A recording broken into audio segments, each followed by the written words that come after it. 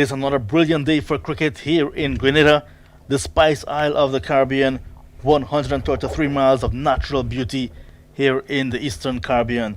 My name is John Ramsing alongside Junior Murray. Welcome you to day number 3 of West Indies Regional First Class Season, round number 1, Windward Islands Volcanoes against Trinidad and Tobago Red Force at the National Stadium in Grenada here in St. George's. Beautiful day once again for cricket. Fourth consecutive day that we're having a prompt start. Nothing really out there that will deter that start. And what a match we're having this morning. The Windward Islands Volcanoes, as you can see, at home here at the National Stadium in Grenada. You're looking at the hills in the back. Really nice weather. You can see everything. No clouds, nothing really to prevent that vision. And we're here just in front of that grandstand, getting ready for ball number 1 on day number 4. It is the final day of this opening round clash between home team Volcanoes against the visitors Red Force. It's set up nicely for an interesting finish. It could be a close one. It can also be a very tame and quiet day. Depends. Whatever happened, we will be here to call it for you. 397 the score at stumps for 3. The Windward Islands Volcanoes in their second innings, a lead of 325. Captain Athenes is on 49, Sonny Lambris on 42, and the big question that must be answered this morning, how long will the Volcanoes bat for? To answer that question, we have Junior Murray alongside me. Junior, pleasant morning. Another great day for cricket ahead of us. Good morning, John. Hope you had a lovely night. Hope you're well rested. Very interesting day today. And morning to the region. I'd like to say a special good morning to some of our past Women Island players. I think they laid a foundation, to some of our players and the present players. So, to you all, too many to mention, but a pleasant good morning to you all. Very interesting day, John, and I think that this first hour will be very, very important for the Volcano batters. I think they need to get that score. I think they have the plan. At least I don't think they should be batting at longer than an hour, even shorter than an hour, 30, 45 minutes. And once they get that done, I think they should be at the score 350, 360, and then the game is set up nicely, for the Volcanoes. Lovely day, lovely weather, lovely conditions, flat pitch. John, very interesting day. Interesting day indeed. It's day number 3 over in Antigua and Barbuda. At stumps, Guyana and Barbados locked in battle. The Guyana Harpy Eagles 371 in their first innings. Barbados Pride, the defending champions, 105 for 3 over at Coolidge. Jamaica Scorpions replying to 260 made by the Hurricanes. They are 186 for the loss of 6. So across there in Antigua and Barbuda, round number 1 well and truly on its way. It's all to play for in this first round. Yeah, the first rounds seem to be very exciting. Yeah, very exciting first round games, and the guys are applying themselves, getting runs on the board, and it's good to see, and it's good for the franchises, and it's good for West Indies cricket. So the players are making their way onto the middle here in downtown St. George's. Another lovely day for cricket. The sunshine is out, very high, little bit of cloud cover, mostly blue you're seeing, and that really is encouraging. A nice wind. I was actually walking in this morning, a nice chilling wind across the field this morning, Junior. That is, as you can see in your picture now, really splendid. Yeah, lovely day for cricket. It's very cool. It's cool. The sun is out, but there's a lovely, as I said, there's a lovely cool breeze blowing. We are experiencing some cool weather these days, so I hope that the batsmen they can enjoy it and enjoy it to the best, and we can have a lovely start to the day's play. West Indies and Zimbabwe will begin tomorrow in Bulawayo, the first of 2 test matches. So attention will also be placed on that match in Bulawayo. So lots to play for, both here in the Caribbean and in Zimbabwe. The umpires are out. Nigel Duguid about to welcome Terence Hines from the Darbo end, which is the north of the Grenada National Stadium. With him is umpire Gregory Brathwaite. So with the 2 on-field umpires on, the birthday boy Jonathan Blades is off. Let's say happy birthday to third umpire Jonathan Blades from Barbados. Happy birthday, sir, and I hope you have a wonderful and memorable day. Happy birthday to you, John. Hope you enjoy your day. Hope you had a good night also. I know you're a man that loves a bit of entertainment, so hope you had a good, lovely night. First ball, first run, and it's a single to take Athenaeus to another half century at this level And that is as easy as it can get. The captain, first delivery this morning, bringing up another half century from 93 balls with 4 fours. He is one of the players in form. Well played by Atenes, young, upcoming batsman, full of confidence, captain of the team, and another half century. He's looking pretty well. Good start, lovely rotation already. So I think they have the plan, and as you can see, they're executing their plans. So the Dominican got 4-1 in the first innings, and I'm sure he's looking at that pitch and said he will not miss out twice. This time cashing in on a well-played half-century, just 24 years of age, chalking up now his 7th first-class half-century. Well played. Well played to Atenes. Hines, with this ball is now into its 109th over. Not sure how long they'll persevere with this old ball and how long the Volcanoes will want to bat, but Ambrose came out yesterday and was stroking it nicely. Oh, inside edge, beats the keeper as well, but did not go too far. I think keeper Django got a hand to it, and that's why it did not go away to the boundary behind him, but a single nonetheless, and you can see the positive intent continues with Ambrose. Short ball outside the off stump, and Ambrose went to pull it through mid wicket, got an inside edge. Diving wicketkeeper Django to his left, didn't hang on a single. And you can see his intentions are clear. Quick runs, 45 minutes, 30 minutes, and let's see what happens from there. Hines with just one slip now, and a ring of feelers both on the onside and the offside. Round the wicket and another quick single taken, just dropping it with soft hands. Brian Charles, though he's quick, cannot prevent that single. The intent is clear. The intent is clear, and I think they don't have a choice at the moment. At least the Volcanoes don't really have a choice at the moment. If they're thinking of an outright victory here, they need to get a quick runs, give themselves enough time to get 10 wickets in a day. So they want to put themselves in a position where they can win the game or draw the game, not to lose the game.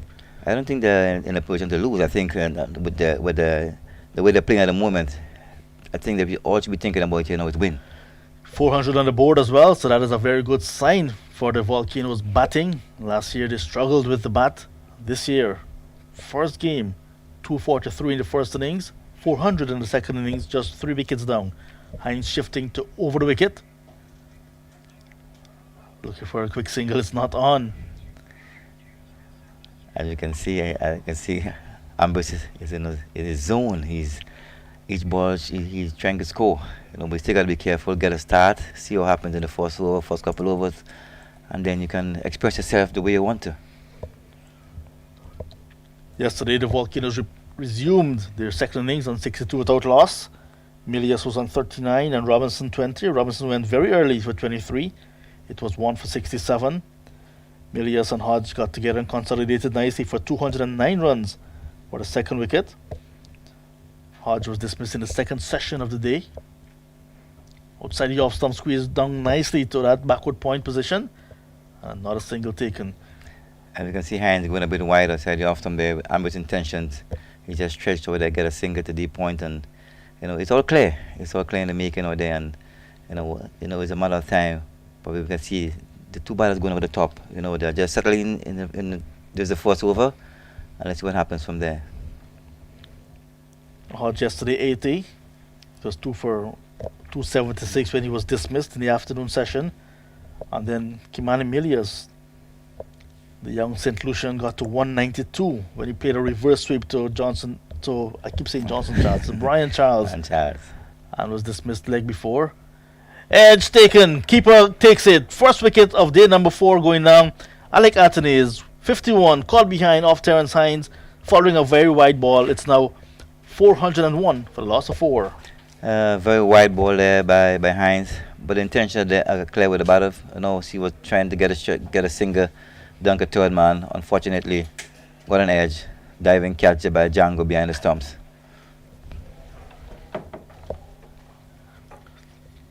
So Django, another dismissal for him in terms of supporting the bowler. Let's have a look at this one, Junior.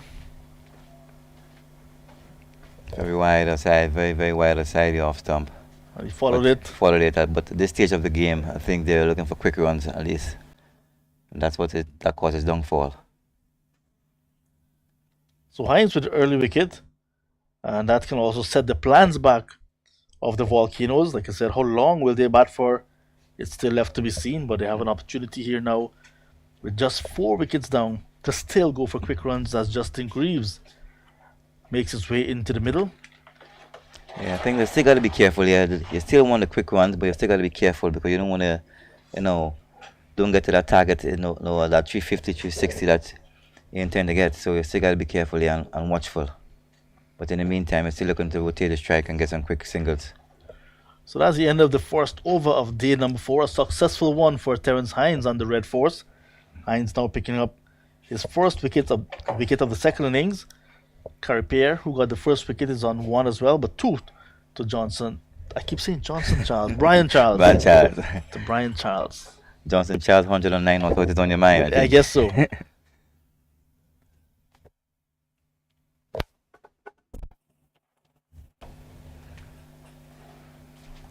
So Justin Greaves, the all-rounder from Barbados, makes his way into the middle. He will not be on strike as the over came to an end when Athenaeus was caught at the wicket of Hines for 51 from 95 balls with 4 fours. This one is steered into the offside nicely. Good controlled shot as Tian Webster comes from the River Road end. Very controlled shot by Ambus. His intentions are very, very clear there this morning. Looking for quick runs, rotation of his strike. As you can see now, the new batter is on strike. I think he missed out in the first innings. But he may try and be looking for a quick start here to see if he can get some runs on the board also. Yeah, Greaves did not last too long. He was bowled by a ball that kept a little bit low. Terence Hines just targeting his stumps and rattled the stumps. He was dismissed for 5. Not a good sight. Not a good sight at all for a batter, but I'm sure the bowler really enjoyed looking at that. Here is Webster with 1 slip as well. This one is played backward of point but cannot beat the fielder. Nice shot there, short ball, wide side off stump. Batter went back to cut, straight to point, no run. I think his intentions are very clear also. He seems to be in a very aggressive mode there at the moment. Ambrose is still just 29 years old. Started playing at this level since 2014. It's been around a long time. He's been around a very, very long. He seems to have been there for ages. Yeah. Still 29. Still 29. Yeah. 6 test matches, 16 one-day internationals. So he has worn the maroon. With pride. Very much so. And I hope that he's looking forward to get back there in that test side again. He has the opportunity again to get another chance. He's still a young man.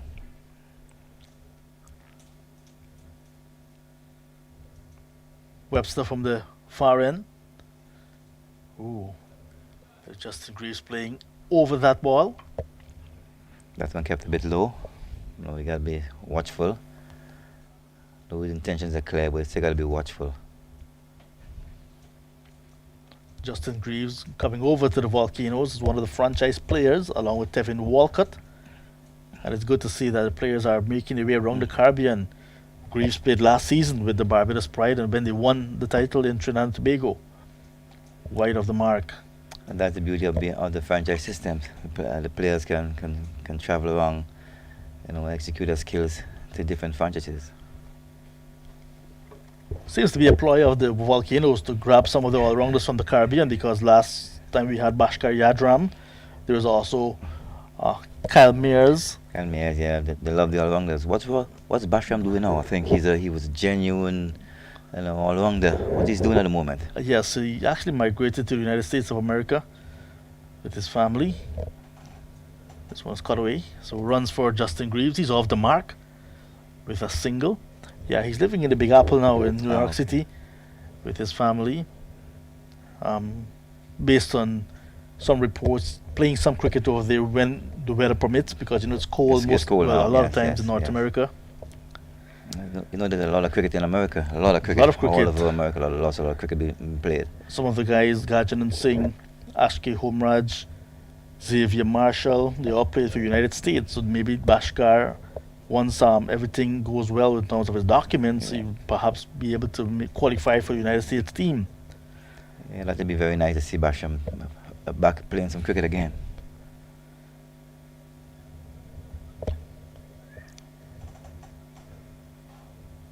Batters contemplated the second, thought against it, single to end the over. Second over of the morning completed, 404 for the loss of 4. Sean out on wide side the off stump. Ambis looking away down the third man, grab the single. And the keep rotating the strike, which is very, very important over there.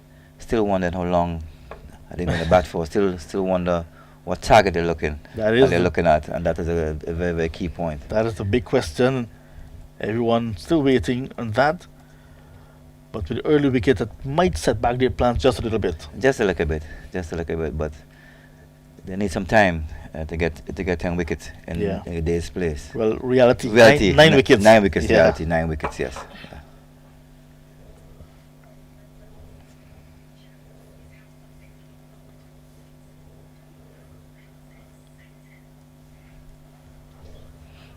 So partnerships in this second innings, nice for the Volcanoes.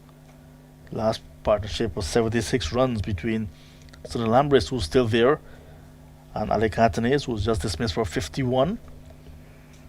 Very important. Reaching that one, driving, beats the fielder who was charging in from mid-off, Uthman Mohammed. Ball goes through his fingers and allows the batters to come back for the second run. Ambrose goes up to 48. Well played by Ambrose, putting a bit of pressure on the fielder, quick single, misfield, got an extra run. Well done, Ambrose. Yeah, just walking into the shot. He's very flat wicket over there, so at least he's enjoying himself. He's doing what he wants, just having fun over there. Yeah, very confident. You can see that confidence oozing from him. We were speaking off here yesterday. He makes batting look so easy. Yeah, he just enjoys his batting. I love it.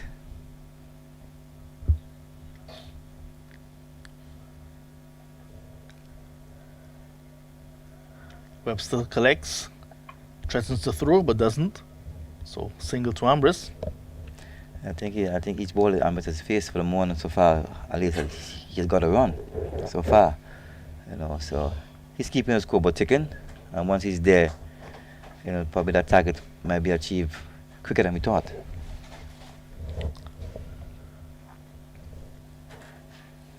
He got 55 in the first innings.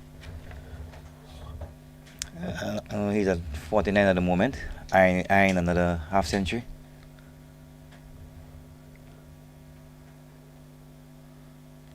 There's Hines again, just dangling the cart outside the off stump, hoping that these batters bite. I think it's a good ploy. At least the batters are attacking at the moment. He can easily finish with 3 or 4 wickets, with the batter's intentions. So he's sticking with his plan.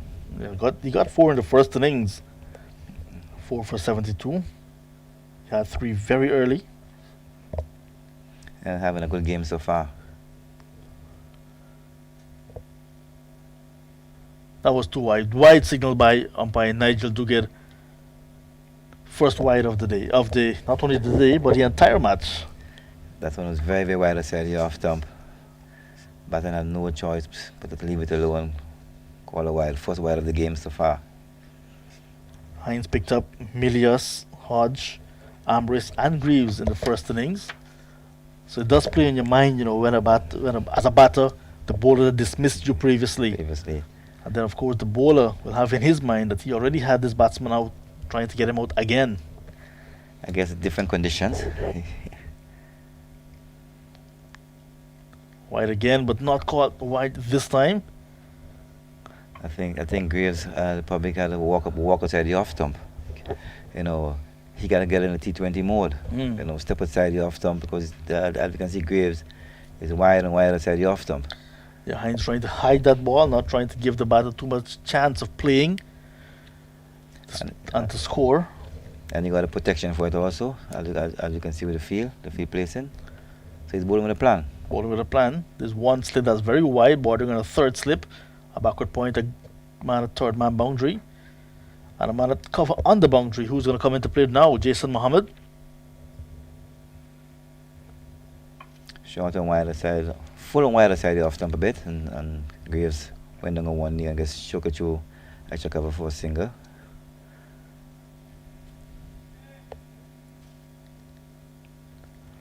It's a mind game. Cricket. They got to be strong mentally. As you can see, the field is very well protected. No boundaries so far for the morning. So they're bowling with a plan, sticking with the plan. That lead 337 at the moment. Ooh. Nice bit of feeling from Captain Bravo, and that's the end of over number 3 of day number 4. As you can see, Bravo is really enjoying the cricket out there. Really having fun out there. Looking very good in the covers. And he's doing whatever he can to keep his team, on the toes, keep them active out there, keep them bubbly out there. He's in a position. His team is in a position now whereby they can lose the game. So he got to do whatever he can to keep the boys on top of the game.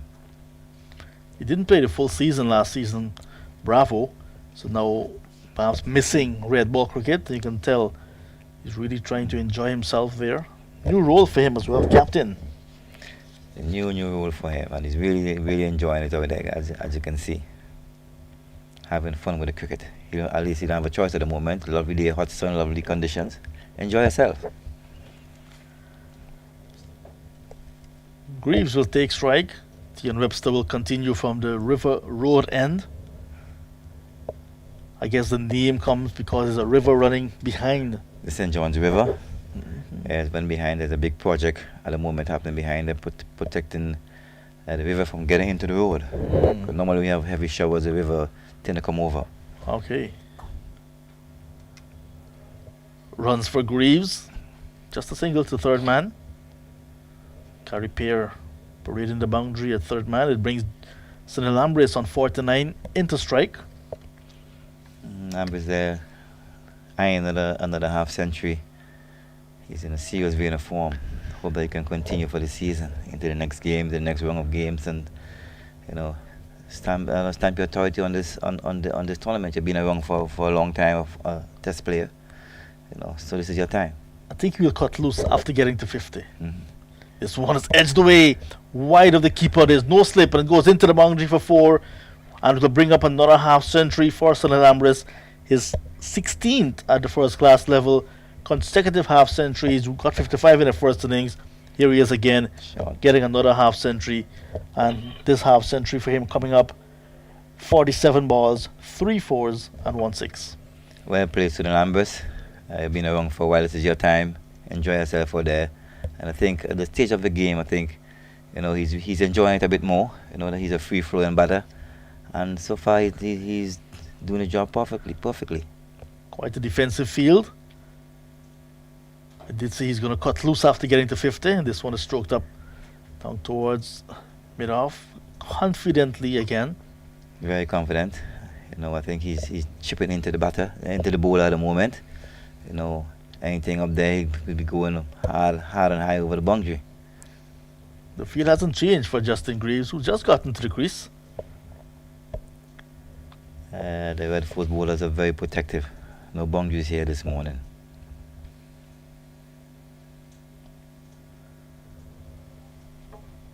Steering it down to third man. Third man very wide, so once it goes just marginal away from the wicket keeper, 2 is always on. Yeah, I think they're well run by the batters there. At least they're easing closer and closer to the total the team have decided. It's only 90 minutes into the first hour, so they still got some time. River Road end. You've got to be fair to the islands. Remember, it's really mountains that we're settling on. So rivers are very small generally, just coming through the little cracks and so on that have developed into rivers. Unlike Guyana in the Amazon. We got a few rivers here, but Guyana is a land of many rivers. Yes, not just small rivers. Land of many waters indeed in Guyana. It was raining yesterday into this morning in Guyana. I think wow, Guyana, lots of rain all the time. The Amazon, part of the Amazon, part of the Guyanas, the Guyana Shield. Chance for a runner to the non-strikers end. He got a hit. He does hit. And umpire Gregory Blanchett will give him his marching orders. It was a little bit of a mix-up. Jason Mohammed got the ball into his hand and threw down at the right end with a direct hit. A little bit of, I think the bowler got a bit of his hand on it. Let's have a look here, Junior. Yes. Short wide, looking for the single. Miscommunication there with the batters. Yes, I think the ball did touch the bowler's hands, yeah, on his way back to the stump. I think he just got the right touch. He got enough connection to get it onto the stumps. Onto the stumps, yes. But Justin Greaves run out for 6. Second wicket of the morning going down after 112 overs. The Volcanoes in their second innings, 418 now for a loss of 5. That lead, 346. 346 in the lead. I don't think the Volcanoes will be batting much longer. I think 360, 370, should be pretty good. At least the incoming batter is wicketkeeper Walcott, very exciting.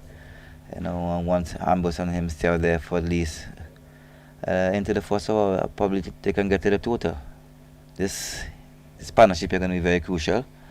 Either we get runs or someone gets out. I think it's the two exciting batters out there. Devin Walcott replacing his fellow Barbadian, making his way into the middle. Got a half century, a very good unbeaten 87 in the first innings. In very quick time as well, so he's in form. We're looking to continue in that vein of form to get some quick runs for the Volcanoes. The Red Force will be happy to see the back of him very early. Having a good game so far in front and behind the stumps. I think he had a good game, good footing behind the stumps, kept pretty well, and also batted well. So another chance again to him.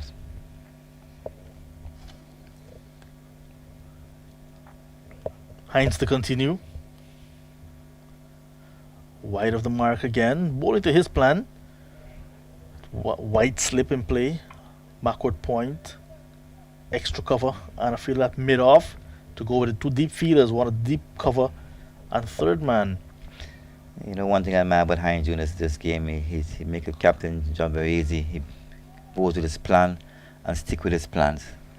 And so far he's doing a good job for his captain. Yeah, showing very good control, Terence Hines. Queen's Park Cricket Club player.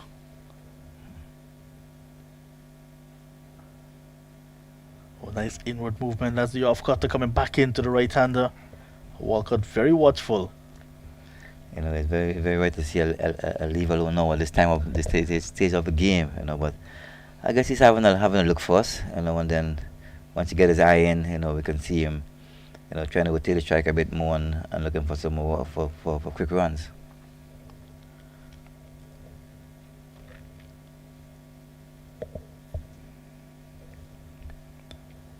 After this over, you will hear from Jason Skeet.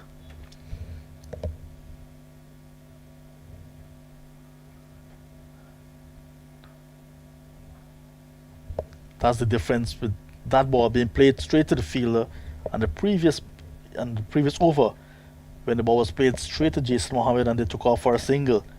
This time, no attempt at a single, no run out. No, and I think they're thinking now. All field is very fast. I think the ball went to the fielder very quickly, full wide outside the off stump. So I think they gotta have a look. How to have a look here now and do some thinking. Mohammed got a good bounce as well, so wasn't uncomfortable. Just got it in a perfect position, released it very quickly. Just a little bit of deviation from Tion Webster onto the stump. That was the end of Justin Greaves. I'm noticing some smoke in the Cemetery Hill. I guess it's Friday. Some barbecuing, you think, Junior? Barbecuing. You can see to the left of your monitor, they're just above the Jumbotron. Yes, I'm seeing it here, but it's very early for barbecuing. I don't know what it is. There's a bit of burn in the bush somewhere up there, but I think it's too early for barbecue. Are you hungry at the moment? Oh, no. Oh, the inside edge, looking stared at the third man. Yeah. I think you're thinking about lunch, early lunch. I know you had a good breakfast. Burning some bushes. Yeah, I think they're burning some bushes up there, and that term can be interpreted in many different ways. When you're burning bushes in certain parts of the Caribbean, you gotta be very careful. You gotta be very, very careful when talking about burning bushes. It's Friday, so at least there are a lot of things to eat. I'm gonna see a lot of barbecues, eat and drink. So you'll get there. You will have a barbecue a little later on.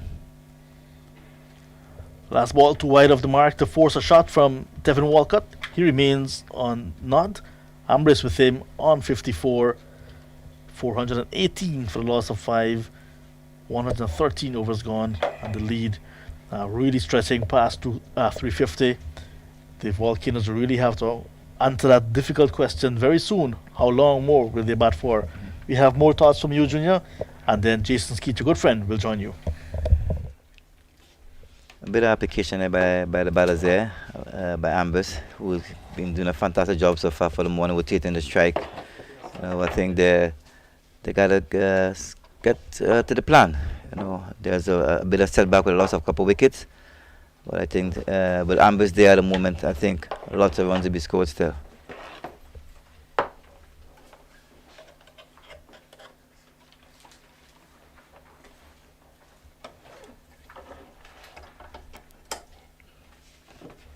Short and wide aside the off stump by Webster. Singer down to deep cover. Brings Walcott into strike.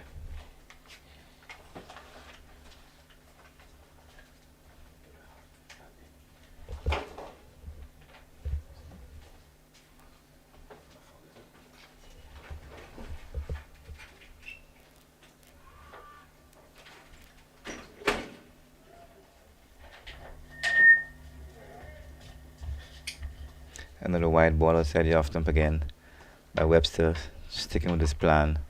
Walker then just shook him nicely down to the third man for 2 runs.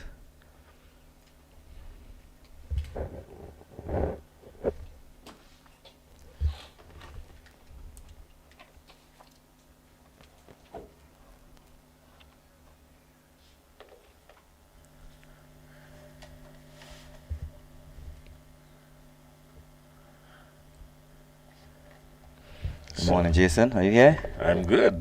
Good morning, sir. How are you doing? I'm fine this morning, Jason. I wonder why it took so long to get into your chair. Generally, you would, as a cricketer, you would know, coming in very early in the morning is always an unsettling frame of mind. So you've got to settle in and then start scoring runs. And runs it is for sure. And more runs will continue this time. An easy boundary here for Walcott. Walcott coming onto the front foot, reaching outside and slapping it down through the third man boundary and picking up 4 easy runs this morning. Good shot. I think, Jason, a lovely shot by Walcott. I think the declaration is here now. I can see the players are going off. Yeah, so I think the Volcano was 28 minutes into the morning, so I think they had enough runs on the board, and they're prepared now to go there and see if they can get 9 wickets today. All right, well, and as I walked in, so the declaration walked in with me and 4 runs. It has always been said, every time I sit in the chair, something extraordinary happens, and this morning, of course, is no exception. Good way to start. And the Windward Islands Volcanoes in a very commanding position this morning. I don't think they're in a position where they would possibly lose. They've set themselves up nicely to either win the game or draw the game at least. And it would be a good start from considering what would have happened to them last year, not doing very well last year at all, finishing at the bottom of the table, not winning a match. It's a good start for them.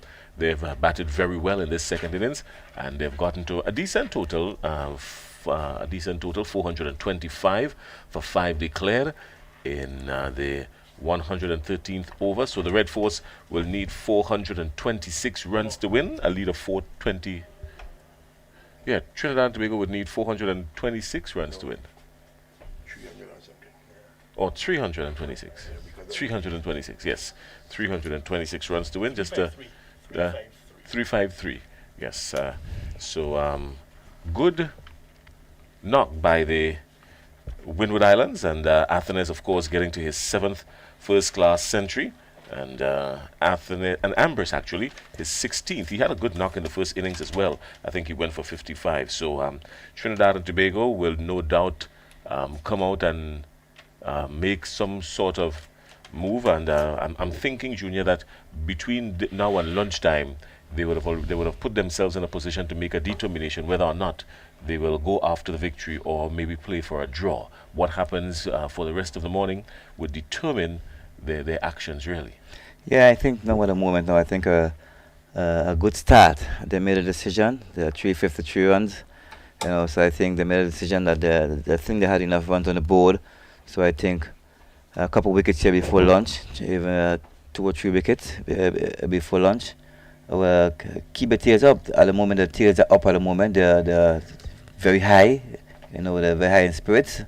And they're ready to go. I think the only thing that the team should be thinking about now is a victory at all costs. You're in your hometown, you're in your backyard, so set up the game nicely.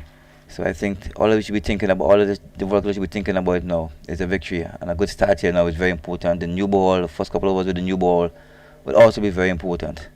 All right, well, a lot of the batting would depend heavily on Trinidad and Tobago, of course, will be depending heavily on some good scores from Darren Bravo and Webster, of course, and they'll also be looking forward to Amir Django. He had a good knock in the first innings of 86, and Salazano, he needs to get himself another really huge score here today. So a lot of Trinidad and Tobago's batting will depend heavily on these 4 gentlemen in particular. Yes, they would love everyone else to chip in, but Trinidad and Tobago will be looking particularly to these gentlemen for some really huge scores. It is gettable on a wicket like this. It is gettable. The Windward Islands, of course, will be thinking they need to be picking up wickets consistently, not allowing Trinidad and Tobago to go too far ahead. But the score is pretty much gettable on a surface like this in a good outfield, Junior. Yeah, I think the Red Force are going to be very watchful at the start of the innings. Anything loose, they're going to cash in on it. But I think they're going to be very watchful. I don't think they're going to go there blasting away. It's an easy pace pitch, so I think when the batters settle themselves in, I think they'll be more confident. Have a look into lunch and then see what happens, after lunch. So I think batting before lunch for the Red Force will be very important, not to lose much wicket as possible. Well, they're one batter short, actually. Vikash Mohan, they're one Trinidad and Tobago, they're one batsman short. There was a little bit of a chatter, of course, trying to have him replaced by Jad Guli, but that didn't happen, of course. There's some new rules now within the CWI, of course, and the player replacement was one of them.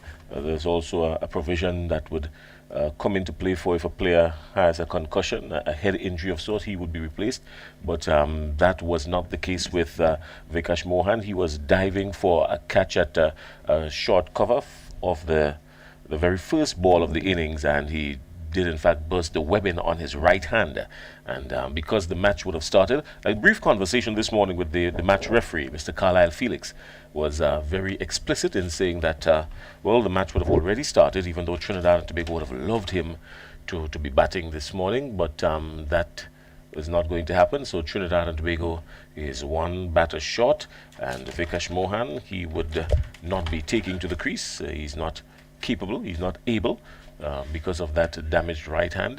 If in truth and in fact push does come to shove, and he has to go out there and try at least to fend to get a few for his country, I have no doubt he's going to attempt to do it.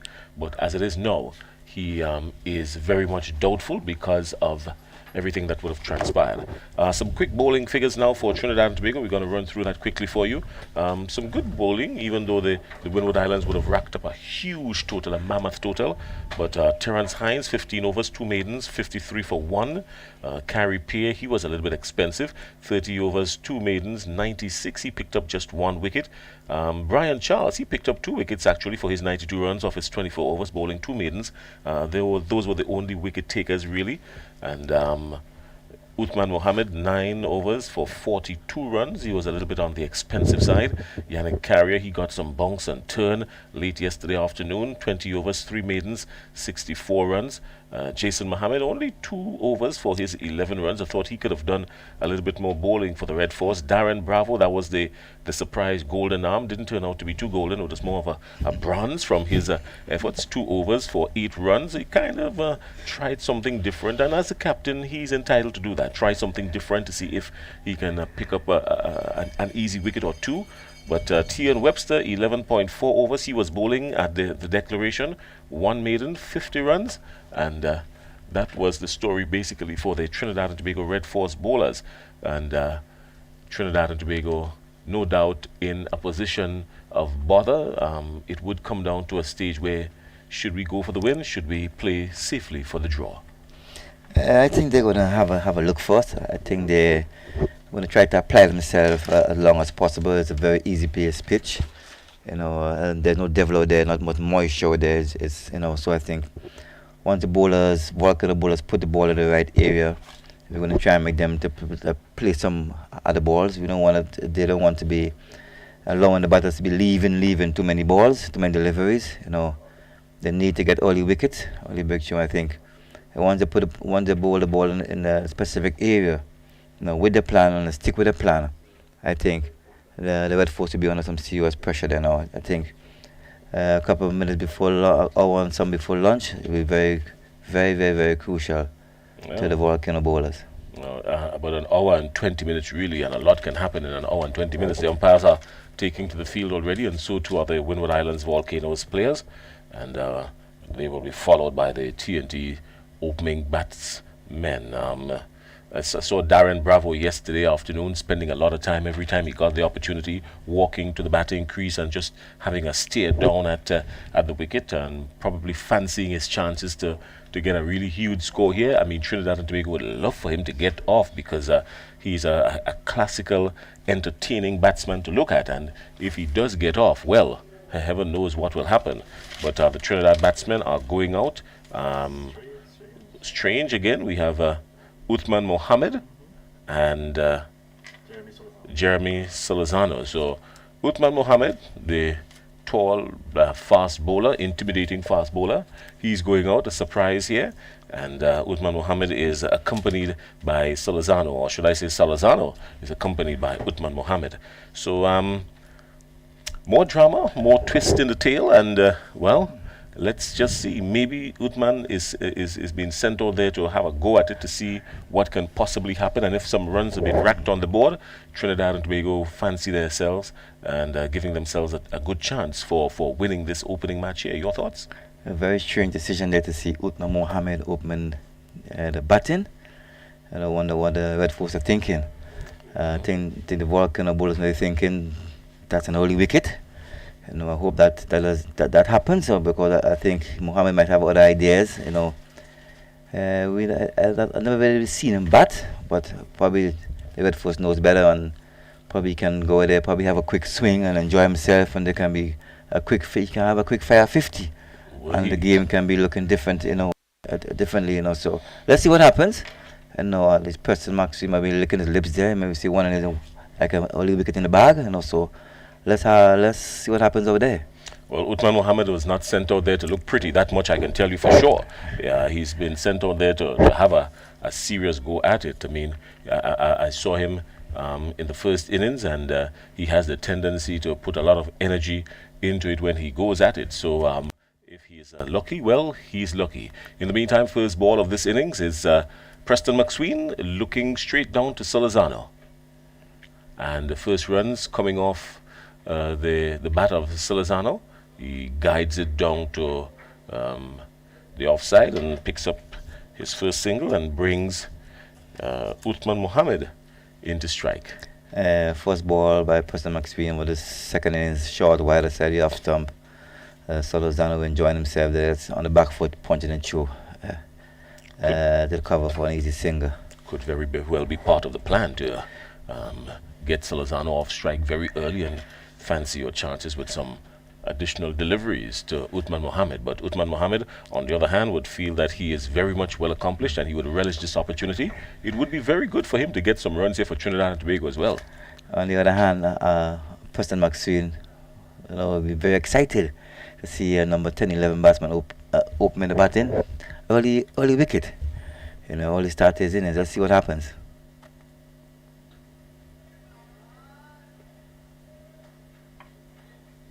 From his very first stroke there, you couldn't tell that he is a bowler sent in early.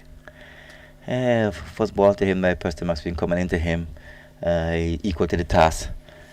Just turned it around to square leg there for no run. So he looks, you know what he's about. He look pretty organized. He look as if he can handle himself with the bat, and I can see Salazar having a little chat with him there, keeping him on his toes.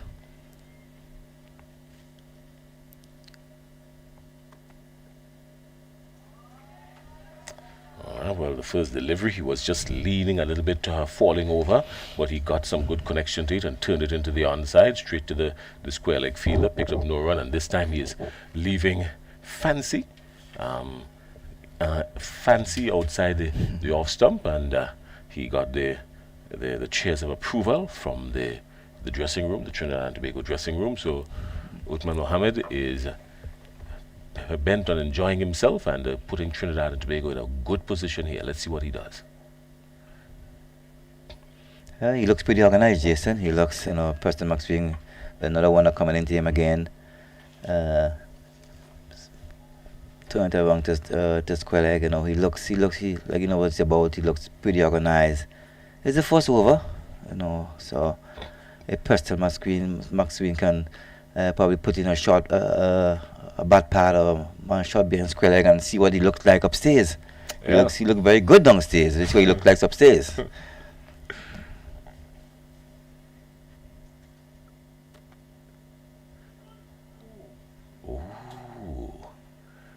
Wrong line. It just that one just drifted down the line of the leg stump, but Preston McSween brought that one a little bit more to the off stump line. It could have been a disastrous moment there, but Uthman Mohammed would not mind that. The Windward Islands having a very attacking field. There's some protection in the mid-off. There's some protection in extra in cover actually. They've got 3 slips in play. There's a gully, but he's kind of wide, but and Uthman Mohammed is 4 runs to the plus. Preston McSween strained on the legs a bit, and we can see Uthman Mohammed just coming into his wicket and walking him around to fine leg for 4 runs. So as you can see, he looks the part. He looks organized. He knows what he's about. So Trinidad and Tobago Red Force here just showing us the depth in their batting, and they have to really bat today. So we're not to be defeated today. So they're looking the part so far. Good start to the first over to the Red Force.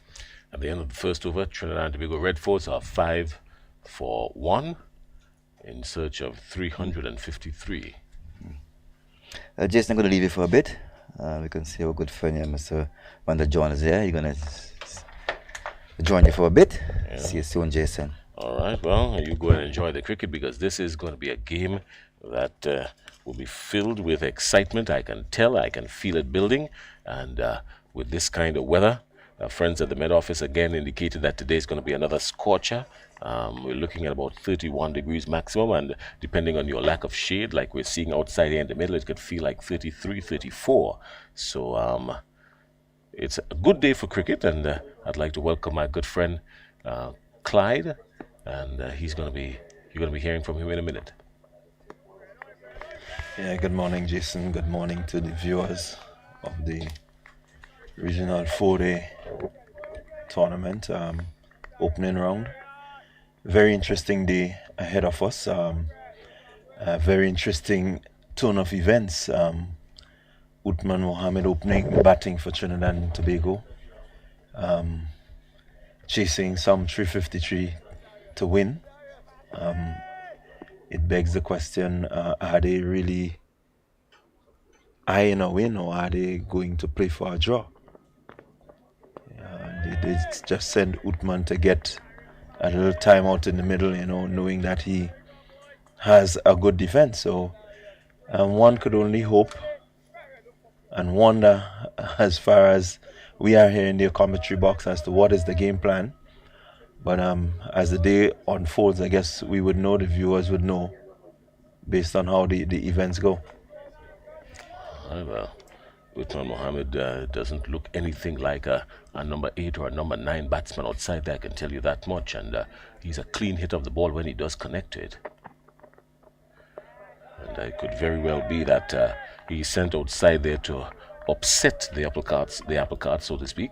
And if he does get off to a cracker, then it can open things up. And if he does get off to a cracker and he picks up a quick 39, 40 runs, an early cameo, it can put Trinidad and Tobago in a position where just around lunch, after lunch, they can decide, you know what, they're going to go extra board and jump into the Ferrari and then go full speed ahead for these runs. Yeah, I guess we wait. Everyone would be waiting, looking and hoping. Just the one, rolling out to mid-wicket, just the one, and Jeremy Salazano moves to 2. Salazano would be fancying his chances. Trinidad and Tobago would need him to score some runs, along with Amir Django and Tion Webster and Darren Bravo in particular. Trinidad and Tobago will be depending heavily on these accomplished batsmen to really, put forward a very good effort. Yes, they've got Hines as well, who can knock up a good half century, and Yannick Karaya, he is also good with the bat. So Trinidad and Tobago will be looking forward to these batsmen to really carry them over this hurdle.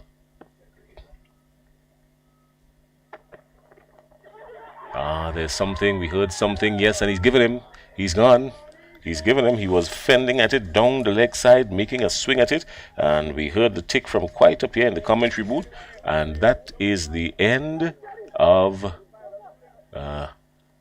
is it Uthman Mohammed? That's the end of him? Yeah, that's the end. That's the end of Uthman Mohammed, and he's gone, hooking at a ball that was drifting down the leg side, and easy catch taken by wicketkeeper Walcott. So Trinidad and Tobago are 6 for 1 after 1.5 overs. Well, it doesn't seem like the plan has worked. You can see him moving out there, looking very dejected. I don't think in his mind he did not get anything onto it. I think he just stood there and had a swing at it. But if he had just gotten more on the inside line of it, he would have made a better connection. But this is what the Trinidad and Tobago Red Force needs now. Captain Darren Bravo is making his way out to the middle. Darren Michael Bravo, a very accomplished batsman, had some good scores for the West Indies and hoping to find himself back into the West Indies squad. With after this season, he has done pretty well, and no doubt he is in need of some runs here now, and the Trinidad and Tobago Red Force would need him. Yeah, definitely. Good wicket. I think it is a good place for him to, really put down his head and bat, open the season well, and look to, capitalize on the good conditions, nice fast outfield and so on. So everything here is set for him, being a batsman of class, to get a good total behind him. He just has to play, with a steady head, not be too rushed. Again, I'm saying this not knowing what is their game plan. So I think as fast as the overs go by, we would understand, what is their game plan. But I guess from the mannerism in which he would create his innings, we would know exactly what they're thinking. All right, Darren Michael Bravo, he's from the village of Santa Cruz in Trinidad and Tobago. He's come from a nice cricketing family as well. And a no ball, and Darren Bravo just angles the face of the bat and guides it down to short third man, picks up an easy single. Darren Bravo, he has played the cricket at numerous levels. The West Indies under 19 level, he's played for Trinidad and Tobago. He's also played for the West Indies. He's made his test debut in 2010 versus Sri Lanka, and the last time he played test cricket was in 2020, in December of 2020. He played against New Zealand, so he's looking to work himself back into the team. He had some good scores.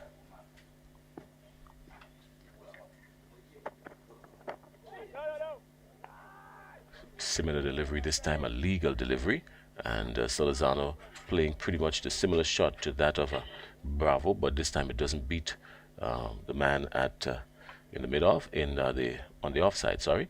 And Darren Bravo, of course, with hold on to the strike. He's got some good runs to his name. Highest test score of 218 and the highest first class score, well, 218 as well, and 124 in one-day internationals. He would like to approach this game as an ODI. Yeah, definitely he will.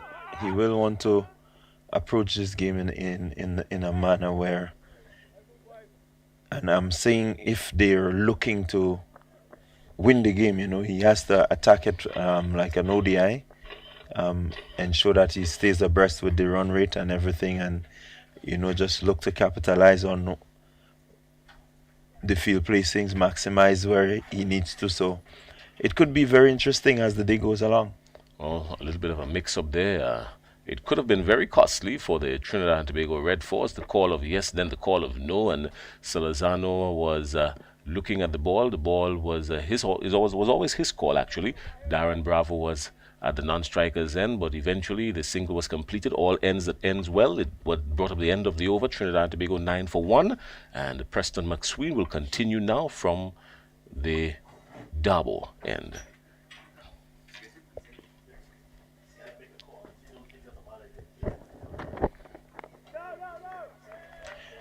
I think McSween would need to use the new ball as effectively as he can. Look to, really swing it around. We know he can move it both ways, and he needs to, really impress here this morning to get the Volcanoes into that position where they can generally push for a victory. Outside of that, as we keep saying, the batting track is good, so we expect some runs to be scored. Lovely shot through extra cover, and it will run all the way down to the boundary for 4. Good shot. I mean, he was elegantly into it, classy, not rushed at all, almost effortlessly, and Jeremy Salazano just came forward nicely. Yeah, and that was a good shot, playing it as it moved away. He gave it time to move and get in the full face of the bat. A nice stride towards it. His hands led away from the body a bit, but he was well in control and just placing it through the gap. So good gap finding by Salazano.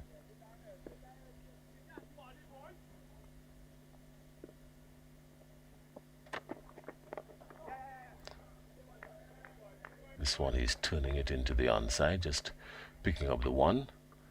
Already 5 runs coming from this over. The current run rate of just over 5.5 runs per over. That's not bad at all for the Red Force.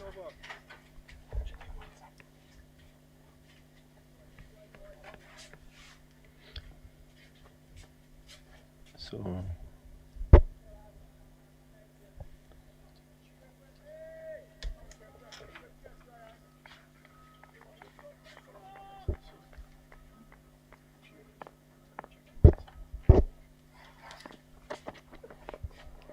good delivery there, good area by McSween. Want to wonder what is it that he can produce that would help the Volcanoes to get closer to a victory this on the 4th day of the first round match. It would be good for the Volcanoes if they can chalk up a victory, but just the same way I know Trinidad and Tobago may just want to spoil the chances of the Volcanoes. So it's all set up to be good, exciting cricket here today. Good bit of fielding work there from the fielder at mid-on, and I think fielder at mid-on, good work, that's Sunil Ambrose.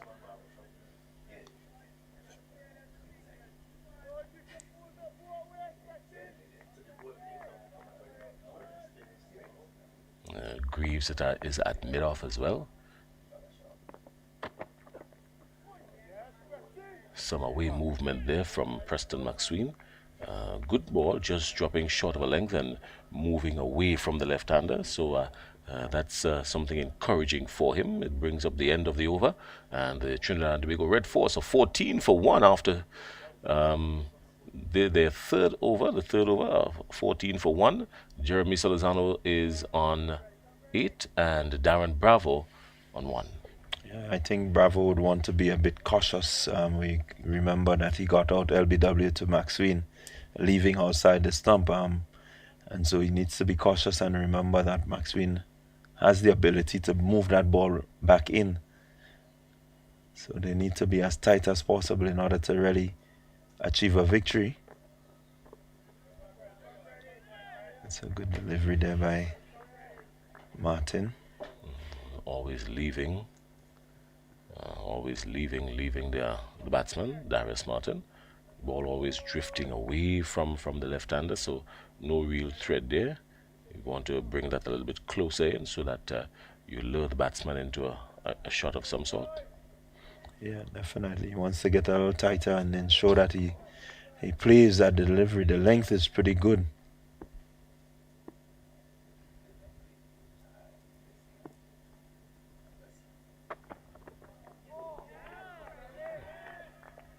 Better delivery, just a little bit closer. Solizano very watchful. Understands that the task at hand, he cannot afford to get himself out cheaply here. He needs to do something big, and the Red Force, they're depending on him for something really huge. Yeah, it's just a matter of staying out there. Oh, good shot, well driven through the offside. Just the one, but very much in control. Is Solizano. Yeah, I think looking at the conditions, win, lose or draw, any batsman out there would want to remain out in the middle and show that they get some runs under the belt. So Solizano and Bravo would want to ensure that they register at least a nice, decent score on this wicket. Whether the TNT go for the win or not, but once they can get their averages up, by scoring heavily, then that would be very important.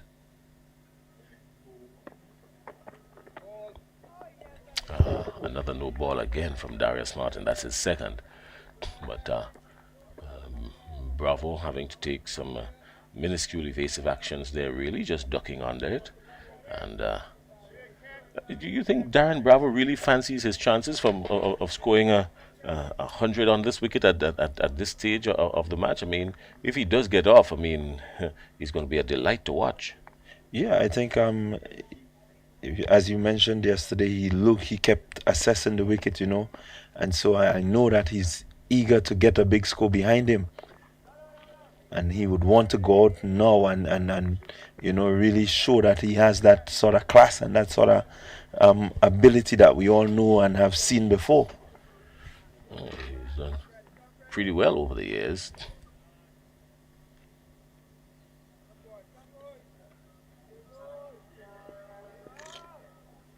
I think he would be very, very disappointing if he does not get a good total here on this wicket.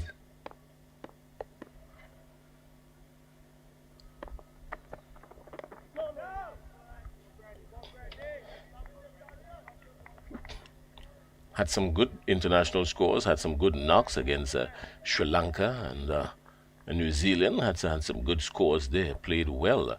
As a matter of fact, in his first match in the 2013-2014 Test Series against New Zealand, he made a fighting maiden double century, after nearly 10 hours of batting to help the Windies pull off what would have been determined as an unlikely draw. So he knows how to tough it out. If anything at all, he does know how to tough it out. Yeah, and we know that he has the character, he has the ability, he's talented enough to, dominate a lot of the bowling. But again, once the Windwards Volcanoes decide to put the ball in good channel, good areas, forcing him, then, he has to respond. So it's all set. It's nice. It's a nice atmosphere, where we can anticipate and look and see as the day unfolds. Both batters very watchful at this stage of the game. Darren Bravo on 1 and Jeremy Salazano on 9. And they've lost the early wicket of Uthman Mohammed, who was sent out. He was caught behind of a ball that was drifting down the leg side, had a swing at it, and made some slight connection. And the wicketkeeper Walcott doing the tidy work behind the stumps. And that happened with just inside the second over. And Trinidad and Tobago lost their first wicket in the second innings in a chase of 353. Yep, a chase of 353 for victory. So Trinidad and Tobago needing to score some runs here. Bravo now is at the wicket. He's waiting on Preston McSween. Preston McSween got him out in the first innings with a ball that nipped back sharply, sliced him in half. That delivery from Preston McSween in the first innings pitched way outside the off stump and picked up something on the wicket on the seam, and it nipped back sharply, sliced Bravo all over, and rocketed into the pads, and the umpire had no decision but to raise the lethal finger. Yeah, and so he will want to be mindful of that. I think he would want to keep that in the back of his mind as he goes about his innings, especially understanding that there's a bit of rough outside the off stump of the left-hander. Good area there for McSween.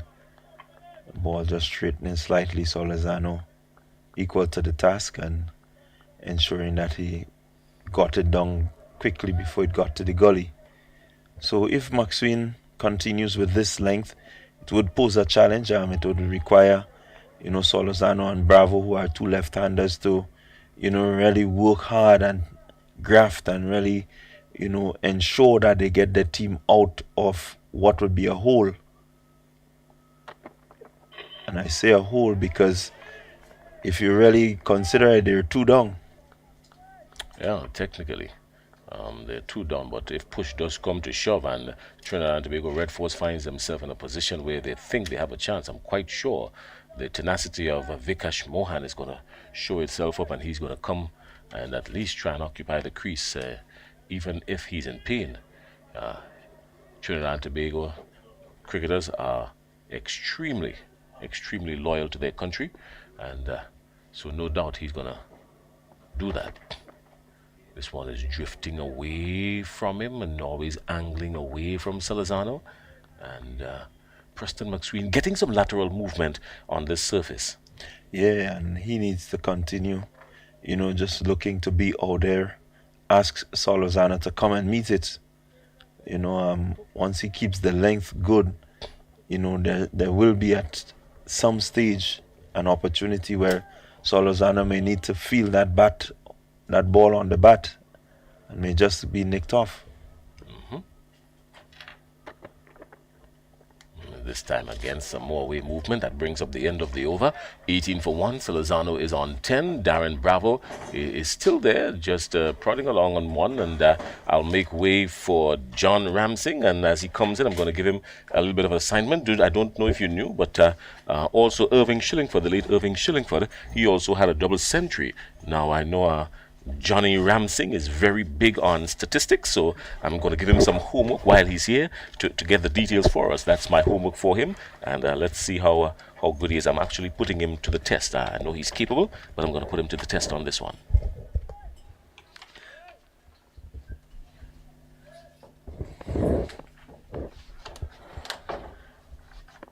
Martin to continue. Martin getting his ball to kick off a very good length. Very good. He's a tall bowler, the Vincentian.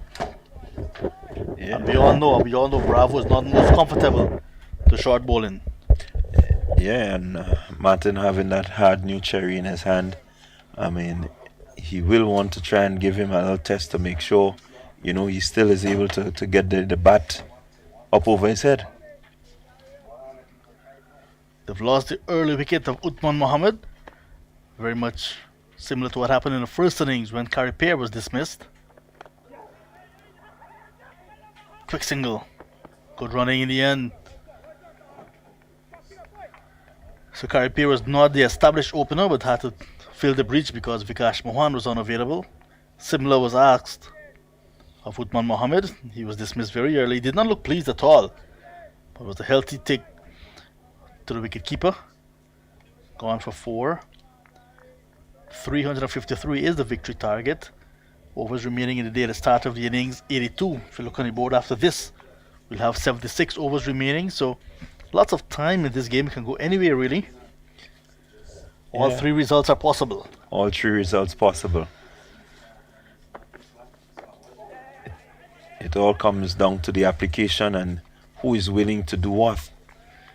The Windwards are willing to, just sit back and wait, allowing Trinidad and Tobago to accumulate as much runs as they can. Then we may just have a Trinidad and Tobago victory. If the Windwards decide they really want to bowl out the Trinidad and Tobago Red Force and put the systems in place, then you just may have a Windwards victory. And then, if both teams decide it's stalemate, then they bat and they bowl and it all ends in a draw. Slight hold up and play. It always happens at a cricket match. Someone walks behind the side screen as the ball is about to bowl. Always happens. Yeah, I think a lot of the spectators are not, always aware. And they walk casually, carelessly, not, looking at what is happening out in the middle.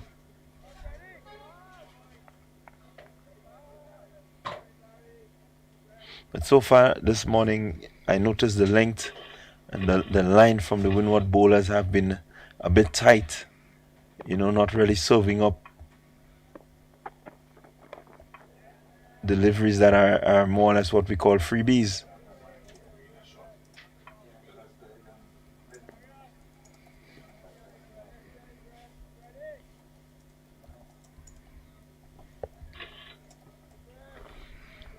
So the day started with the Volcanoes 397 for the loss of 3. Athenaeus on 42 and Ambrose on 42, Athenaeus on 49. Athenaeus got to his half century and then he was dismissed. Caught at a wicket off Terence Hines. Justin Greaves came and was run out for 6. Ambrose finished on 55 not out. Devin Walcott 6 not out.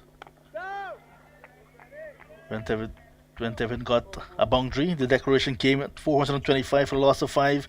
A lead of 352, leaving a target for Trinidad and Tobago Red Force 353. Overcomes to an end 21 for the loss of 1.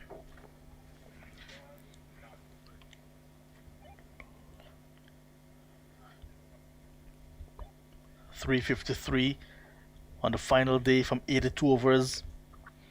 We did mention it can go anywhere, but it will take some amount of batting to get to that 353. 82 overs, like I said, it's an asking rate of just over 4 runs and over if you're going to go for it.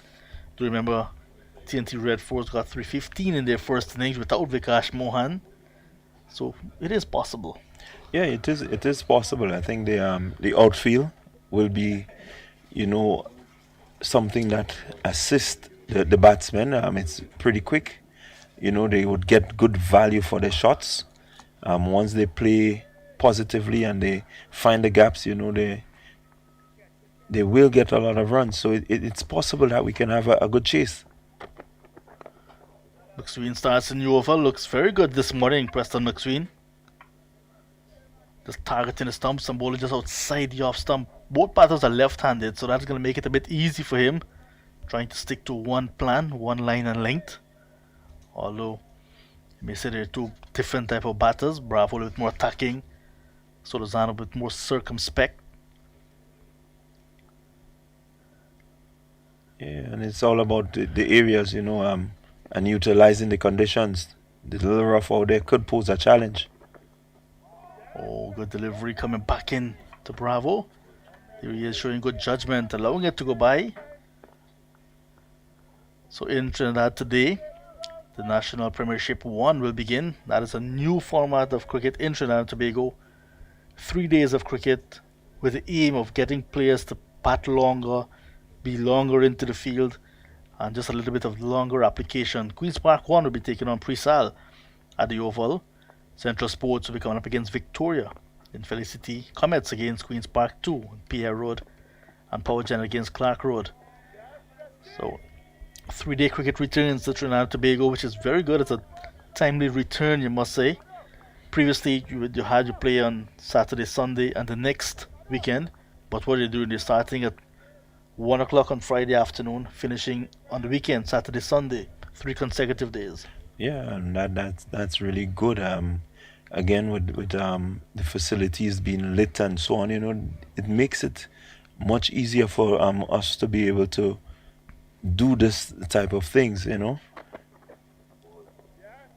so it means that our islands need to really look at having lit facilities where cricket can be played, in the evening and going into the night, and so that you have, that lengthy period where the batsmen can get to concentrate, bowlers can concentrate and give you a good 10-15 over spell and so on, because this is what we would need at the higher level. You saw Walsh and Ambrose and these guys do it consistently, but of late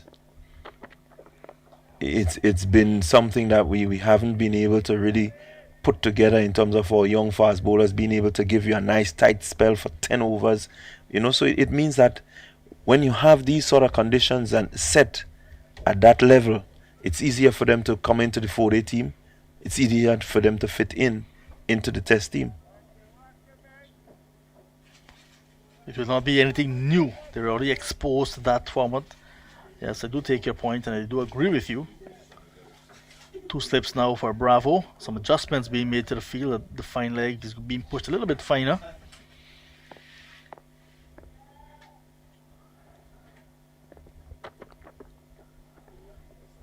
Good away movement to end the over. So Preston McSween sends down a maiden. And after 7 overs of batting in the second innings, TNT Red Force 21 for 1. Yeah, good over there by Preston, asking a few questions of the batsmen. He asked, a few of them were wide outside the off stump, asking them, challenging them to see if they would go after it. A few of them attacked the stumps, so he is mixing it up. Looking to vary to see what would happen, but Bravo looks steady, looks as if he's willing to stay out there. Come what may, whatever the result is, he wants to be out in the middle. So that's good signs. I think once he gets himself in and he feels gets a few out to the boundary, he may just decide to up the ante and maybe look to bring a victory to TNT.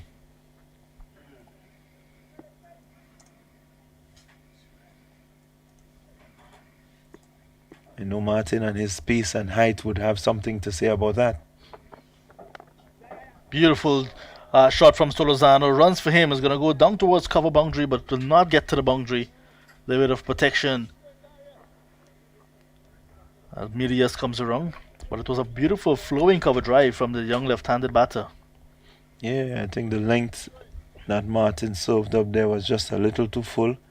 He was able to get close enough to it. Got good connection, just pushed it. He didn't try to overhit, but he timed it pretty well and found that vacant area. So he's looking good. I'm looking at him driving. His driving is really looking good, ensuring that he gets close enough to the deliveries.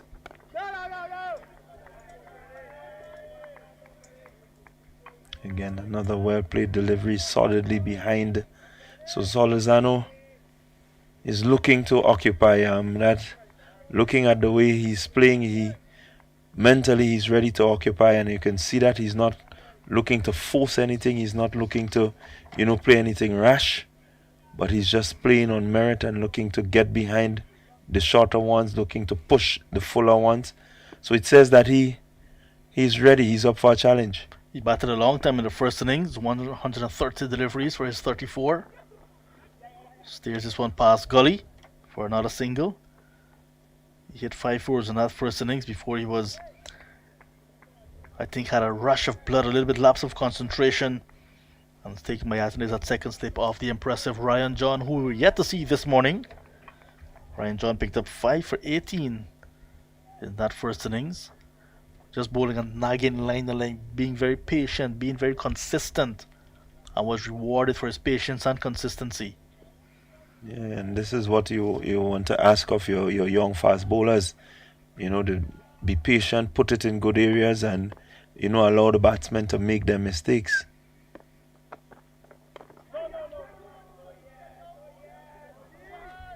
Good delivery there from Martin, getting some inside movement.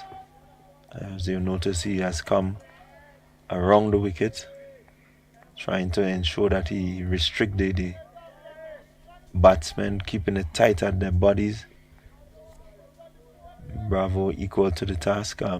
One would really love to see Martin now try to get one to leave the left-hander from around the wicket, and I think if he can do that, he will pose some questions, you know. He's a thinking bowler, Martin, attacking Bravo nicely and mixing it up. I like the fact that he's not being consistently short, but he's forcing Bravo to play as well, getting the ball close to his body. Just back of a good length. I like the thinking of the Volcanoes. The dark cloud just drifting away, blocking the sun momentarily. But it is a beautiful day for cricket here in Grenada. Can't ask for anything better at all. Yes, definitely.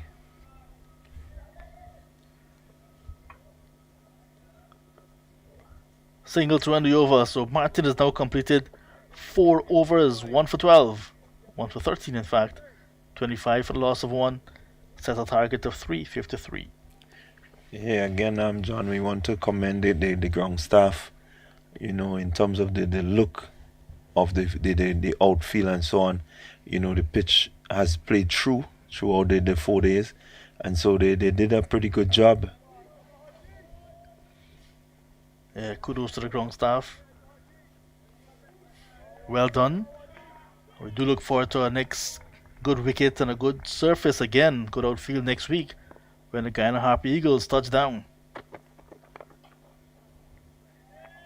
Nice confident drive again. Yeah, Bravo is looking really settled, really focused. I'd like to see that he's not trying too much. He's not, you know, looking to back away or anything.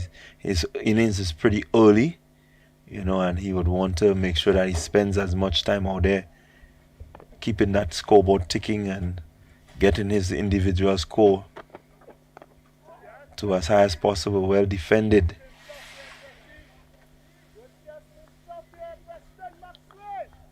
Yes, good stuff indeed, Maxwell.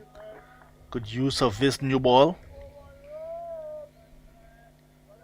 WTF they say in Grenada. Welcome to Friday. Yeah, it's Friday. Excited for a lot of persons because the weekend is here. I can hear a little bit of excitement in that statement in your voice. The weekend is here. What's there to do on the weekend here in Grenada? Well, there's lots to do. You have lots of activities, especially sporting activities happening on the weekend. There is a Kids Fest this weekend happening at Montrouge playing field. You know, there is the Billfish. I think it's ending. And then you have a lot of other activities that would take place throughout the different parishes during the weekend. I know that there's a couple of big shows coming up next month and into April. Well, Grenada Sailing Week is set to finish today. There's a Billfish tournament. Spice Island Billfish tournament. That sounds interesting. Previously we had the Beckway Music Festival. Lots of activities here on the island. I noticed as well as we move through the island on our way to and from the National Stadium, lots of work in terms of repainting of the road markings and what's not, and some of the walls along the highway, because Independence is next week, and that should be a grand celebration. 49 years as an independent nation, Grenada. Yeah, we're just looking forward to the big 5-0, you know. So this year I think persons are really putting in as much effort as they can in preparation for the big 5-0. So this is just a precursor. Guiding it down between second slip and gully, and it goes into the boundary. Not in total control, Darren Bravo. And Preston McSween is holding his head because he almost had his man. End of a very good over again. And that is a test of the patience of both batters and bowler. This time Preston McSween almost had his man. Yeah, good delivery, drawing him into that shot. And there he was fending away from the body and guiding it through the slip and between the slip and gully. You can see the dejection from the fielders. They really wish that would have gone to hand, because I know that they all know that once Darren is out there, there just might be a twist in the tail. He's moved up to 9, so Lozano 14. 29 for 1, a nice over. Good control stuff with this ball from Preston McSween. Just showing his patience. Martin to continue from the far end. Again, good areas. So the Windward bowlers seem to be ready to, challenge the batsmen, look to play on their patience. Again, you see Martin putting in a nice spell here. Good areas, asking questions of the batsmen. So it's a good contest. Who will win the contest? That is what we would really, really love to see and to know. We have another 40 minutes or so to go before lunch. So this passage of play very important to the outcome of this match. There is Solozano, just opens the face of the bat and gets it down to backward point. There is protection there with Milius right back on the boundary.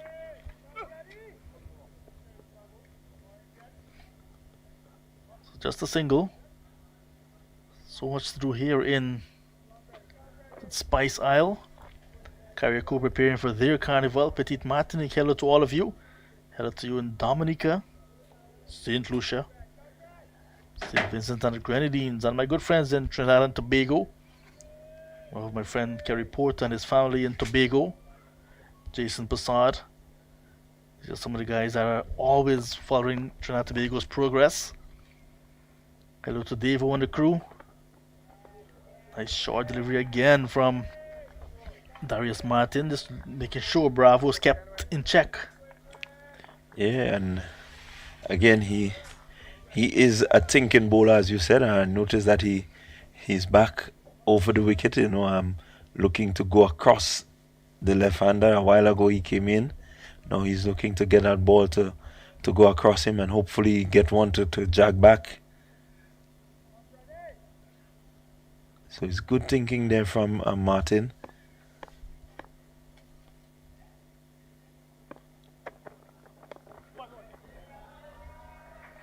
Short ball and nicely handled by Bravo. Looks a little bit like Brian Lara while playing that shot. Yes, definitely. Looking at how Brian used to just ride the delivery, getting around right up on the toes and just bringing it down. Good stuff from him. I want to say good morning as well to Andre Lawrence.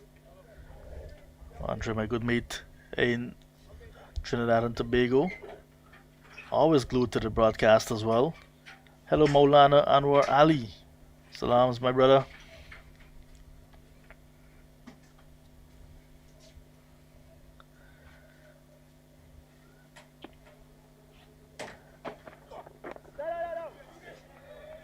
Very well bowled, very well played. So Martin asking some questions as well. Working up some pace here on this very placid track at the National Stadium. Yeah, the pace is up, and he's hitting some really good areas. He seemed to be in a better rhythm. He had 2 no balls earlier. I think he was really, trying a little too hard, but now it seems like he has settled in a bit, and he's consistently at the batsmen, asking, them to bring out their defense.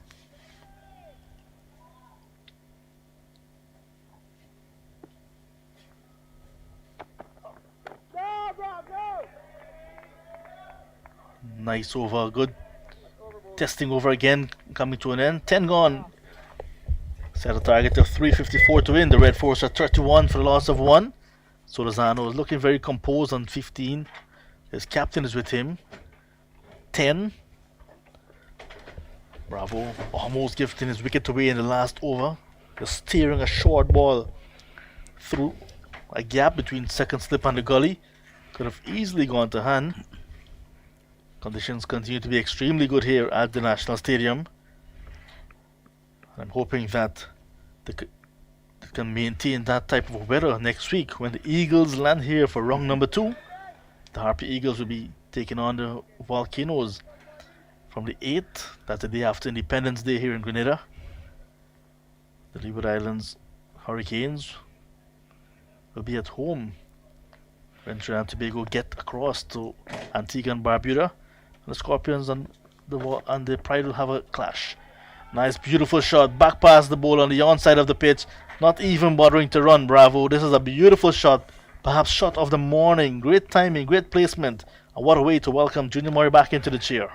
Good to be back here, John. Well played by Bravo. I think Preston should go back to his normal length, ball right up for the drive down to the ground. I think he need to be a bit more consistent. I think he loves wickets. He keeps hunting for wickets. So once he builds pressure, I think that the batters will make the mistakes that we saw in over before. That shot will do Bravo a world of good in terms of his confidence. Call is 2. Very loud, very clear, but he's going to put up his hand like a traffic police to say, wait, Solozano, wait. Well played again. He looked very busy over there, very businesslike. You can see Preston Maxwell, working on his craft, trying to build some pressure, trying to keep Bravo thinking. It's gonna be a good, interesting, time today. I think, the Volcanoes are looking for first win, and the Red Force are over there trying to prevent that. So it's going to be very interesting for the rest of the day.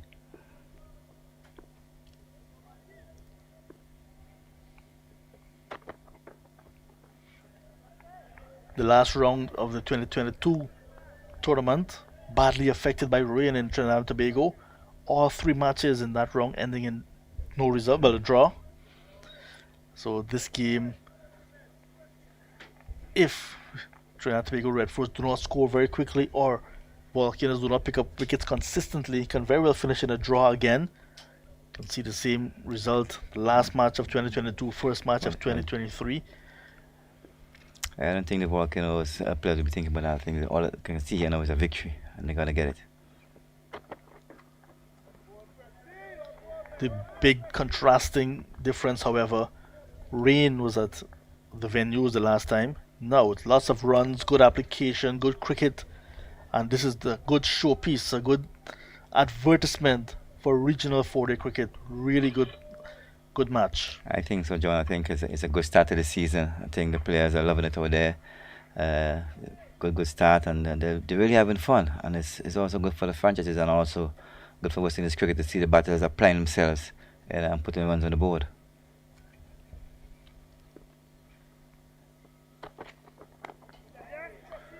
Targeting the stumps, but good ball, better bat. Well bowled. I think that's the area he should be hitting more consistently. I think once he hit that area there, things are happening, and keep the batters thinking. So let's just hope that he can keep building pressure. I think he needs to be more consistent with his line and length. And once he does that, I think you can see something happening. Probably nick to the keeper or to the slips. They're there waiting. As we are on the fast bowling aspect of things, John, I'd like to say a special hello to my good friend in St. Vincent, Ray Jordan. He used to be a part of this franchise, Oh, what a beautiful delivery. Coming back in after pitching. What a way to end the over. 37 for the loss of 1. Well bowled. I think, couldn't swinger there. Well left by Bravo. That means he's really watching. He's really on top of his game. And he's really there to fight for his team, being the leader. I think we maybe over there, we're looking at this game and saying he should be here to wake up this dead pitch. We all know him as a very fast bowler. That all he knows to do is to bowl fast. So Ray Jordan, wherever you are in St. Vincent, I hope you're listening. I hope you're watching. He has a very bustling action. You can see that he's a business-like type of fast bowler. Bulky and strong. Always looking for something, yes. Change of bowling from the River Road end. Darius Martin replaced. Martin this morning looked impressive, picking up the early wicket. 5 overs, 1 for 15. Got a wicket of Uthman Mohammed, caught at the wicket down the leg side. Mohammed went for 4. That was the second over of this second innings. Martin was in his first over at that time. So now it's going to be Justin Greaves for his first opportunity in the second innings. I think it was a good spell by Martin. Good, consistent bowling, hitting his lengths and line pretty nicely. I think the plan there should be the fast bowlers bowling some short, quick spells. Because we need to keep them fresh at all times. If you need to get that victory over there today. It's now 11:30 in the Eastern Caribbean, so it means 30 minutes to lunch. That's your best time of the day, John. I wonder what Jason will do with you that oil long. Yeah, I've been enjoying the cuisine here in Grenada so far. It's really nice. Yeah, I think we at least not because I'm a Grenadian and I'm from here. I think we do cook some good food here. Yeah. We love to eat plenty. And we enjoy a good meal. So enjoy the next 2 weeks here, a week and a half here, John. Have some fun. Bakes and saltfish, really lovely. Fresh vegetables, I love it. Good stuff. I hope if we get a chance, John, you take a trip to Carriacou. I would love to have that opportunity. You need to go to Carriacou. We have a few days of rest in between after this game, so yeah. Hope we can make full use of it. So if that is the case, it won't be rest. It'll be a few days off of cricket, but some activities. Having some fun in Carriacou. Looking forward. That Osprey going to be in a 2-hour trip. I hope you enjoy that trip. It could be a bit bumpy sometimes, but you might need to get your gravel close by just in case. We look to take a 1 engine across. That could be very dangerous. Hey.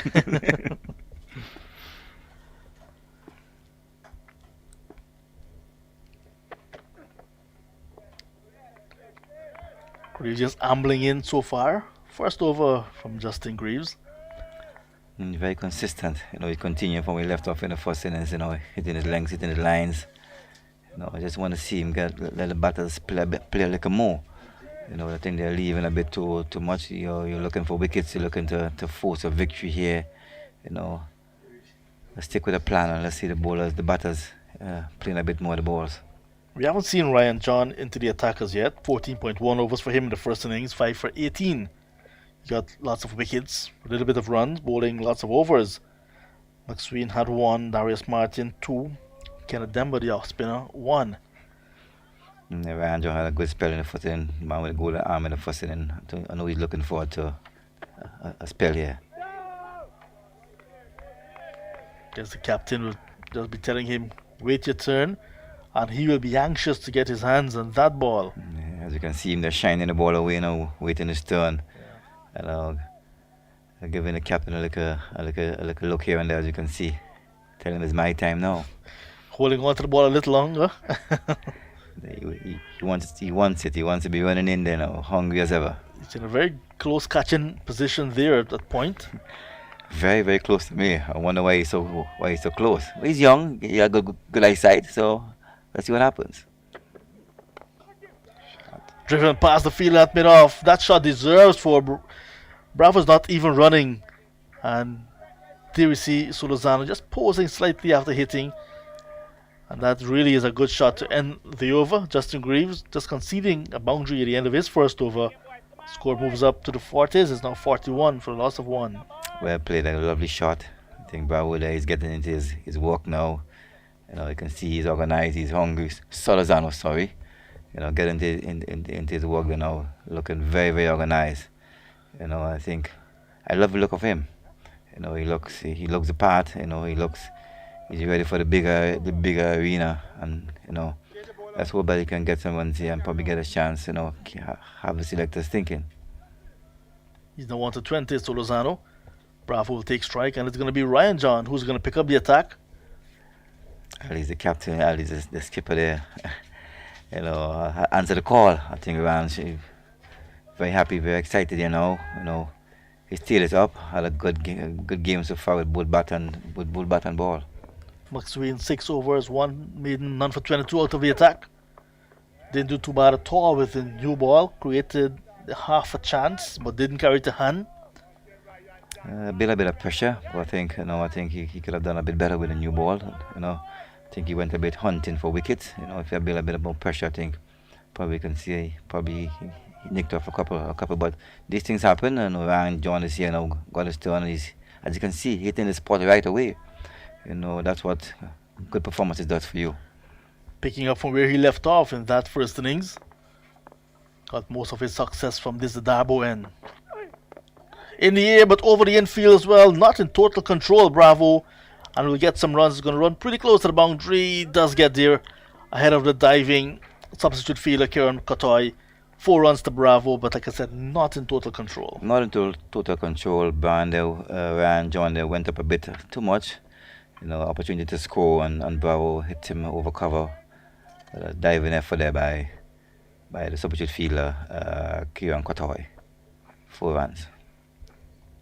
In the first innings, John accounted for Solozano, Karaya, Django, Hines, and Charles.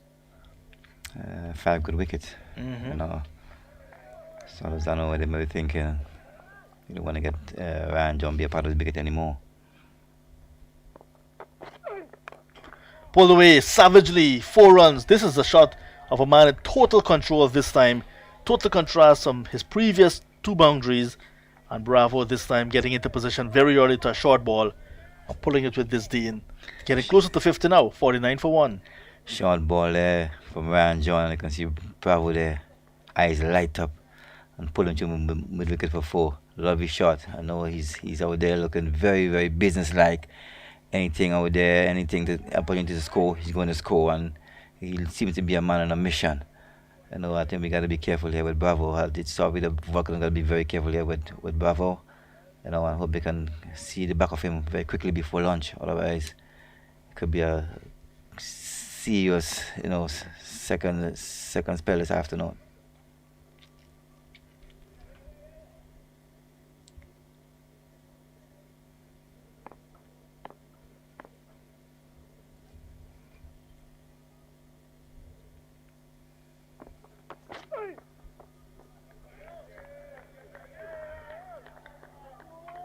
Follows up. So nicely left that one. Let's leave alone. Don't want too much to do with that one. So it's good judgment as well. Good temperament so far from Bravo. That's what I know from Ryan. I think that's where he belongs. That's where he knows the pole. I think he went back to basic, hitting his area, hitting his spots.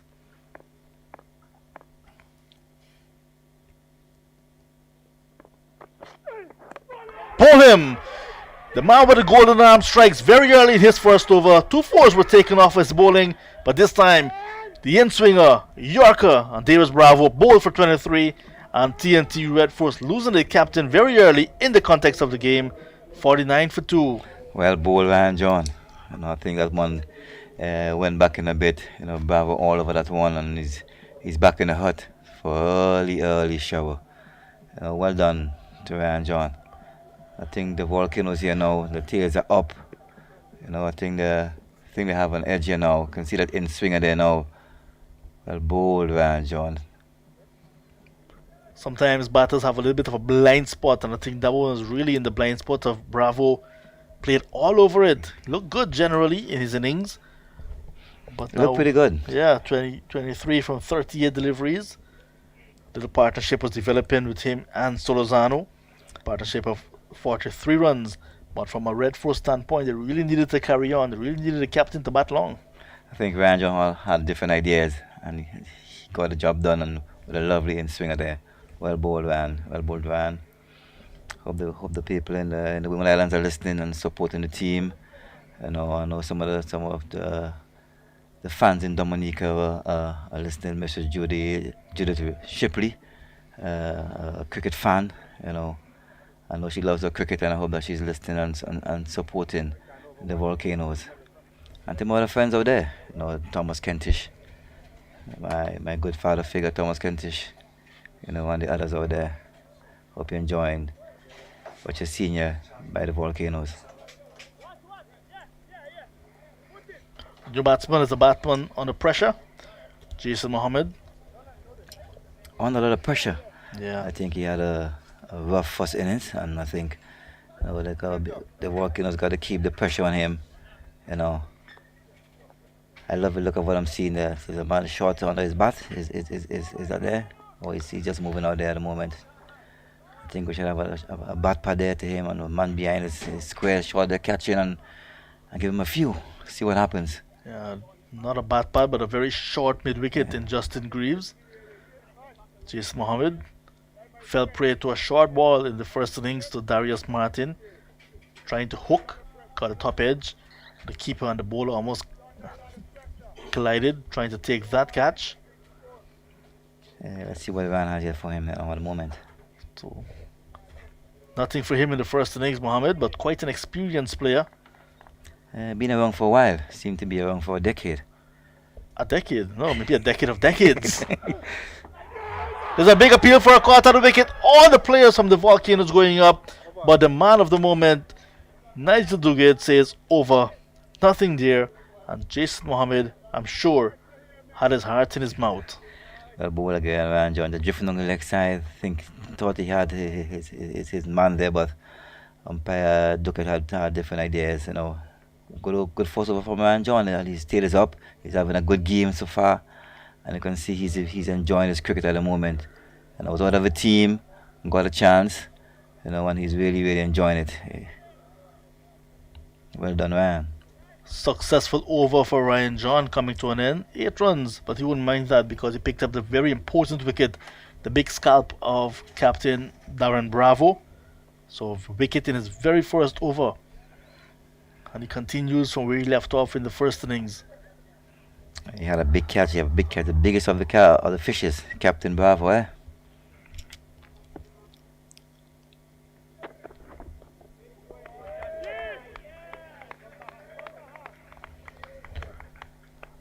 Jason Skeet will come after the over. And once again, he's going to take us to lunch. That's his period. The first 50 for the Red Force in their second innings yet to come up. It's a little bit of a struggle. Could be a battle of survival. But the afternoon session and then the final session. Still 68 overs to go after this in the day's play. Well done again by Graves. He's hitting his area, hitting his spots very consistently. And you can see there's lovely vibes out there on the field. The Volcano players are enjoying themselves, supporting the bowler. The tails are up at the moment, and I hope they can keep that tail up there until, you know, they get the job done. Good to let Jason know that the late Irvin Shillingford had 11 first-class centuries, 3 against Trinidad and Tobago, 2 against Guyana, 2 against the Leeward Islands, 1 each against the Indians, 1 against Jamaica, New Zealand, Pakistan. It was against the Leeward Islands that he scored his highest first class innings, 238 against the Leeward Islands. He's part of the 200 club for the Windward Islands as well. So Junior, you're in some good company there, Junior. Very good company. I think Irvin has done a bit for Windwards cricket. You know, may his soul rest in peace. And rising glory. Love to say that. Beautiful delivery coming back nicely. So Justin Greaves as well, looking to bend his back here on this flat track. And once you can do that and land in good areas, you will get the rewards. I think he's doing a fantastic job. At least he's having a bit of thinking. A couple going away, a couple coming in. You know, that was a close call by the one coming in, and you know, you can see him holding his head there. I thought he had his man. You know, that pressure, you know, is on the Red Force batters. You know, and hope that the Volcano, bowlers can carry, you know, at least one of them for lunch. just spoil, the Red Force lunch a bit.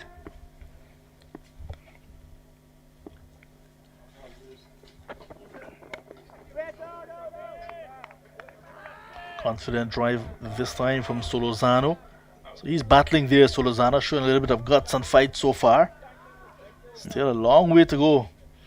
Yeah, he's battling. He's battling. He has a job to do. He has to carry the team on his back. And so far he's doing a good job. Being very, very selective with the short play. When he has to play plays when he don't have, he just let the ball go to the keeper. So he's there, doing a good job so far.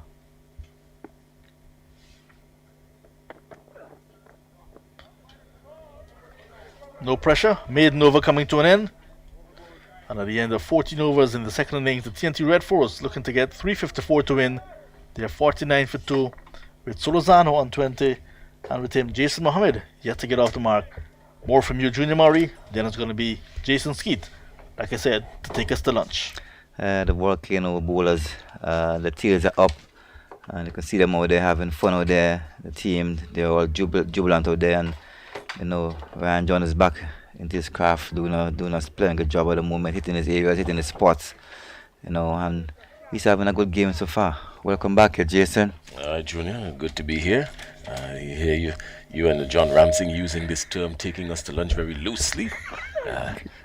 As loose as, I don't know, but I tell you this, there's absolutely nothing loose here now being given away by the Windward Islands, save and except a ball that was just drifting down the leg side from the bowler, and the wicketkeeper having a little bit of difficulty there in collecting and picking up some buys, some much needed runs for Trinidad and Tobago. They need all the help they can get now because they've found themselves in a very uncomfortable position, so to speak. Not in any grave danger just yet, but in a very uncomfortable position. They're 49 for 2, not where they anticipated. I'm quite sure. Didn't even anticipate Darren Bravo being back into the hut before lunch.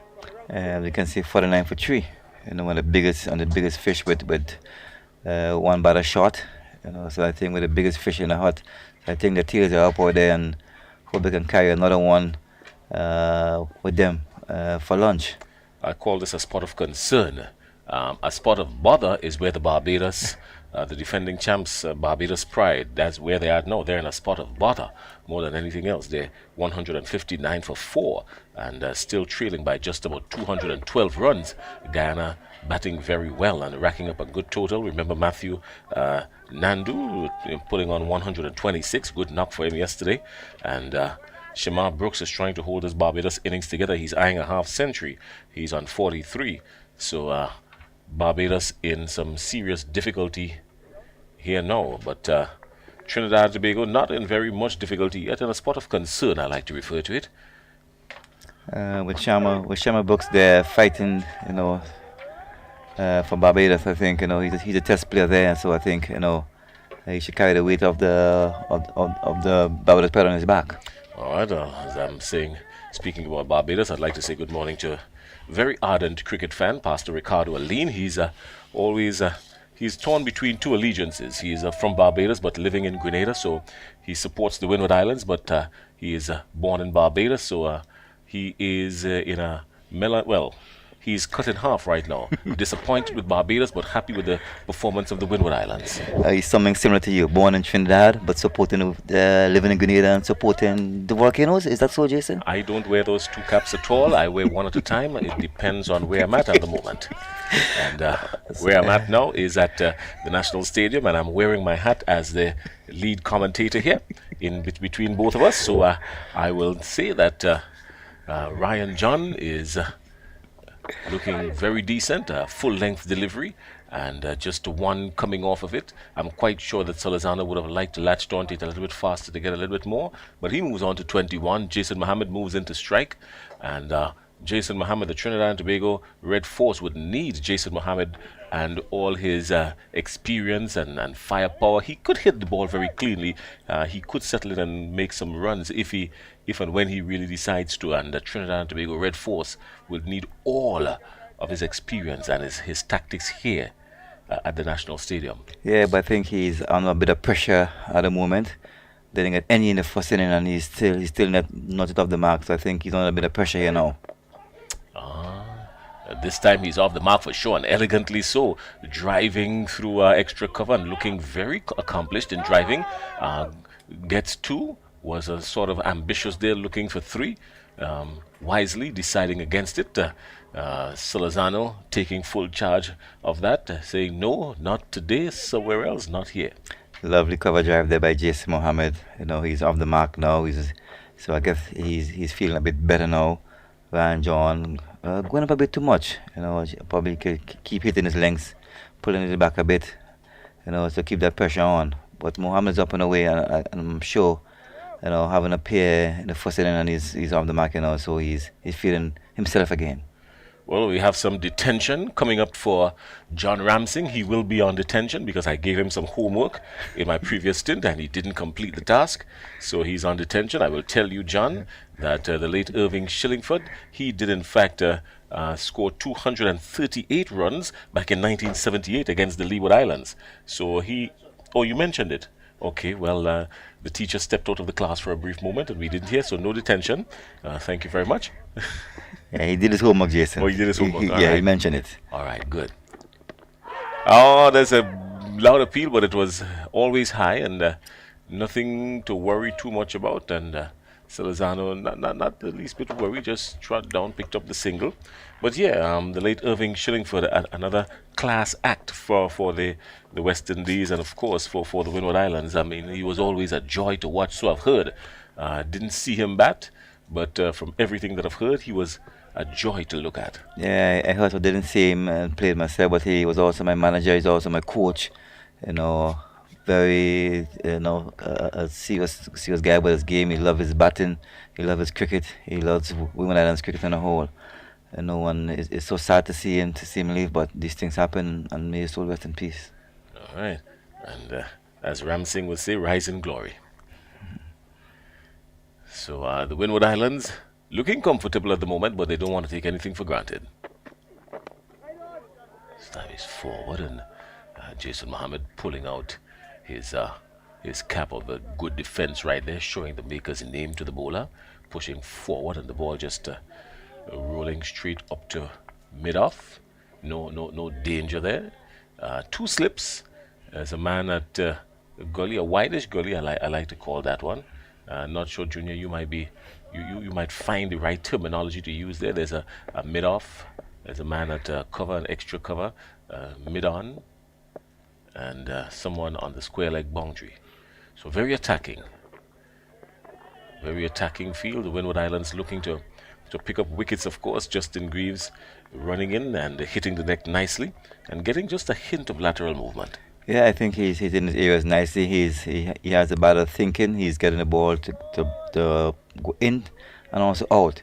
So I think the batter got to be thinking, or any chance, any mistake, he could be back in the hut. So and he's also under a bit of pressure also. So I think that Greaves is doing a playing good job at the moment.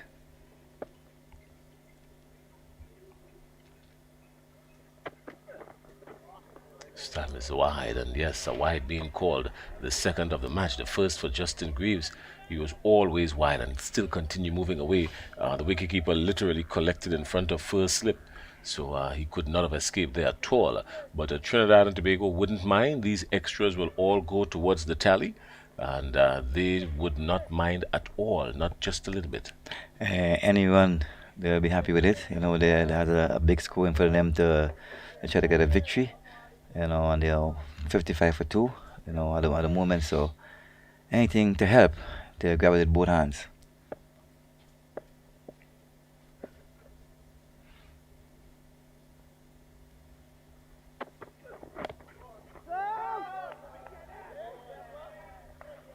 Good pressure being applied here by the Windward Islands, trying to stay on top of it. Don't forget the Trinidad and Tobago Red Force still doubtful as it relates to Vikash Mohan, the opening batsman, who would have damaged the webbing on his right hand at the very first delivery of this match, diving in short cover for a catch of the very first delivery and bursting the webbing on his right hand. Since then, he's been off the field, and Well, the Trinidad and Tobago team tried to make an application to have him replaced, but of course, the rule doesn't allow for that because the match would have already started, so he could not be replaced. So, as it is now, he would either have to sit in the dressing room, or if push comes to shove, I'm quite sure the tenacity of this young man would see him walking out if he thinks Trinidad and Tobago has a slim chance of picking up a victory here at the National Stadium. Yeah, I think so. I hope that the youngster can be back with there. Wish him a speedy recovery. That he probably wishing he was over there batting on this flat tricky at the national, this flat pitch here at the National Stadium. But these things happen. So hope that one day you get a chance again. As a wicketkeeper, have you ever heard the webbing on your hand being bursted? Not really, Jason. I think I used to be catching the ball where it should be falling in the palm of my hands, in the middle of my hands, Jason. Yeah, show off, is he? I wouldn't say show off. Just doing the basics right. He's driving, good try, but better fielded. Jason Mohammed showing that he's no slouch. He's middling at least. He's getting some good middling, and so that's a good sign for him. He loves to feel the ball coming onto the bat. That's the end of the over, and the Trinidad and Tobago Red Force after 16 of 55 for 2. Salazano is on 22 and Mohammed is on 2. And Trinidad and Tobago in the hunt, still needing 299 runs to pick up a victory here, and they've got until 5 o'clock this afternoon to make it happen. Yeah, JC Mohammed are looking very positive. He had a tough time in the first innings, but he's back with there fighting for his country, fighting for the Red Force, and you can see he's over there with a mission. He's over there enjoying his batting. I think the Volcano players knows all what he can do. He's been around for a while, so. Once he settled himself in there, I think he can cause a bit of problem. But I think the Volcano bowlers have different ideas and they're up to the task. Well, still a lot of depth in this Trinidad and Tobago batting. Yes, while they're 55 for 2, they're not in any real danger just yet. They've got some deep batting. They've got some players who can handle themselves. Carrie Peer can handle himself with the bat very well. Yannick Karaya, so to speak. We've got Hines still to come, and Amir Jangu, the wicketkeeper. Remember, he had a top score for the Trinidad and Tobago Red Force of 86 in the first innings. So he too, Salazano is outside there, and Brian Charles can also use the bat very well. So Trinidad and Tobago not yet in any real worrying position. A spot of concern, yes, but not really worried. There's a bit of depth in their batting, so I think they believe in themselves, and I think they feel they can pull off a victory here. Or if not, just play for that draw. They don't want to be defeated here on the first game of the season. Oh, the Windwards, on the other hand, will be looking for an outright win, no doubt. They fancy their chances. Ryan John has been bowling pretty well, has been keeping it nice and tight. He's bowling pretty well here at the National Stadium. This is his home ground, so he's very much accustomed to it. The Windwards franchise being based in Grenada, so this is the home ground of the Windward Islands Volcanoes, so they're used to it. Oh, we heard something. There's a nick, yes, he's well bowled and he's gone. Jeremy Salazano, that is a prize wicket for the Windward Islands, and he was looking forward to a ball pushing outside, and it was a fantastic delivery. Yes, and the edge being picked up, and Ryan John ran off almost immediately, celebrating. Good wicket for the Windward Islands, and now the Trinidad and Tobago Red Force have something to think about at 2 minutes before 12 o'clock. Well, bowl again, Ryan John. That's what I'm talking about. Hitting his areas, that in between length where Salazano has to play, ball shifting away, getting the outside edge into the gloves of Walcott. I think the Volcano players are excited out there. And they're into lunch.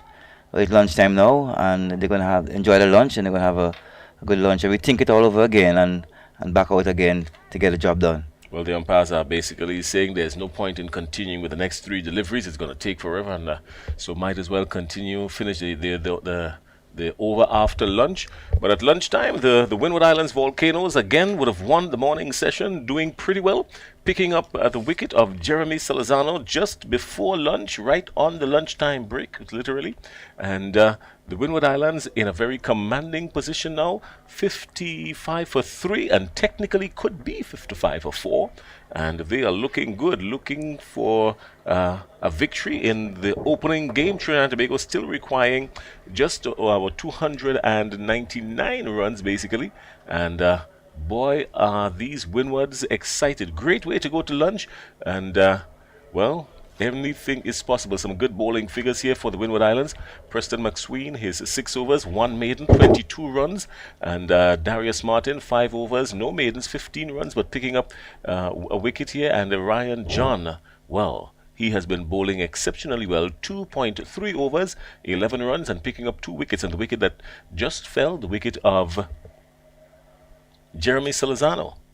Yeah, so the Windward Islands in a very good and commanding position here at the National Stadium in St. George's, Grenada. And it's lunch. It's lunch on day 4. Good session there, Jason, by the Volcano players. At least as they move in to enjoy the lunch, I think we will do the same. I know you're looking forward to your lunch, Jason. Well, I work hard, so I eat plenty, and I get my rest, and that's the sign of being healthy. Thank you very much, Junior Murray, and we see you right after lunch here from the National Stadium in St. George's, Grenada.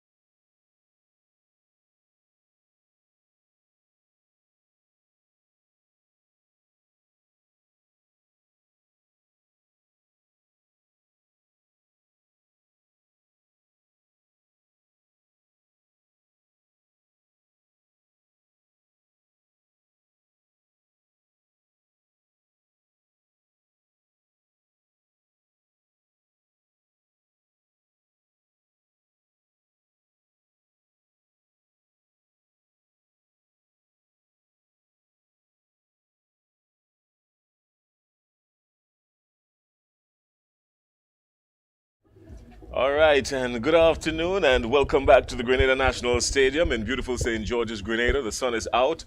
We are 31 degrees. That's the maximum temperature for today, and we're enjoying that. Not much of a wind blowing across the National Stadium. Very nice and still, and it's a good day for cricket. The umpires are out in this post-lunch session.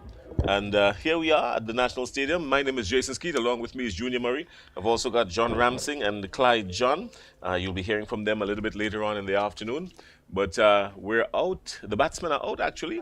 And just before the lunchtime interval, well, one of the best things that could have happened to the Windward Islands, if you're asking them, is that they picked up the prize wicket of Salazano, and he was moving forward to a delivery that cut back sharply, and he fished outside the line of the off stump for it, and was caught at the wicket by Walcott, and that has brought the Windward Islands into a very commanding position. Trinidad and Tobago Red Force in a spot of bother. Really, they are in some deep trouble after 16 and a half overs.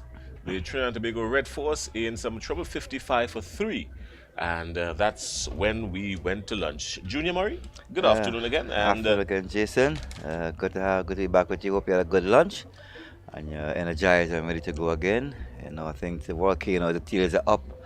You can see they're bouncing out there. They're ready to go. Ryan John is in a good spell of bowling. He's in a good place at the moment. And we're up for a lovely afternoon of cricket. The way it's shaping up is that the Red Force batters, they have a task ahead of them.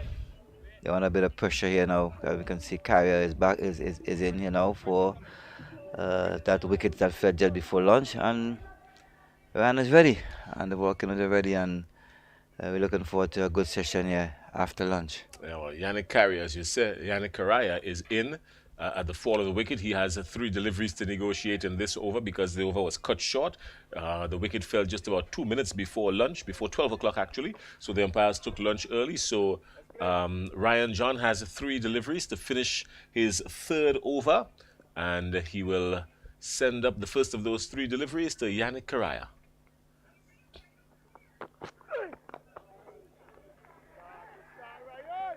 So a good start for the Windward Islands in this their second time attacking the Trinidad and Tobago Red Force.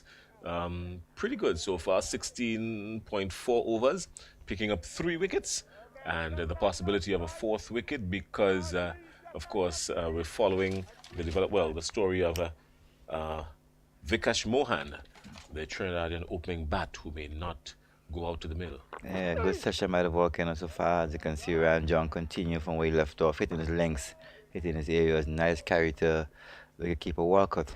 I think Ryan is having a good game so far. He's doing pretty well.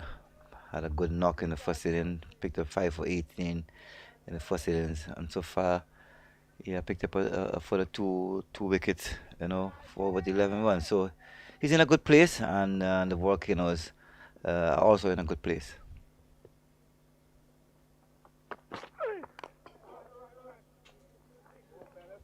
And that's the over. Ryan John bowling to his field in the most precise of manners. Good afternoon to our friends right around the Caribbean. Those of you following us from St. George's, Grenada. Good afternoon to my good friend Eric Peters out there in Barbados. Good day to you, sir. And he too is following the cricket here. He's big on the football, obviously, but he's also big in cricket, loves himself some cricket. So a wicket maiden by Ryan John, in which he picked up the wicket of Jeremy Salazano just before lunch. And no doubt he will be in good spirits here, fancying his chances to get another 5-wicket haul. He's already picked up 2 for just 11 and 3 overs. From the River Road end, more bowling will continue. Jason Mohammed is there, and Justin Greaves is heading towards him. I think it's Preston McSween, or looks like Preston McSween. Oh, so yes, they've changed. Preston McSween is now going to come from that end. Yeah, just a bit of a different end to see what happens.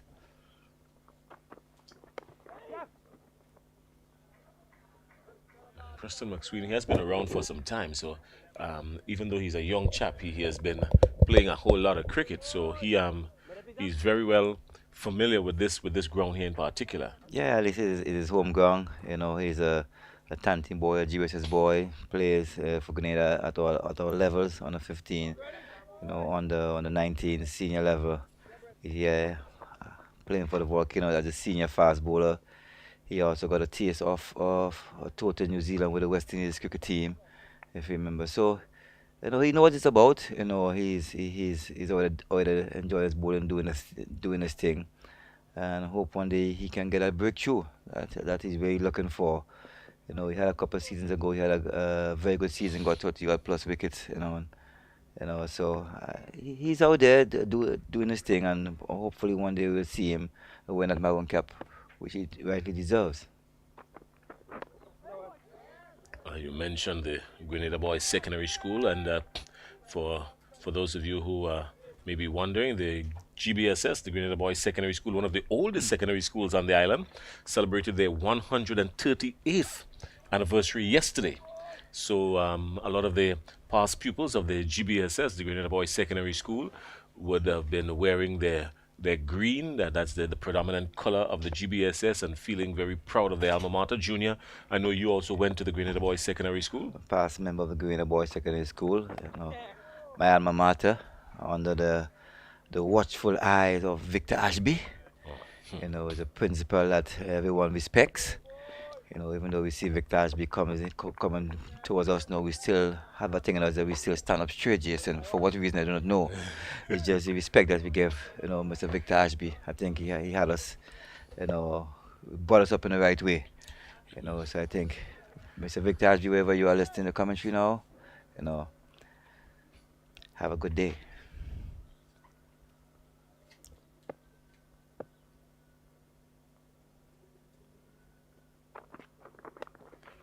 There's a good shot there from Mohammed, but just out into the offside, picking up one. Yeah, Victor Ashby, and even though he was the principal at that time of the Grenada Boys Secondary School, it didn't matter what school you attended.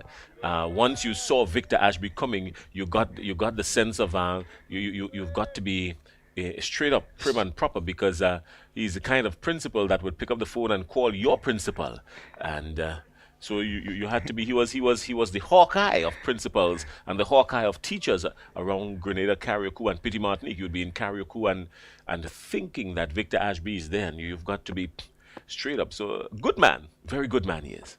Man of discipline. Yes. Key word there, discipline. Very good man he is. Still around doing his thing. You know, another two of our guys we can mention. You know, we have people I want to cricket like Walter St. John. Can't forget Mr. Walter St. John. You know, Mr. Cecil Greenwich. You know, these are guys that, you know, that when it comes to cricket in Grenada, these are names that I always call. Remember Mr. Walter St. John, you know, I grew up playing cricket, you know, even though I don't have a stump, I go to practice, he'd go and purchase the stumps. That's how much he loved cricket. Walter St. John also served on the West Indies, the Windward Islands Cricket Board, and then served on the West Indies as well. Manager. West Indies cricket team. So he has been around the park. That's the end of the over, the end of the 18th over. 58 for 3, the Trinidad and Tobago Red Force, in reply to the Windward Islands Volcanoes. They've got a huge task ahead of them. They still require a further 296 runs if they were to pull off a victory here. Yannick Karaya is on 1, and Jason Mohammed is on 4. A new pair at the crease technically, and Trinidad and Tobago obviously in a more concerning spot, but the Windward Islands would fancy their chances now, especially after lunch. They've remained on the attack. Athanaze has kept his attacking field. He has his quickies on still. Ryan John operating from the Dabo end. He picked up 2 wickets already in his 3 overs, and he's heading towards Jason Mohammed. No doubt he's going to fancy his chances. He's got 2 slips, a man at gully, an extra cover. There's a mid-off and a short mid-wicket in, a mid-on, a man on the fine leg boundary, the square leg boundary, that is, sorry. And this time he's turning it, and the man on the square leg boundary comes into play almost immediately. And there's a good bowling to his field, so to speak. That's Ryan John. Yeah, Ryan John has continued in his craft. He continued in his areas. You know, a bit of movement here with the ball, both in and out.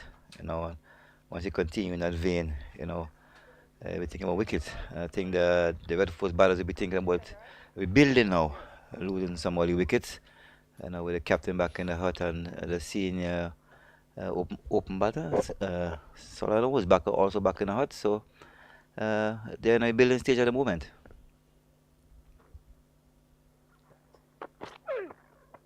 Oh, it's a good delivery, pitching and just leaving the edge almost the last minute, almost being saved by a quota vanish there. Yannick Correa fishing outside the line of the off stump for it, and it goes past tantalizingly close to the edge. Well bowled, Ryan John.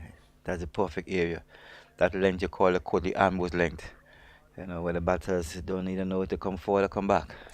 In the meantime, Barbados in some serious waters here. It's the first game of the season for them, the defending champs, but they're in some serious. They have some serious issues actually with the Guyana team, and Guyana, of course, looking pretty good. But Barbados, they've got Shamar Brooks. He's there on 51, and Shamar Springer on 4, and Barbados are 172 for 5, and. Boy, are they in some trouble because they've got a huge total ahead of them, still needing a further 199 runs in reply to the Guyana's first inning. So Barbados in a spot of bother, really. Shamar Brooks is still there, and they expect a lot from him. So I think he'll have to carry the bulk of the batting. And I hope that he can. He's a test player. He's a one senior statesman in the team, so let's see what he can do. All right, well, for our friend John, and for those of you listening in Trinidad and Tobago and around the region, when we speak of the River Road end, just behind that River Road, which of course is in a valley, the hills above, directly behind that River Road area is called Sanssouci. It's a French, the island has been predominantly inhabited by French. And Sanssouci, French meaning without worry. Right, so Sanssouci means without worry. And just behind the Sanssouci mountain, there's another Montgelou. Montgelou, it's French again for jealous mountain. And that jealous mountain has a lot to do with the view that you get from the Montgelou area. Because when you get to Montgelou, you can see almost the entire southern corridor straight down to the Maurice Bishop International Airport. So it is a view to be jealous of. Hence the reason why it's called Montgelou, Jealous Mountain. And Jason, you seem to be working with the Ministry of Tourism. You a member of the tour guide? You could do a fantastic job for the Ministry of Tourism, Jason. I think the Tourism Authority would do very well to make sure that we here are very comfortable in the cricket booth. So that might just be a call going out to them. In the meantime, it's the end of the over. And comfortable is a good word to use to the point for the Windward Islands Volcanoes. They've got the Trinidad and Tobago Red Warriors at 59 for 3. And Jason Mohammed is there, very watchful, negotiating as best as he can. And so to Yannick Correa, not taking any chances. He's on 1. And the Windward Islands Volcanoes in a commanding position here in St. George's. Very commanding position at the moment. I think the Red Force batters are in a building stage now, and the Volcanoes bowlers are hungry for some wickets. I think they need some quick wickets here now to put extra pressure on the batters.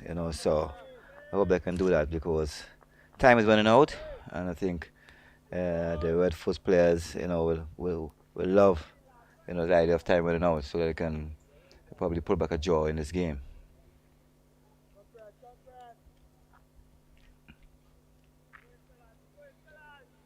Of course, some more scores for you. The Leeward Islands, they too are in action against I think it's Jamaica. They're playing Jamaica, the Leeward Islands in Jamaica, and the Leeward Islands 20 without loss in their first innings at the crease.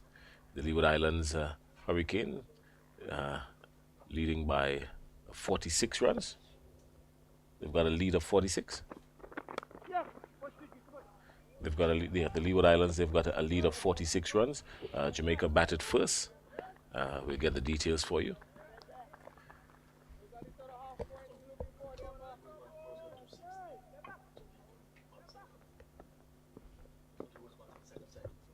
Yes, this is the Leeward's second time at the crease. Yeah. So in their second time of the crease, they're leading by just around 46 runs. So Leeward's looking pretty good, 20 without loss. So they too are looking pretty good against Jamaica. So Barbados and Trinidad and Tobago, they too in a spot of bother. But it's a game of cricket, glorious uncertainties, and just about anything can happen at any time. Yeah, as you can see, Preston McSweeney hitting some areas again and being very, very consistent over there. I can hear the chatter over there, the work of the player, the tails are up, trying to build some pressure here against the Red Force batters. A quick wicket here and there. I mean, they're back in business. So let's hope that could be done.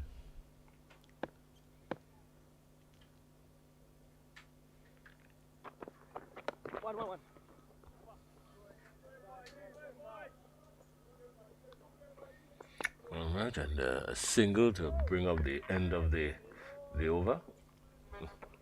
No, actually, it's a change. It's the third delivery of the over, so we're still in the 19th over, but the left-hand, right-hand combination.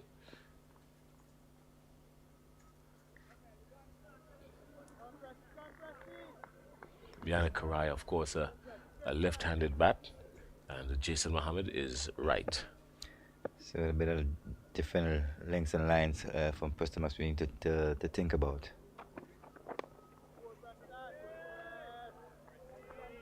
As you can see, Mohammed looking very, very organized. He's right behind that one. He hasn't had a good outing in the first innings, so I think he's thinking about cashing in here and see if he can put some runs under his belt. He needs to.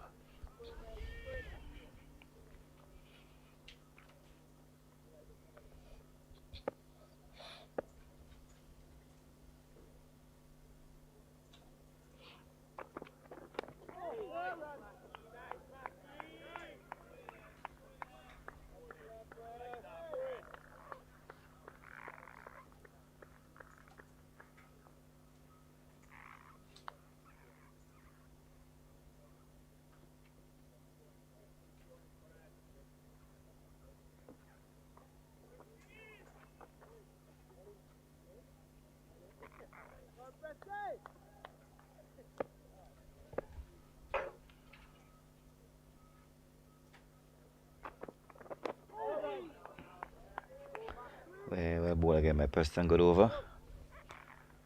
You can see the ball is doing a bit. It's coming in and out of the batter thinking. Trying to keep it tight, build some pressure. But the Red Force batters have different ideas. They occupy the crease out there as long as possible and keep the working players hunting for wickets. All right, well, that's the end of the over. 61 for 3. At the start of this over here now from Ryan John. Yannick Karaya will be on strike. Yannick, 29 years old basically, and he's from that northern village of Sangre Grande in Trinidad and Tobago. He has played cricket for the West Indies, of course. He's played ODIs for the West Indies. He's still doing still playing a lot of cricket, really. Very talented. A lot of folks still feel that he is operating way below his talent. He has a best first class of 196 and a top ODI score of 52. So he can strike the ball around the park.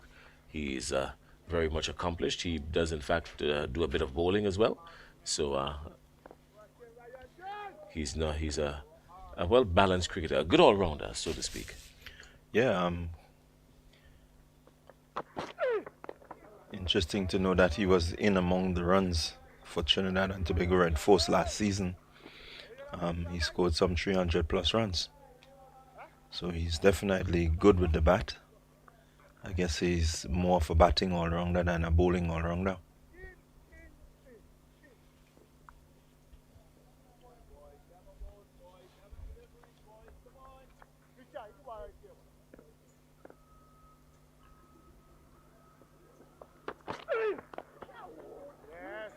Had the opportunity to visit the village of Sangre Grande a few times in Trinidad, and Sangre Grande, very well close-knit community, and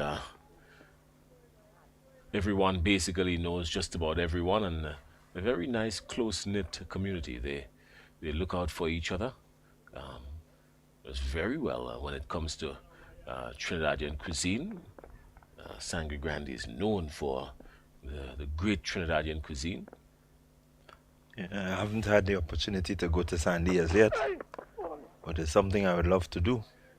Been to Trinidad a couple of times, but haven't been, all the way around as yet. So it's still a place that I would want to get to know. Well, let's hope you visit Trinidad and Tobago sometime, or sometimes more often when you do get the time. I may have to go to Trinidad and whenever John is going, because he seems to be well known in Trinidad.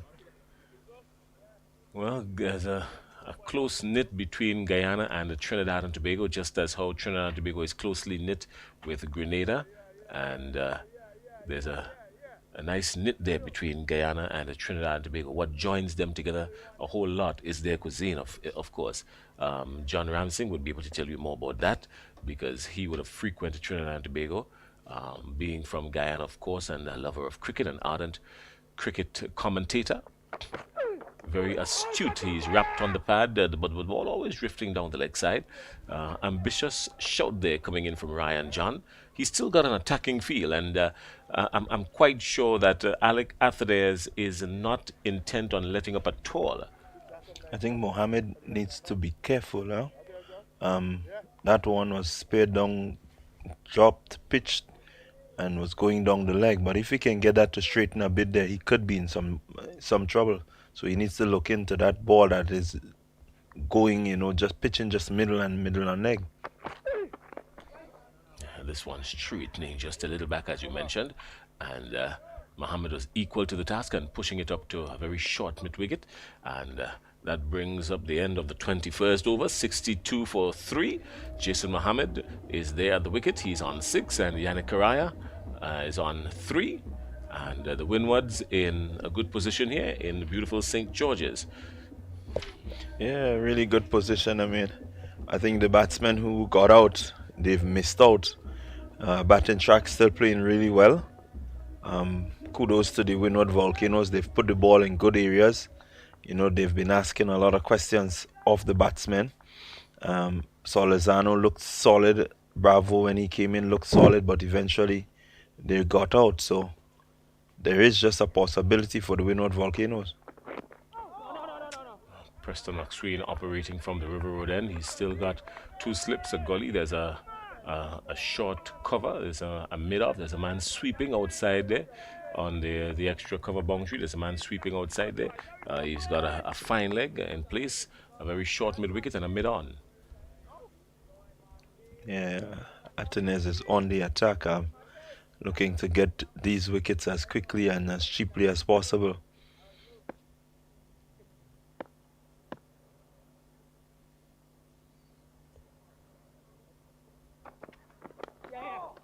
This time he's forward and just pushing it through the onside in the vacant gap right there. They get 1. They'll come back for the 2nd, and some much needed runs.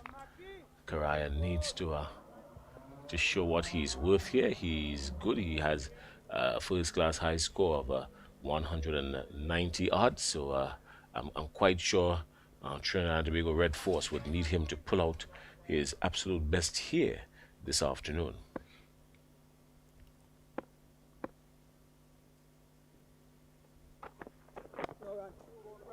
Now, Trinidad and Tobago have some good depth in their batting. The only issue that I would worry about is the fact that the batsmen to come in Django and Webster, they are pretty attacking batsmen. They don't, play around with the ball once it's in their arc. And so it means that Carrier and Mohammed would need to stay there and be steady, if they're going to pull out a draw.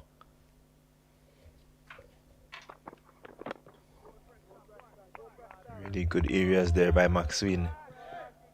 Just asking the batsmen to always be playing, always be ready to play.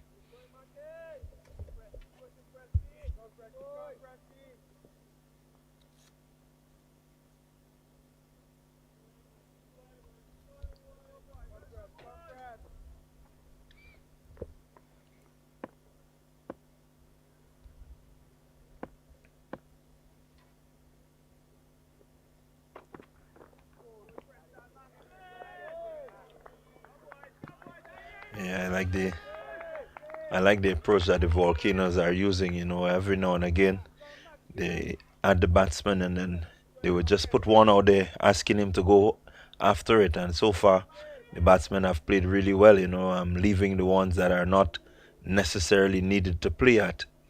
So that's good batting, good bowling, good thinking out there by the Volcanoes. Game of patience. We're looking to see who would crack first. So far, the Windwards have been knocking, and hopefully, once they can get maybe the next three batters out from the Red Force, then you definitely would say that a crack has developed. All right, well, that brings us to the end of the 22nd over, 64 for 3. The Windwards still looking very good. Karai is on 5, and Jason Mohammed is on 6. The Windwards still require a further 290 runs if they're to make any magic here, and a little bit more from Clyde John, and then it will be John Ramsing to take us through for the next few overs. So the golden arm of John is continuing. Now, I'm really impressed with the way he has bowled in this match. Getting an opportunity, not being included in the first team, but there came an opportunity for you to get in, and he got into that team, and now he has raised his hands. He has 7 wickets actually in this match. Here he is again from the Darbo end. Bang on target again. You can tell that he is comfortable playing at this venue. Yeah, it's his home ground. I think he has played almost all his senior life here, playing for Grenada, playing for Volcanoes. You know, so he knows the ground pretty well, right? His training area is here, so definitely he understands what is needed, you know, in a time like this. 2 for 13 so far for him. Bang on target, so he's living in that corridor right there. Not giving anything away, no room. Either outside off, outside leg, nothing short. Just nagging away. So Teddy Bishop and Kieran Kotoy not in the 11. So he replaced Nicholas Redhead in the squad. And immediately came into the team as well. And like you mentioned, putting his hand right up. 5 wickets for little or nothing in the first innings. And already 2 in the bag, 2 out of 3 in the second. Mohammed very watchful, used the batting very long, Jason Mohammed. This is not a role that he's unaccustomed to. And with him is Yannick Karaya, but they're just short of runs. Start of a new season, they want to really get things right. Last year the Red Force finished 4th on the points table. 2 places ahead of the Volcanoes that finished at right down at the bottom without winning a match last year. Yeah, and so I think there's an eagerness to really change the fortunes here by the Volcanoes. John again asking some serious questions of the batsmen. A really good corridor. He seemed to be repeating that length, that line consistently. He is in good rhythm. If you look at his body movements, and you know, he's in good rhythm. It's good to see from our medium pacers, you know, see them enjoying their work out there. I know it's not easy to be a medium pacer in these times, especially on a wicket like this, but he's really enjoying himself. Good judgment shown by Jason Mohammed. He's there for a long time. In the context of the innings, 22 deliveries, 6 runs. 24 deliveries faced by Karaya for his 5. It's all about surviving. They need a partnership not only with runs, but the occupation of the crease. Time is important for the Red Force here. Definitely, time is very, very important. I think for both teams, time is important because you would want to make sure that, you know, at least this partnership can last, if not up to the end of the day, but maybe close to tea. And the Volcanoes would have a different mindset. I think they would require them to be out, as quickly as possible. Maiden over completed from Ryan John from the Tobago end. 23 overs gone overall in the Volcanoes, well, in the Trinidad Tobago, sorry. Second inning, 64 for 3. The target of 354. Is that something that the Red Force is still thinking about? 354. Well, it will take some getting. The current run rate 2.78. It means that the run rate, in order to get across the line to score that 350, would be up over 6. So definitely, it will take some getting. But again, you never know with batsmen like Webster to come and Django, who showed that they have that ability to hit the boundaries, rotate, strike. You never know what could happen. There's always that argument about batsmen to come. What about those that are there already? Those are in. Well, looking at those that are in, I think I believe they're playing for time. Yeah, I'm not seeing much of an attacking mindset coming from them. You can see that the survival is key. They may put away the bad ones, but there's no haste to get runs. McSween continues. He's also being very consistent from the River Road end, the southern end of the ground. Yeah, a change from the Dabo end, which he bowled from for most of the match. And he's continuing to get that movement in and away from the batsman. Now, one would hope that he can be penetrative, and help to pick up a few wickets coming from that end. Last season, Red Force began on a winning note. They won their first 2 games,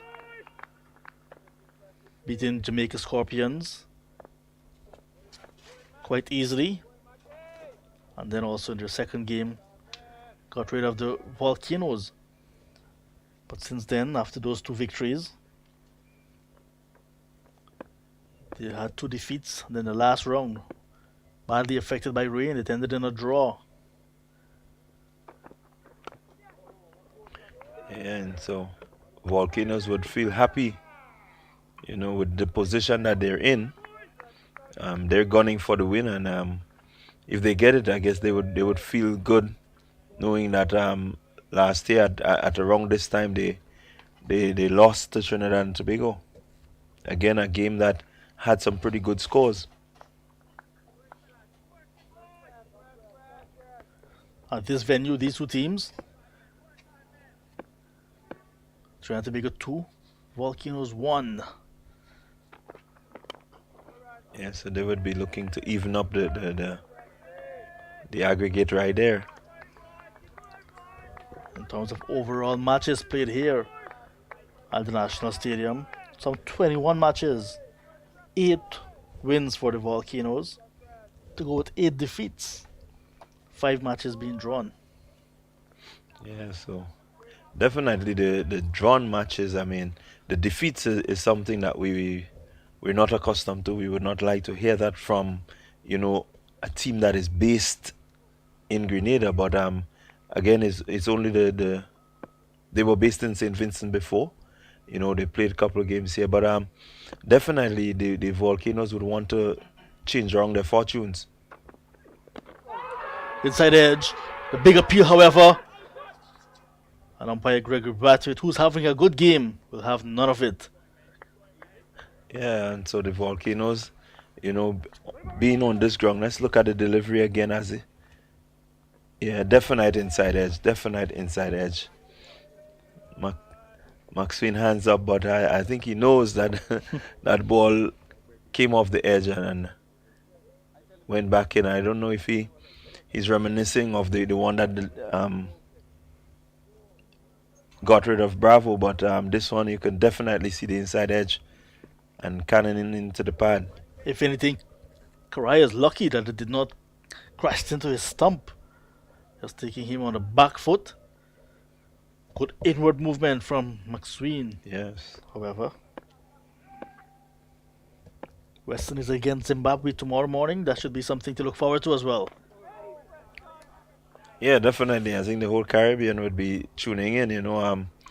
Everyone is debating how the Windwards how the West Indies would play Zimbabwe, I don't think there is no team right now in world cricket that we can say is a rollover. You still have to take the game as seriously as possible. Even if they rank lower than you, the game of glorious uncertainties, anything can happen, So we still need to ensure that we go there with that professional mindset and be able to not be complacent, but be focused. And I often believe that games like these, you ranked higher, it means that you should be of better quality and you have to go out and dominate based on the quality that you have. McSween's maiden over.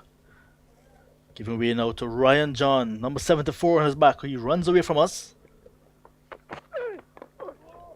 A bit of extra bounce. Getting big on Mohammed. So tomorrow morning, 4 o'clock Eastern Caribbean time. All eyes will be on maybe the television sets to see what's going to happen. West Indies and Zimbabwe. Two teams on the second half of the test table rankings.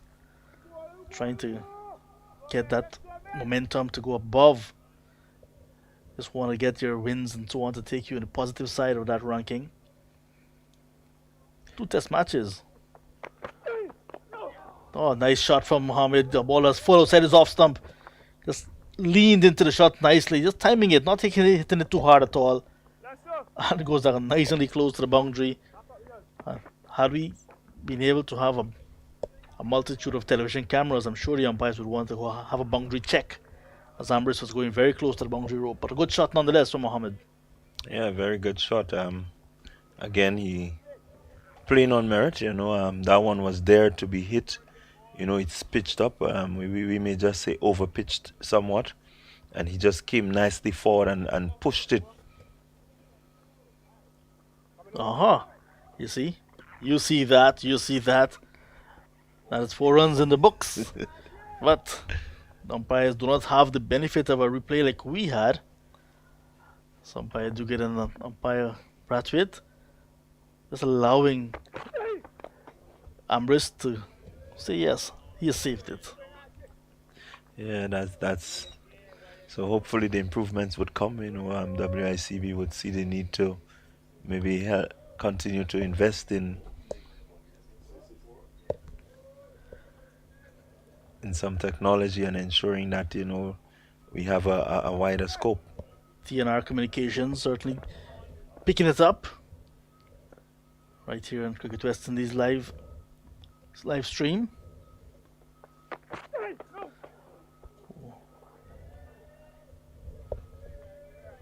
Hoping the cameras can pick up what we're seeing over the Jumbotron. There's a kite in the air. Yeah, it's January. Is that coming from Junior Murray's house? Because he lives, I understand, somewhere in that side as well. It's coming from the region. Yeah, it's coming from Junior's region. According to Jason, he lives all there. Can knock at any door at any time and feel at home. Yeah, that's River Road for you. That's once you say Junior Murray, anybody could direct you. Just 3 runs in the over. Karaya's on strike.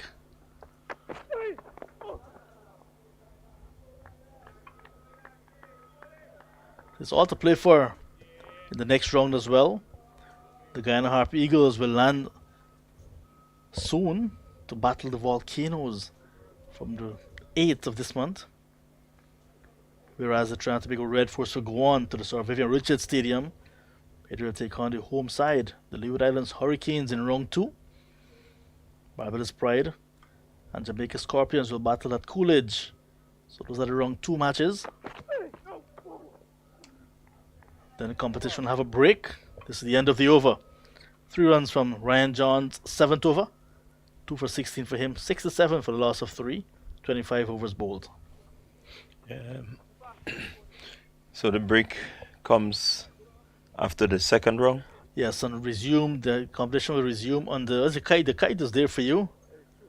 That's a massively long tail. That's not so long, John. Really? No. You haven't seen anything yet. Right now, this would be a medium length tail. Wow. Yeah.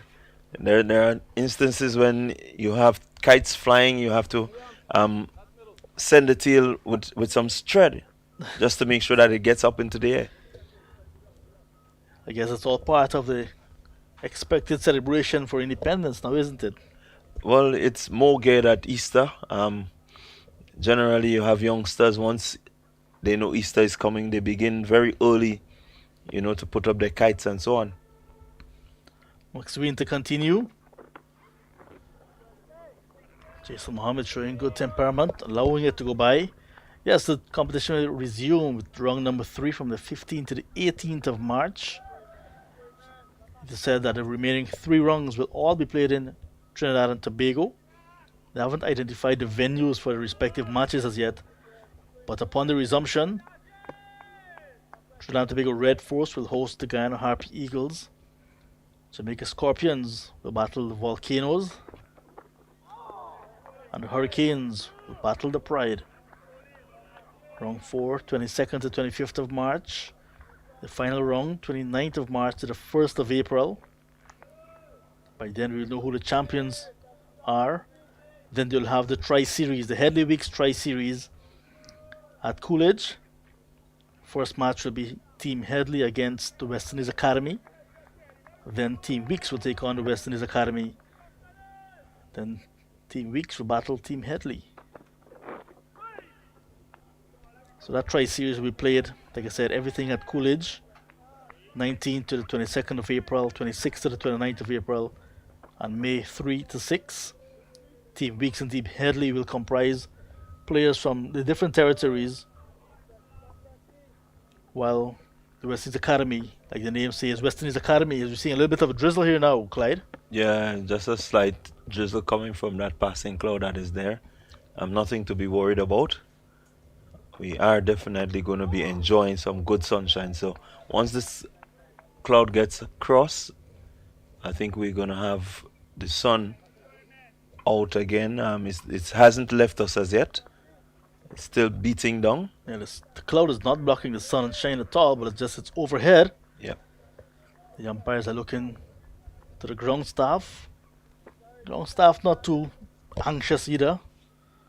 Guess with the local knowledge, you'll just say, it's passing, it's passing. Yeah, most definitely, it's passing. And if Junior was in the seat here, he would just look out and tell you, yeah, don't worry about that, man. So McSween is looking to go round the wicket, switch back again to over the wicket. It's a mind game, Definitely, at this point in time, mind games must be played. Want to do anything to unsettle the batsmen. They have a good partnership in terms of time out there. They may not have much runs, but they've been together for quite some time. And so definitely the bowlers would want to break this partnership and get someone else in. Yeah, this partnership started upon resumption in the second session here today. Do you remember it was Solozano who was dismissed of the last ball when lunch was called? Solozano caught the wicket off Ryan John for 22. Ooh. Before that we had the sacrificial opener, Uthman Mohammed, caught the wicket off Martin for 4, and Bravo stuck around a little bit, the captain, before he was bowled by Ryan John for 23. 3 wickets to fall to date. 26 overs gone, just a single in that over, 68 for 3. Yeah, we must again commend the Windwards in terms of how they're sticking to their lines and lengths and, asking the questions. It suggests that they understand, as you were saying earlier, in the 2000s, it seems like they didn't understand the second innings. But I think now they understand what a 4-day game needs, and they've been, really working. So it's good to see, good to see that they're willing to work at their game. And definitely, once they continue like this, you will see improvements.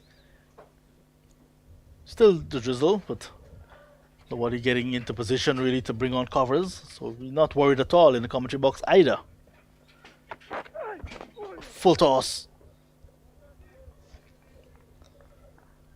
So after Zimbabwe, West Indies will go on to another African nation, South Africa. They'll play 2 test matches, 3 one-day internationals, and 2 T20 internationals. The first test begins on the 28th of February. Second test will run from the 8th to the 12th of March. Quite importantly as well, after that second test match, it means that once they can get back in the Caribbean in time, players can be available for selection. The third round may be pushing it, because if they finish on the 12th, the third round begins on the 15th. Might be too close. Might be close. But for the fourth and fifth rounds, for sure, the test players who are not selected for the limited overs part of that tour can very well find themselves playing the fourth and fifth rounds in Trinidad and Tobago. So it's important for players who get the opportunity to play in these first two rounds and maybe the third round to really put their hands up to maintain their positions in the regional sides. Yeah, and that's very important. When you have guys performing, it would be very difficult to drop them out, and so it means that if the teams can perform well at this stage, the test players may just have to wait for an opening, and that when that happens, it says that your cricket is at a good level. And players that are selected for the first and second rounds of this tournament, second round will end on the 11th of February, and that test series in South Africa will begin on the 28th. Good performance can also see those players, some of those players, being selected for the South African leg. Yeah. Because remember, those players that are playing in the two tests in Zimbabwe can be under a microscope as well. Yes, most definitely. Straight drive, hitting the woodwork at a non-striker's end. So, places are available, places are up for grabs. It's up to the players now to go and grab them. Yeah, and I think in this match we've already had Milius raising his hand. You had the wicketkeeper in Both sides actually, yeah. Yeah, both wicketkeepers raising their hands, looking to put on a score. So we had some good innings. We've had some good innings. I think what is needed now is that for the next round, these persons who have already gotten stats convert these stats into hundreds, and definitely you could be knocking on a door. Yeah, consistency is going to be very important. Because remember, different format, but Alicatane is 200s on the bounce in the Super 50, and after that, tapered away. Yeah. So you will want consistency. You would want to, prove to the selectors that you can manage this level. A score here and a score there doesn't really give you consistency. And I think this is what the batting unit of the West Indies team is needed.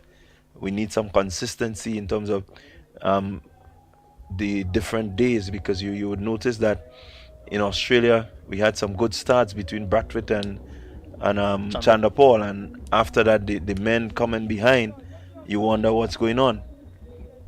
So we want to make sure that all the units are batting well, the persons coming in, one down and so on. You need these persons to make sure that they can handle, because this is coming in at the fall of the first wicket. It's important. That's a very key part of the test game. And you saw someone in the likes of Brian Lara would have been there more often than not. Once any one of the openers got out, he came in and be able to help build an innings. So we need to get these men, apart from the openers, really working hard. Ryan John, 8 overs, 3 maidens, 2 for 16. Another maiden completed from him. Now there's going to be a change of bowling at the far end. Darius Martin is going to pick up the attack. What do you make of this move? Martin coming into the attack at this point. Yeah, there's just a little bit of a cloud over the stadium. I never know. Sometimes coming in there, he may be asked to pitch up one or two and then bring some short stuff. I'm looking to see what the field is like. You have that man at mid-wicket who is 3/4 of the way in. No ball he starts with. Got the early wicket, Martin, of Uthman Mohammed, caught down the leg side by the wicket keeper. But he starts with a no ball. 5 overs before this for him. 1 for 15. Replaced Preston McSween, 11 overs, 2 maidens, none for 30. So that dark cloud has disappeared. Means the drizzles as well, no longer with us. We should have a full rest of the day. Yeah, definitely. That's the weather here for you. Nice sharp bounce again, but good batting from Correa, just right on top of the bounce. You can see it's not any dangerous type of bounce, just tennis ball bounce. You can trust the bounce here. Yes, you can. It's a genuine bounce. There is nothing here that suggests, a batsman needs to really worry. Once he picks the length to be shot, he can decide what to do early enough. And with that tennis ball bounce, it doesn't come at you that fast. So you have enough time, to make your mind up. Short ball again. I think he needs to get it a little bit onto the body, you don't want it to be down the leg side. You'd want it to be at the batsman and constantly asking him questions. If you're going to be short and going to be, putting all this energy and effort into that short delivery, you need to make it count.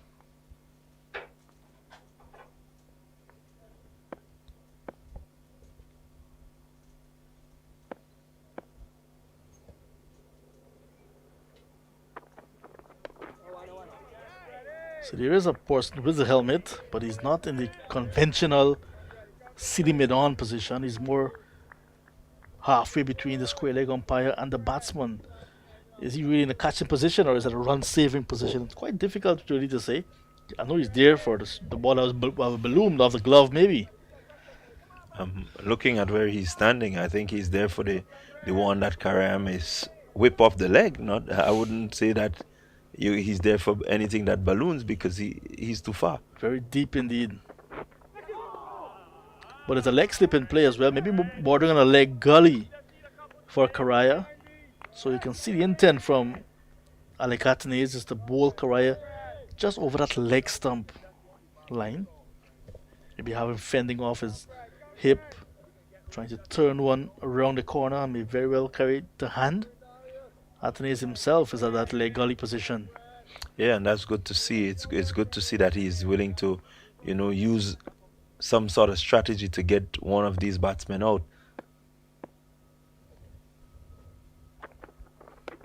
And that tells you in the mind of the Windwards Volcanoes, they want to win this game outright. They don't want a draw. Looking at the mode of attack, they really want to get a victory here today.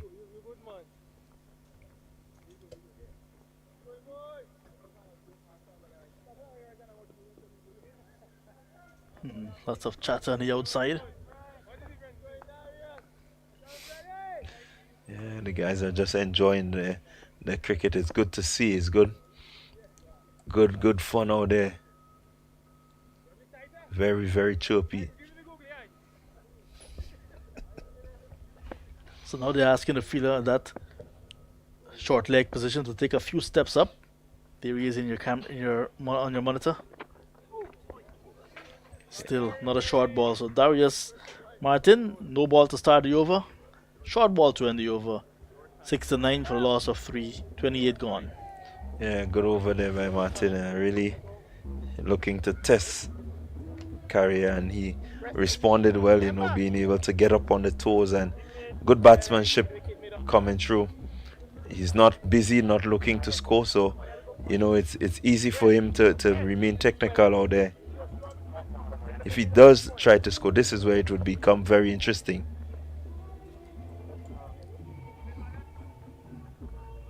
Kavim Hodge has been given the ball. It's going to be left arm spin now from the Darbo end, which is the northern end of the ground here at the Grenada National Stadium. It would be interesting to see.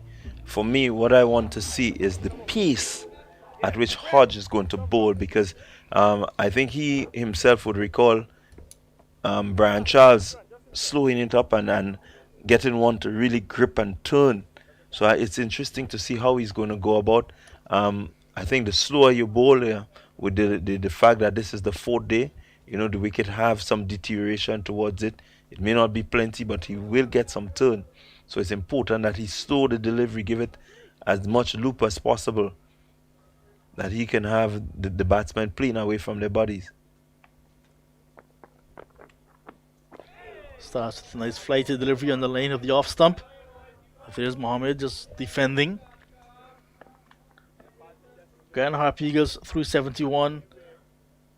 Barbados Pride in reply 202 for 7. The latest position at the Sir Vivian Richards Stadium. Yeah, good fight back there from the Barbados Pride. Still a long way to go. If they're going to get any sort of a lead or anything, they need the remaining batsmen to really come to trumps. Good thing is that this is only the second day, the third day. So they're into the third day. So there's still some time.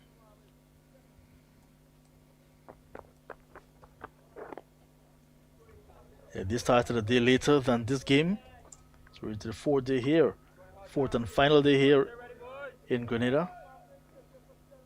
Stay number 3 across there.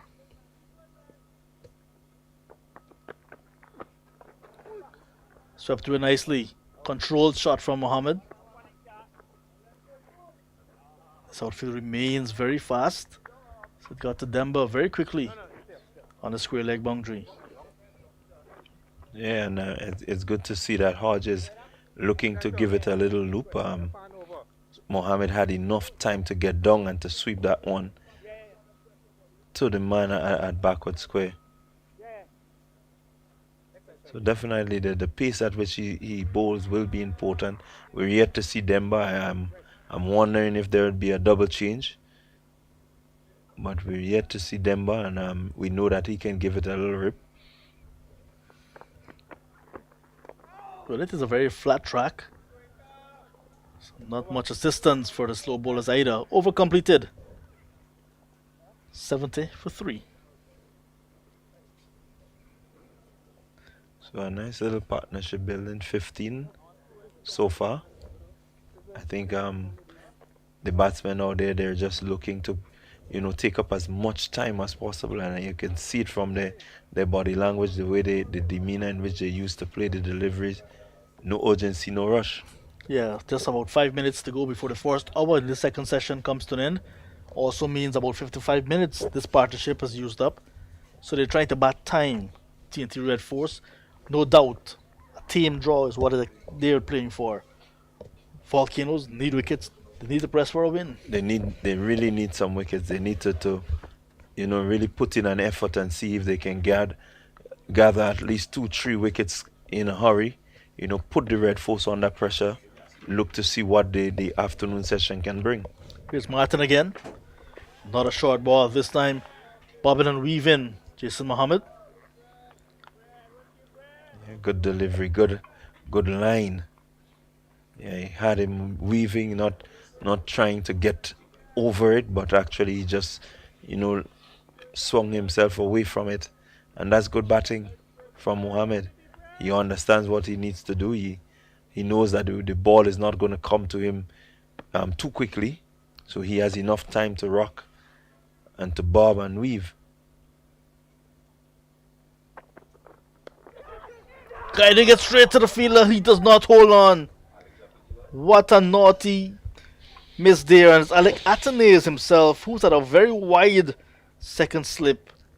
Trap was set and just not able to execute. Definitely the trap was set, and if you look at Mohammed, he was in two minds. You could actually see him thinking, on that delivery. The ball was not fast, just the bounce, the tennis ball bounce, as we keep saying.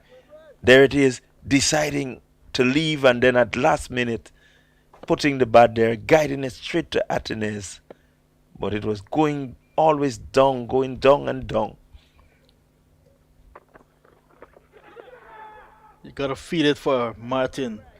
Really bending his back on this flat track, making the opportunities, just creating the opportunities. And Atenes there on that occasion, not able to help his big fast bowler. Yeah, and you need to take opportunities like these. An opportunity like this taken means that somebody new is coming in and have to get adjusted to the pace and the bounce of the wicket again.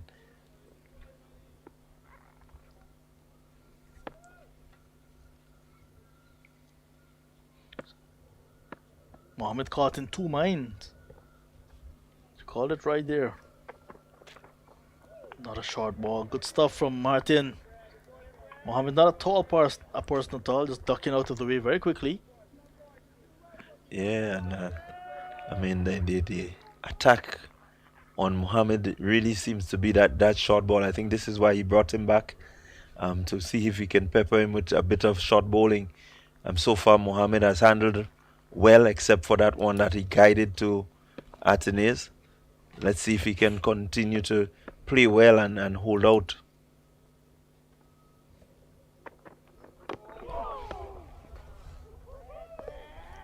No ball, however, no ball. But there's just Mohammed on the ground. That ball kept low. Yeah, that one I think he expected it to be a bit more short, but good bowling there from Martin. He went up a little bit further. Yeah, he went up a little further.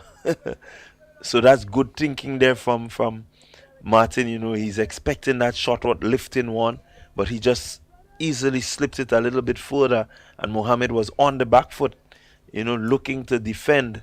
Luckily, he got some bat onto it. But yet again, we see another no ball from Darius Martin. Yeah, just losing some rhythm, trying to get that extra piece. 4 of those are ready for him. Just taking off some of the pace from that one. So there's Martin. Really impressive spell of bowling from him.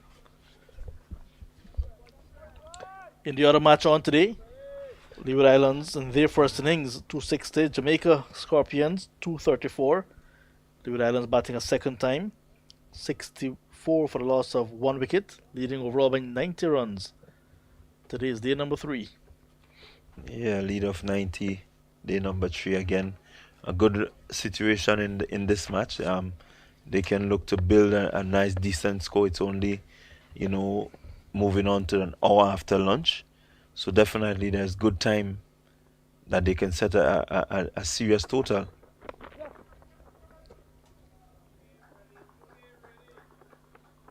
You know, most teams would be gunning for a win at this stage. Over completed. Nice over bowled. So 30 gone. The target is 354, which is 282 runs away for the Trinidad and Tobago Red Force. 72 for the loss of 3. Welcome back, the local hero himself, Junior Murray, Junior Randolph Murray, MBE. Thank you. I need my full name. Yes, Junior yes, Randolph sir. Murray, MBE. Yes. Good to be back. You know, I'm seeing some good things out there. What I'm seeing here so far, Volcanoes here bowling with a plan. I love the aggressive bowling by Martin there. Unfortunately, he didn't get that wicket, but Yeah. just stick with the plan, keep working hard, you know, and hope that something can happen. Time for Hodge. He starts with a full toss. Mohammed drives confidently. Preston McSween is in the way. So it's all happening here. Notice some of the names in the stands. Junior Murray, Ra Lewis. There's a Devon Smith. Players Pavilion. Nelson Pascal as well. Would have played Test cricket from Grenada. Sherman Lewis. Sherman Lewis. So Probably hope that the authorities can find us some way to give them what they deserve. Put the names up there. well, it's early days yet for Sherman Lewis. It's early days, yeah. Early days. So where's Nelson Pascal? I haven't heard about him in a long time. He's around. I think he plays a bit of cricket in England. He plays a bit in our local T10, so which should be coming up pretty soon. So he should be back in action again. But he's around and doing pretty well. I can see Kevin Hodge. I was just sitting there wondering, what's wrong with Kenneth Demba. He should be the lead spinner. But probably Captain Athenaeus have different plans. Demba was the most successful bowler last year, the leading wicket taker for the Volcanoes with 15 scalps in Trinidad and Tobago. Just 1 wicket in the first innings here. Had a good season last season. I wonder why he's not bowling out there. I think this should be his time, But Captain Athenaeus has other ideas. Ooh. A bit of turn here for Hodge. Yeah, I guess there's a bit of rough outside the left hander off stump. So I think Hodges is making full use of it. There's a bit of bounce and turn. There's a man in bat there waiting.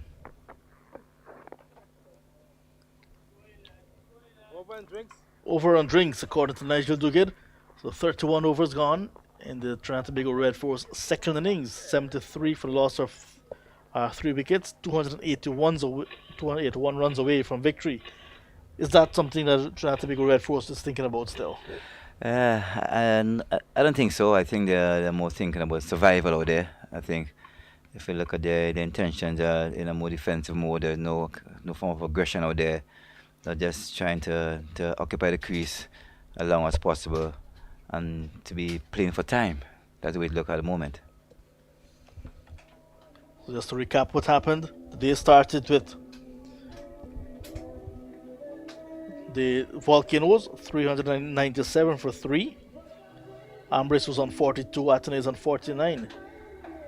They converted that 397 to 425 for 5, with Athenaeus getting to 51 before he was dismissed. Justin Greaves ran for 6. Tevin Walcott came, and after he got a boundary, the lead went past the 350.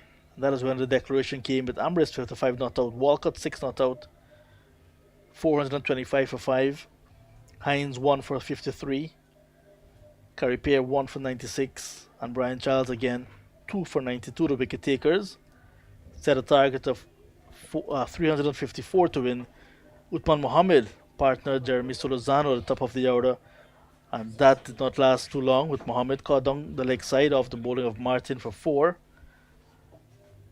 Then it was 2 for 49 when Captain Bravo was bowled by Ryan John in his first over for 23. And then Solozano caught at the wicket off Ryan John again for 22. 3 for 55. Lunch was taken at that stage, and Trinidad and Tobago were still 299 runs behind. Since lunch, Yannick Correa has joined Jason Mohammed.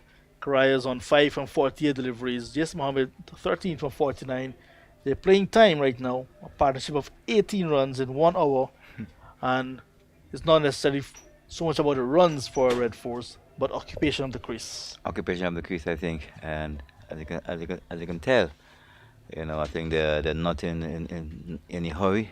They're just there fighting for survival. That's the way it looks like, So what a break now. So I think the Volcanoes players can come together with their plans, discuss things, and we'll see what this session here before tea, this hour here before tea, can bring a couple of wickets, and then we can have a different outlook of the game. Yeah, 2 bowlers that look the most threatening. Darius Martin, 7 overs, 1 for 18, could have had more. And Ryan John, 8 overs, 2 for 16. They've bowled impressively. Very impressive bowling by Martin and Ryan John.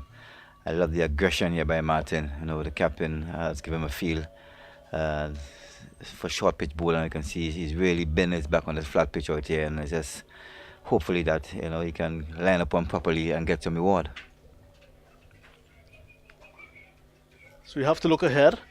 TNT Red Force for the next game will not have Vikash Mohan. They did not have him here, just that he was on debut, and unfortunately he was injured first ball of the match.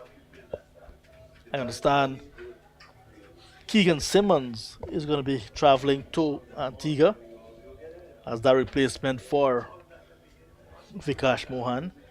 Uthman Mohammed was struggling with ball, did not contribute with the bat either. He's under some pressure. So at least one enforced change for the TNT Red Force, but the squads were selected for the first 2 rounds. So only injury can allow changes to be made to these squads. Very unfortunate for the youngster, but these things happen, and hope that he can recover very quickly and get his chance again, probably the 3rd or the 4th one, probably before the season is over. Here's Martin after the drinks break. Mohammed gets a delivery, he just stands tall, plays it off his ribs into the onside, can't score. But it also is an opportunity now for Keegan Simmons, who's going to go on to Antigua Many felt back home in Trinidad and Tobago that Keegan Simmons should have been in this touring party. That was not the case. Now he's getting an opportunity. Jad Kohli, we saw him in the outfield. Does not look the most of our athletic players. Yeah, took a few chances, but I Yeah. hope that the youngster coming in the team will give us opportunity, as we saw here in this game that Ryan John did. Imran Khan, the leg spinner, former captain, not playing as well. So TNT Red Force will have to really look at their strategy going into the next match. Yeah, I think Mr. Khan, I think he's past captain of the Red Force team. I think, looking at him for the past seasons, he's been doing a good job, good leg spinner. Just wondering why he's not in this mix here for this game, but probably hopefully the selectors can rethink and probably can see him back for the next game. Well, the National Premiership 1 in Trinidad and Tobago has started today. 3-day matches, the reintroduction of 3-day matches in the Twin Island Republic, starting Friday, playing Saturday and Sunday, 3 consecutive days. And that can also bring some more players to the fore, maybe for the 3rd, 4th, and 5th rounds. Short ball again from Martin. Well bowled by Martin again. Love the aggression there. Keeper catching the ball above his head. A 4-day pitch. I think kudos to Martin. I think he's giving it all for himself and for the Volcanoes. Let's hope that he can get some results here. Love that plan. Short bus, 3-5 overs. Just give it all. Yeah. Have a go. Have a go. It's cricket all around. I'm noticing that the British Virgin Islands Cricket Association having a tournament as well. T20 tournament 2023 starts on the 5th of February, which is just a few days from now, and it's going to run until the 30th of April. Quite an interesting lineup of teams. We'll meet in Greenland Cricket Ground, East End of the British Virgin Island. Cavaliers, RTW Falcons, Grenada, Vikings, Police, Vinci, Royal Kings, Combined Renegades, Under the Tree, and Rising Stars. It's a T20 tournament. It's another white ball tournament. White ball has taken over the cricket in the region and all along. Yeah. Another tournament again. Lots of cricket being played in the region.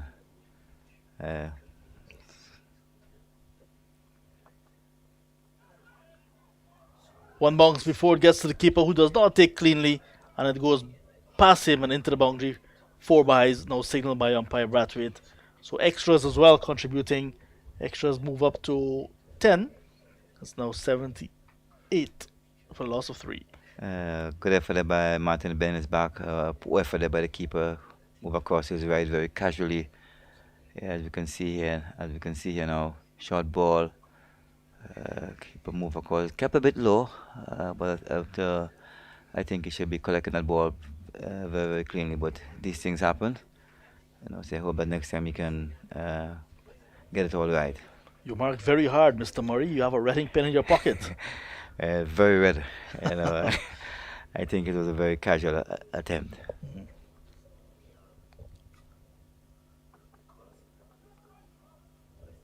Attacking round the wicket to the left-handed batters. Over completed. 78. It's a 78 for the loss of 3. Kudos to Martin. He's really giving it his all. He's really trying hard for his captain. And he's probably one more over there, and then he can give him a rest, and then probably see what probably some of the fast bowler, probably Denver can come up with, and see if he can get a couple of wickets here. I think they need to get a wicket here. They had it, and probably Captain Hatton didn't take it with both hands. It was spilled out, but these things happen. So Yeah. they're still in it. The tails are still up. Hope that we can have some motivation out there, some more bubbly moments out there. Someone leading the team out there, and we don't want to see the team go into flat. At least they're in the driver's seat at the moment. Hodge to continue. So we spoke about the enforced change for the Red Force going into the next game. On the bench for this game for the Volcanoes, Teddy Bishop and Kieran Kotoy. The 11, how would you rate them, or would you make any changes? Big appeal for leg before. That ball was angled down the leg side. Mohammed looked at the sweep, made no contact. Let's look at this delivery first before you get your comments on the composition of the Volcanoes. Going on the leg side. Yeah. I think there's nothing here to shout about. Unless the keeper got a nick on the keeper, probably spill it. But I think it's nothing to shout about. Yeah, the Volcanoes it'll be Teddy Bishop on season campaign, Cameron Kotoy, but I think two good players. But I think looking at this competition here and looking at the way this game is going so far, how the guys have performed, probably I think there could be no change, or possibly with kind of Demba and Kotoy, the leg spinner, probably he can get a chance to come back in the team with his batting also, can even help the team. So it's something for the discussion, something for the staff to discuss, and also the selectors. I notice you're not wearing any cap. At least not a cap of a selector. No cap at all. No, No cap at I all. don't like that role at all. That's a serious role. So you leave that for the I selectors. leave that for the selectors to decide. Young Teddy Bishop will get a chance. He's a proper batsman. He's on the 19 World Cup, had 100 in the World Cup and all things. But he get a chance, and he's still young, and his time will come. There's that thin line in a short season like this, 5 matches for the territory before the tri-series. There's that little line between development and winning, because you want what will be your best team, and you want to develop players as well. This one is a sightless field from Ambris. Well, based on what you have said, I think it's all about the season is so short. So I think players will think more thinking about winning than development. At least players will looking to grab the chances, in this competition so far. So once you go there and you get a chance, perform. And the only way you go be of a team is without performance. So I think all in all it's good, and the players know what their tasks are, and they grab it in both hands. End of the over. Hodge completes his third over. 5 runs conceded overall, and 81 for the loss of 3. The TNT Red 4 set a target of 354 to win. I don't think that will happen. So the results that we're looking at today could be a Volcanoes victory or a team draw. More from you, Junior, and then it will be Jason Ski to take us through.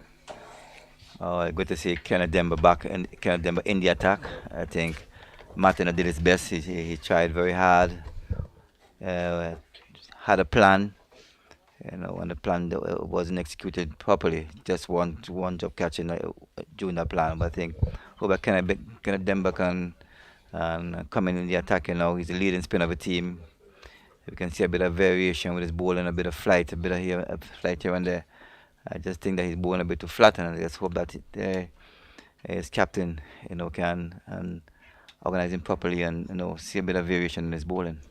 Well, I thought he would have come into the attack a little bit earlier. I mean, being the main spinner in the team, I was actually looking for him to come in a little bit earlier, but he's here, and of course, he has the variety, as you said, and he could mix it up well. So the Windward Islands, as our friend John Ramsing has alluded to, steering down the barrel of some points, one way or the other.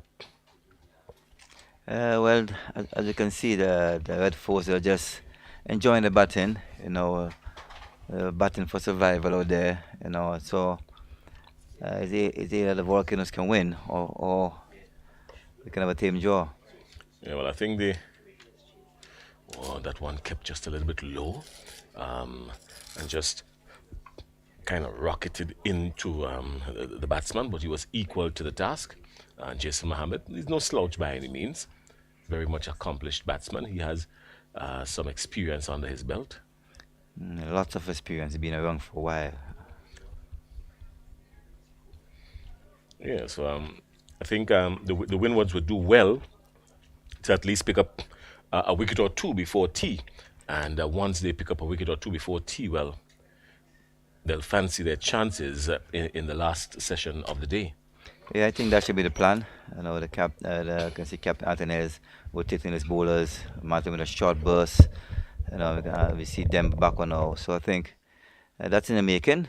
And let's hope that they can stick with the plan and we can see a few wickets tumbling here and there. All right. Darren Bravo, on the other hand, would be very persistent in sending out instructions to his batsmen, monitoring the situation as they go through this session in particular. I'm quite sure he would be doing that. 34 overs completed, 81 for 3. Yannick Correa is on 54, moving along snailishly, but still there, occupying the wicket after 54 deliveries. He is on 7, and Jason Mohammed equally to the snail task, 61, and he's on 15. But these batsmen, no doubt, intent on just occupying at least before they do anything rash. Yeah, I think Captain Bravo will love to see his two batters out there, his two season, two former West Indies players, bat till tea. And they're doing that. I think they will think they have a chance in the last session that they can fight it out, and hope that they can play for a draw. But Volcanoes may have different ideas. 273 runs still required, and that is a tall order if there's ever one. It's a tall order. Very tall order, Jason. Not as tall as you, but very tall. Turning this one into the onside, and no run. There's a short mid-wicket in place, and I'm not going to get into the height conversation with Junior Murray. Notice I just allowed that one to go over my head, ducked under it, and not sure if the keeper or buys, but he's down the track and he's driving, and he's hoisting him over long on, and he will get 4 runs, and a much needed 4 runs. Hoist over mid-on, actually, the mid-on region, and he gets 4 runs. So Yannick Correa moves on to 11.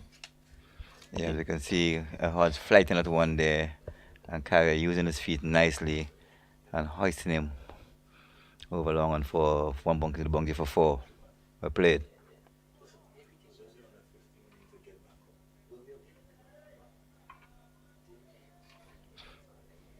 We also have with us the president of the Grenada Cricket Association, Mr. Dwayne Gill, and no doubt Mr. Dwayne Gill will be joining us very shortly. We will have a chat with him, of course. He's also going to talk to us about the state of cricket in Grenada. He's been doing very well, and of course the game and his perspective of this game. I'm quite sure that he would love to see Windwards pull out a victory here, but he's not going to say anything much really until it gets a whole lot closer on that. But we're going to talk some cricket with Mr. Dwayne Gill in a brief moment or two. Good to have Mr. Gill in the booth here. I know he's a man behind cricket in the region, in Grenada, and I hope that he will come here. We'll hear it all, and I know he loves his cricket, and he's a past member of our GCC team, Mr. Jason. Of course. Okay, then. So he'll be here pretty soon. All right, well, the Leeward Islands in their second stint of the crease is a 77 for 2, still trailing and looking to see if they can pull out a victory. The Leeward Islands still leading, by 103 runs. So they're batting very well, 77 for 2. Carthy is on 9, and James is on 4. And that's the game between the Leeward Islands and Jamaica. And also there's another match happening, of course, in Barbados. Barbados versus Guyana, that is, Barbados versus Guyana. They're in Antigua as well. And we're going to give you some scores on that. Barbados Pride are 214 for 8. And in a real serious spot here, 214 for 8. And Barbados trailing by 157 runs after a mammoth 300 plus by the Guyana team. So very interesting game there. Pretty good. And no doubt the coaching staff of Guyana would have their eyes on this game as well, because they travel to St. George's next week to play the Windward Islands right here. Right after our independence celebration. So I hope that the celebrations can continue into that game against Guyana. Of course.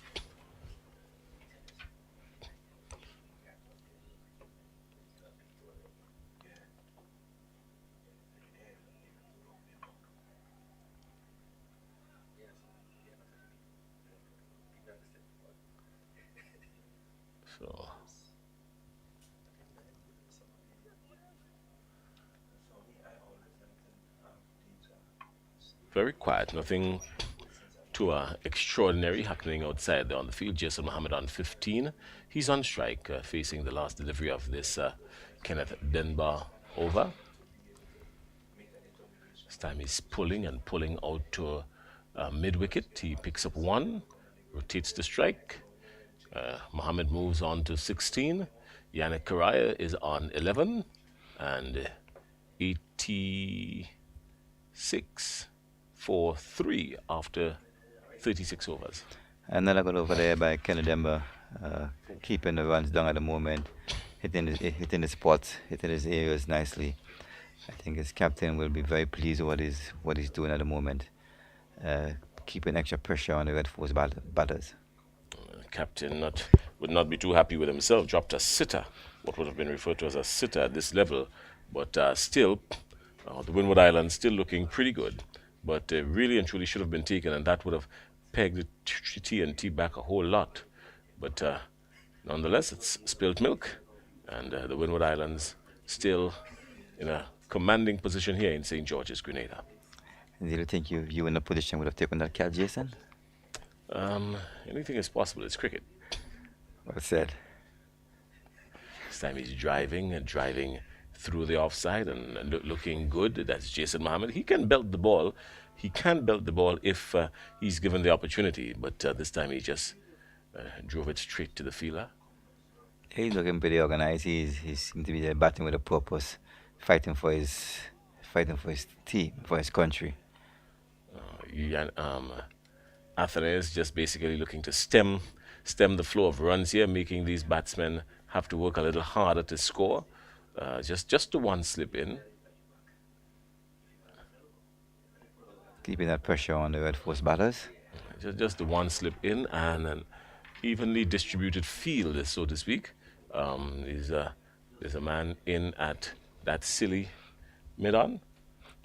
You know, with that situation of a game, you know, I would like to see if you can see the spinners giving a bit of flight, set the field, and let's see what the Red Force batter to do. Put a bit more flight on the ball, you know, and let's see what happens.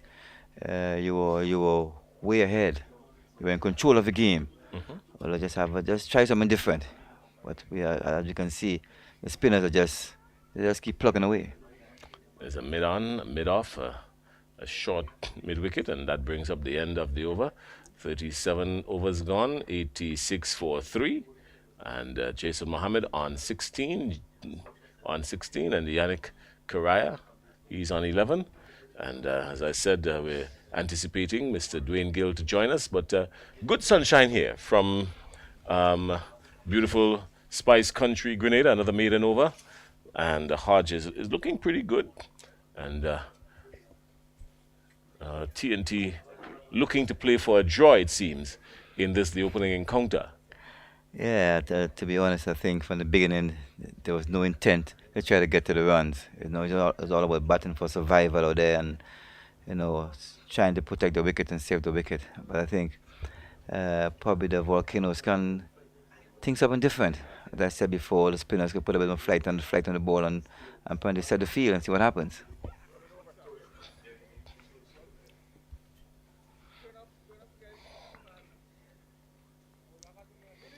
So Denbar will continue from the River Road end.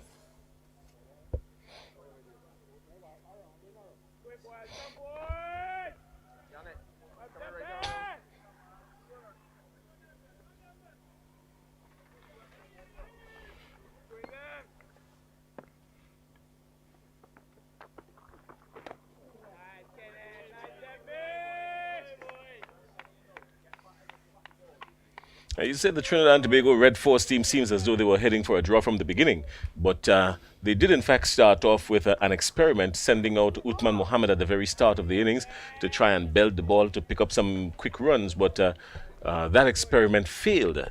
And well, after the fall of Uthman Mohammed, Darren Bravo came to the crease, looked pretty comfortable, drove a few, and looking nice all along the green, but then of course was bowled, comprehensively beaten, And after that, I think the plan sort of changed a little bit because with the fall of Salazano just before lunch, I think at that point the Trinidad and Tobago Red Force decided now they've got to enforce the possibility of playing for a draw. Yeah, with the fall of the two biggest fish in the team, Solano and Captain Bravo, I think the plans were changed, and I can see the batters just went directly into the shell, just playing for survival.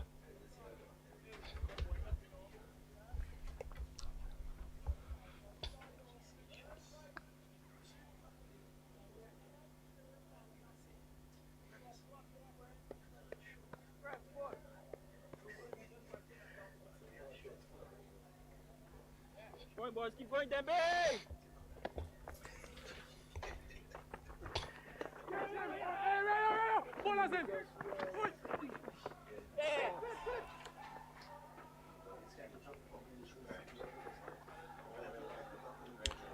The turn of the events there, as it were. Three things happening there because the first, when Denbar bowled, Jason Mohammed sort of flicked it a little bit uppishly, but it was a little bit too much to handle for the fielder short in, and then the single was taken, trying to shy at the bowler's end, and the throw wasn't handled, so 4 extras going down to the boundary, so 5 runs coming off that delivery. We've seen a bit of poor cricket there by the Volcanoes, you know. A misfield there by Karen Kotor. He probably just get onto the field. He's not properly warmed up at the moment. He's backing up that throw, and it went straight to him for four. So just a bit ragged there, but I think they're still in control, you know, and they're trying to put some pressure on the Red Force batters.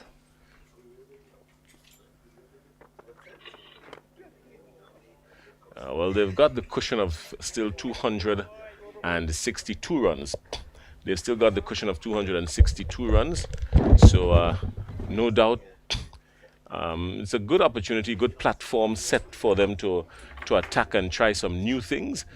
They've still got a comfortable cushion here, and Trinidad and Tobago Red Force 92 for 3, technically 92 for 4 because the jury's still out on Vikash Mohan, and there's a huge possibility that he would not bat because of that busted webbing on his right hand. But I'm quite sure if the Trinidad and Tobago Red Force would have found themselves in a position where they can really enforce a win and see it clear as daylight, he would come out and encourage and play a role in his team's victory.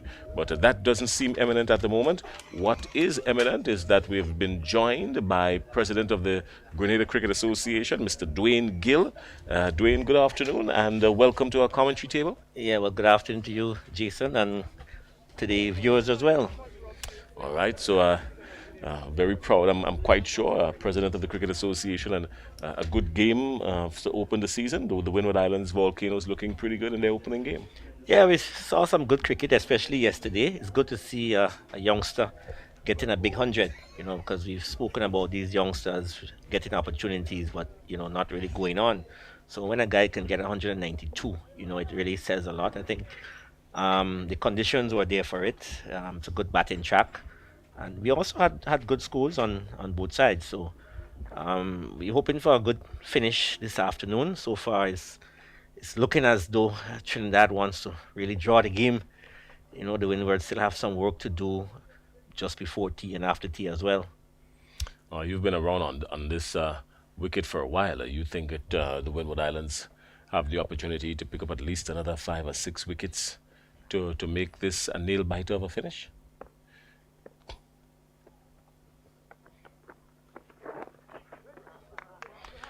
Well, it's still a good batting track. There's no real deterioration in the wicket.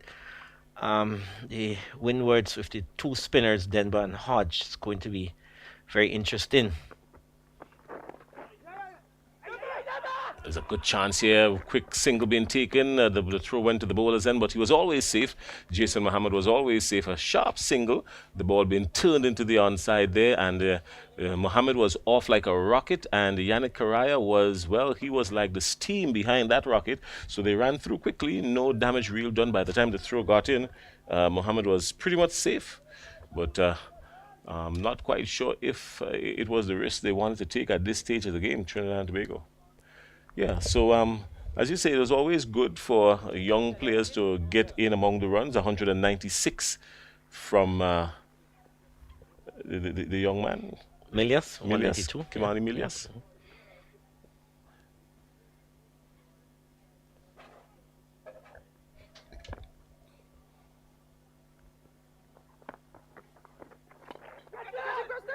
Oh, it's a brilliant take. It's a brilliant take. It's nothing short of magnificent. Nothing short of magnificent at mid wicket. A fantastic take right there.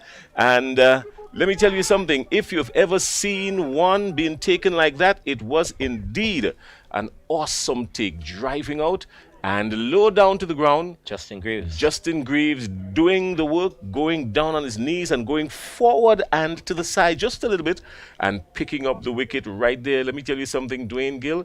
It was a good take. Yannick Carrier latched onto it, got some force into it, a little bit down to the tail end of the bat, but it was neatly struck. But Justin Greaves, well, and you can see the elation on him right there. It was probably so far the catch of the innings. Yeah, well, a fraction short that ball by Hodge. I think the batsman probably in two minds whether to pull or whether to just hit it back along. Probably somewhere in the mid-on region, decided to pull, and Graves dive into his left. Very good catch, and they say catches win matches. So yeah, it's a fraction short, and and kind of nothing short. Just the one man in the mid-wicket region. So that's the breakthrough the Windwards would have been looking for. And from their perspective, they'll be hoping to perhaps get another 2 wickets before the tea interval and then come back after tea, try to wrap up the tail. Remembering all the time, Jason, that Mohan, he has an injury and he didn't bat in the first innings. And if he's going to bat today, it's probably if they lose 9 wickets and probably just to come in to hold on. So I think the Windwards will be fancying their chances. A good breakthrough, Hodge. We know him as a part-time spinner, but in this game with the Windwards only playing the one specialist spinner in Kenneth Demba, he has been called to do some bowling. He's already bowled. I think he's in his 6th over, and I'm sure he's going to bowl a lot more this afternoon. Yannick could have struck it just about anywhere, but he actually picked out Greaves at mid-wicket. Well, that has brought Tion Webster into the wicket, and Tion Webster, of course, a fantastic first innings. I mean, he was blistering. I think he actually changed the atmosphere of the game from the first innings, because when he got off, I mean, it brought Trinidad and Tobago right back into the game in the first innings. So no doubt he would have that on the back of his mind, and I'm quite sure Darren Bravo would have given him some specific instructions as well heading out. So Tion Webster is at the wicket, and he's got to answer a few questions from Hodge.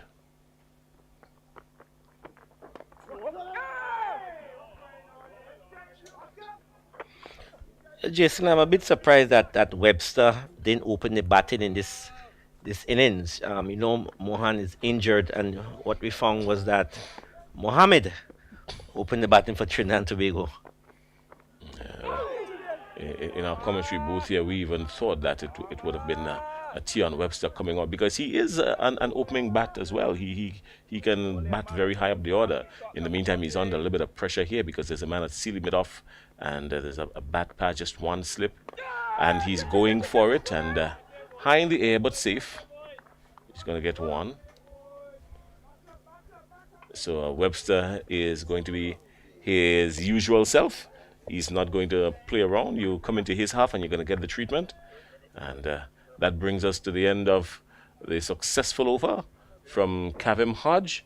And the Windward Islands still in a very comfortable position, 95 for 4, possibly 94 for 5, we can never tell.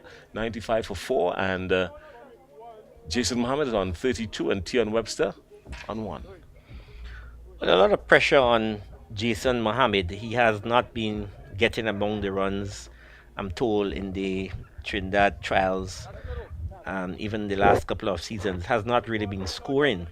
And with 2 matches before the break, he's certainly trying to dig in to maybe maintain his place in the Trinidad team. So a lot of pressure on him. Webster batted well in the first innings.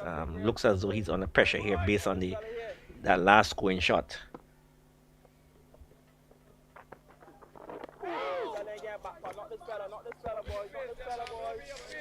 Well, Tion Webster is equal to the task.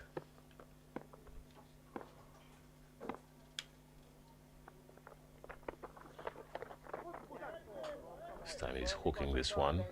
It has the legs on it. It could possibly run away to the boundary. It's slowing up, but it just bounces the rope and ambles over. So Tion Webster picking up 4 runs busily.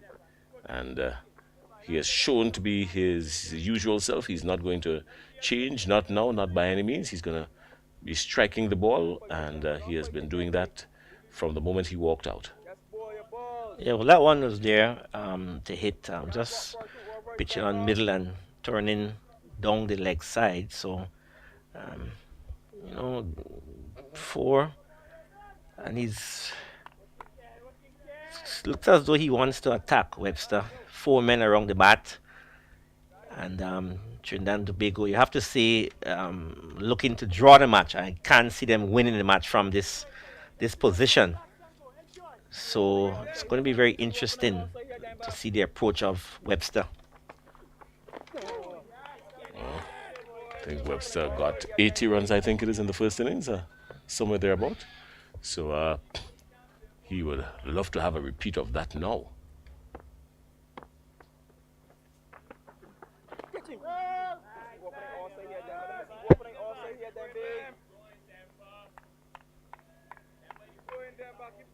Can't block 42 overs, then, B.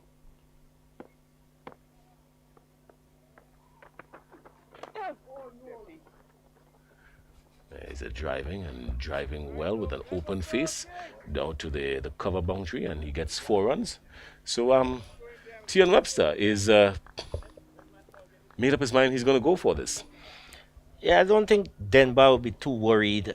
He's left the cover position vacant, and Webster had to give himself some room to get it into the offside. So I don't think Denver would be too concerned if Webster is playing that way. A good shot in the end. Bringing up the total now to 103 for 4.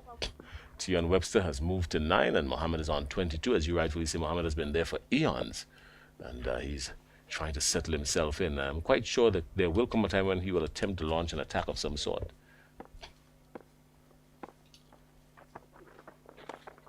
So he's driving again, and this time through the covers, he's driving very well. The ball has some legs on it. Can it slow up? Yes, it slows up, but it does cross the boundary. The ball wins the race, and Tion Webster is coming again with the atmosphere of a changing what is before him. Yeah, so seeing that there's no cover, no extra cover, again, giving himself some room, getting it into the offside. So I think the captain, Atanas and Denver, they would have to look at that and perhaps put somebody in the offside in the cover region. They did move the man from cover into the onside, the leg side, but Webster really equal to the task. So he's going to attack Jason. I think he's not just going to block. You heard Walker saying, can't block 42 overs. Yeah, well.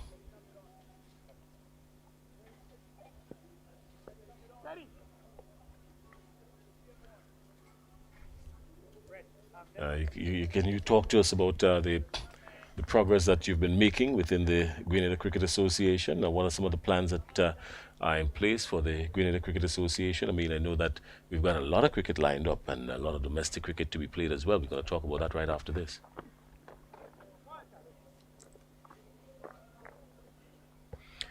Yeah, well, Jason, as you know, the last 2 years, we've had not much cricket. We had a few, T10 tournaments here and there.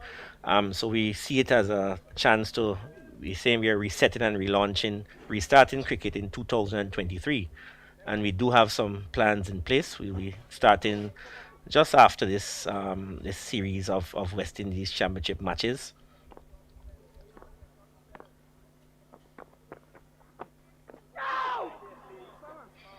In fact, the schools are already playing the Independence Under 19 tournament, and from that we are going to play our inter-parish Under 19 tournament as well.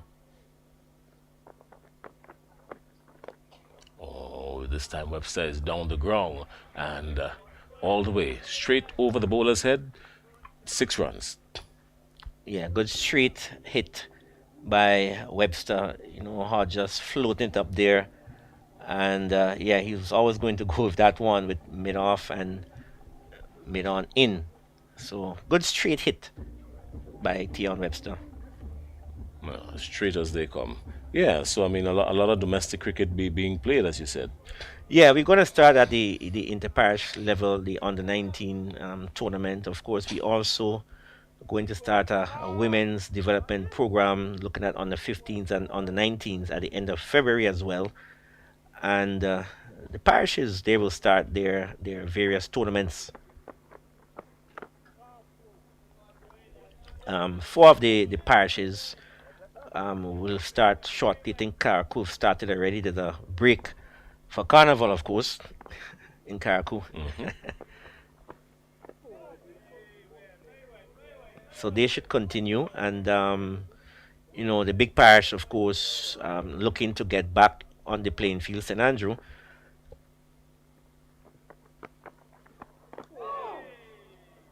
Yeah, so about 4 of the 7 affiliates, they're going to start shortly, and the others would fall in as we get later on in the year.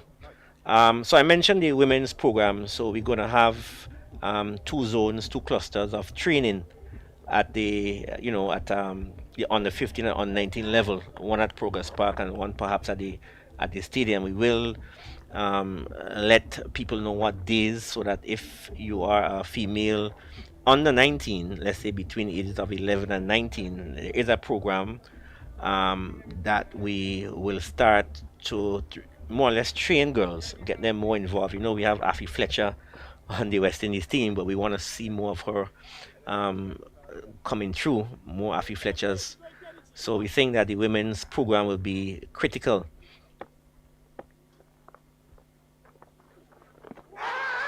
There's a loud appeal there. He's asking questions, but nothing, no movement from the umpire. So Kenneth Demba still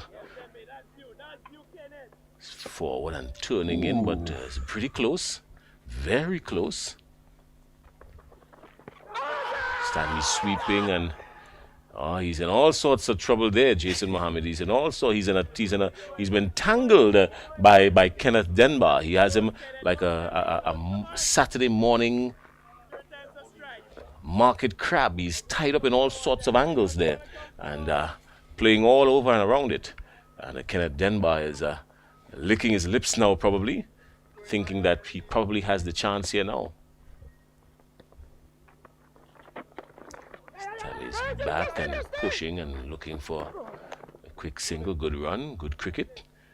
He's done well to get off strike. Yeah, and so you mentioned a lot of women's cricket development happening in Grenada. Yeah, we're going to start it at the end of this month. And also we're going to get the more experienced ones back into training and have a series amongst them. We do have to participate in the Windwards Women's Senior Tournament, which we have scheduled for St. Lucia just around the Easter time. At the same time, we will have the Windwards Under 19 tournament also scheduled for St. Lucia, back-to-back tournament. So we will also prepare our Under 19s to participate in that tournament as well.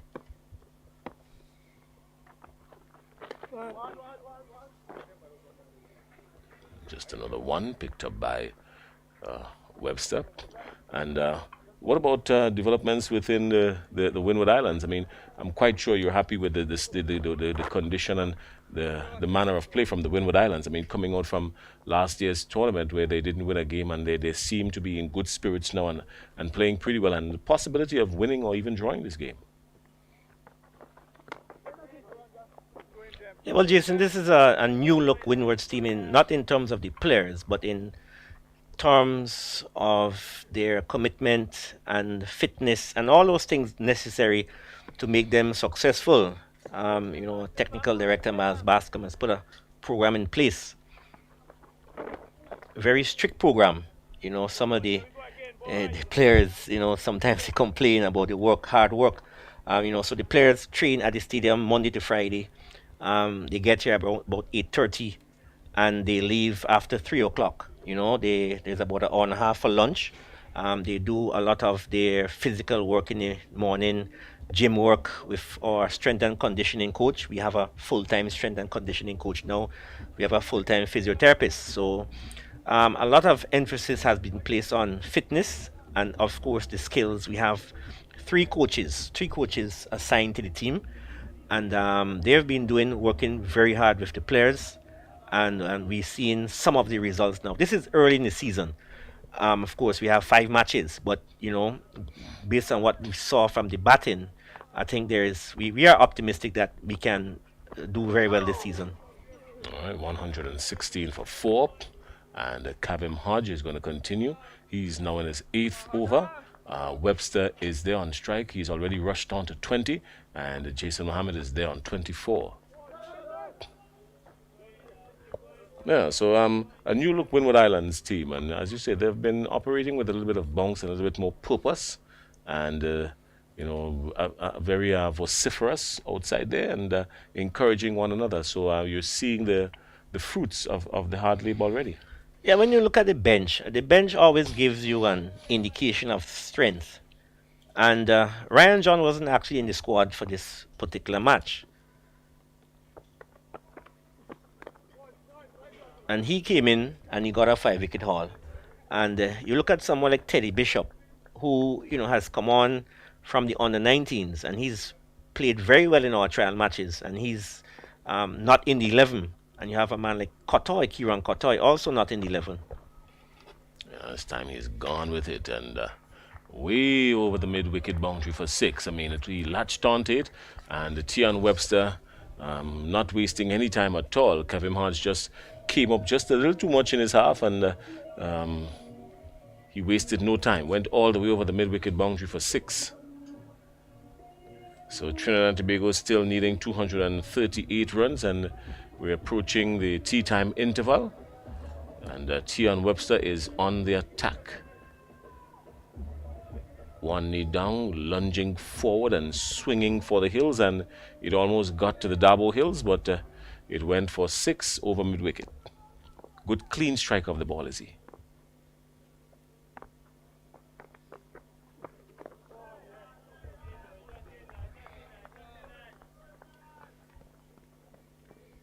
What's your take on Kimani Milias? I mean, he really toughed it out, got out on 196. Yeah, well, here's a guy of strong character. He didn't get a Windwards walk, his contract this year. He's a reserve on the West Indies Academy in terms of contracts, but he's gone away. He's worked on his game. He's traveled to England, in St. Lucia. He works very, very hard, and he came back into our best versus best matches. And this is a very expensive exercise for us, Jason. We do have our 15 contracted players residing in Grenada, but we often have to fly in guys to play practice matches, trial matches, and we do this very often, even during the COVID time. We've been doing it, and so he came, and the coaches believed and the selectors believed that he was ready once more, and it's good to see him really grasping the opportunity and getting the big 100 yesterday. A no ball from Kenneth Demba, almost sacrilege for when a spinner bowls a no ball, but I'm quite sure he's pretty much excited because he's got Tion Webster in front of him. A good contest this is going to be, Denver versus Webster. Webster is driving and driving well, picking up 2, and he is moving on. He's motoring on, really, I should say, because he has left Jason Mohammed on 24, and he's already moved to 29. Yeah, so we were speaking about Kimani Milias. Yeah, so he's done well. He's a former West Indies under 19 captain, and he's one who really takes his game seriously, his fitness, his skills. More runs here for Webster. Driving on the offside again. One good save down there, but Athenaeus would probably want to find a way to close up some of those gaps on the offside now, because a lot of easy runs coming there, especially for Tion Webster. Yeah, well, Webster's played well. He's seen that gap in the offside, and he often gives himself some room. So he's played well so far. He's attacked the bowling, and he's not going to let the Windwards bowlers pin him down. So, I mean, sometimes the best way to defend is to attack, and he's done that well.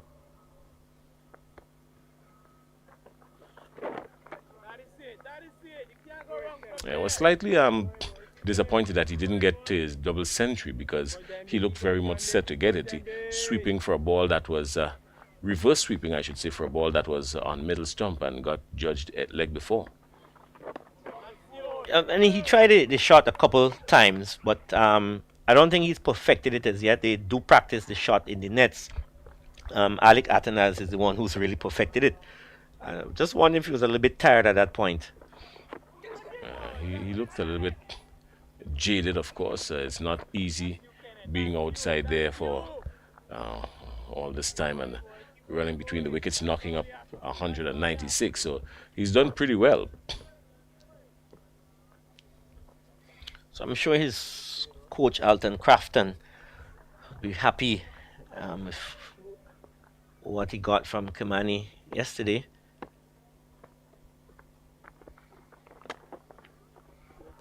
More runs to the offside again, and this is going to go all the way down to the boundary. Another 4 for Tion Webster. Greaves was starting to go after it, but then changed his mind halfway through and realized it didn't make any sense. Tion Webster has moved on quickly. He is on 36 of 25 deliveries. Jason Mohammed is there on 25. He has spent 86 deliveries trying to get to that 25, but Trinidad and Tobago of 134 for 4, still needing 220 runs to force out a victory. Dwayne, what's your predictions for the Windward Islands moving forward? What are some of your goals for the Windward Islands moving forward in a very short space of time? Well, we would want the players to improve, and we want them to reach their potential. And in doing that, I think as a team, the team can do well this season, right? There are 5 matches, but it's not going to be easy. The first class level is not easy at all, but we believe that we have the talent. Mm-hmm.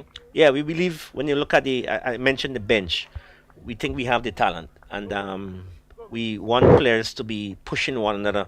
The competition is good. I mean, we had a young man from Dominica making 100 in the trial matches. He's here as a reserve keeper as well. So we believe that we have good strength on the bench this time around. We still have Sherman Lewis, who is injured but trying to come back from that injury.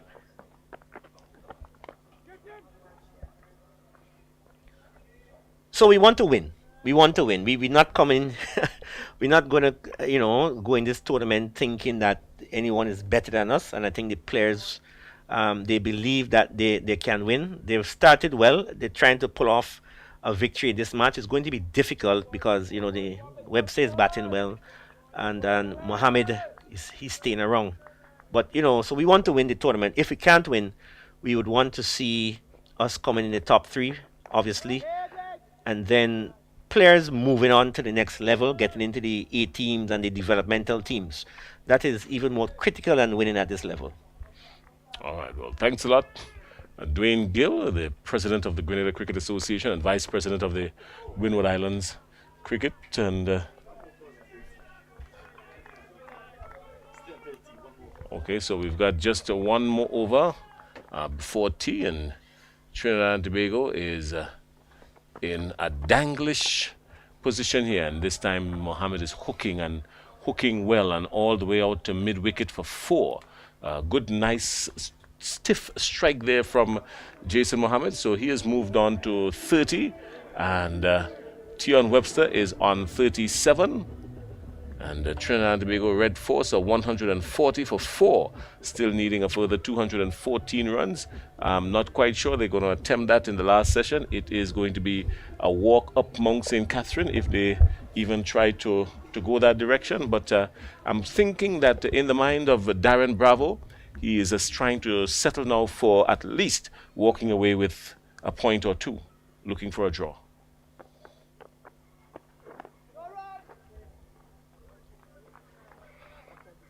Yeah, that one a bit short from Hodge, and Mohammed, he pulls well, short guy, so had no issue there.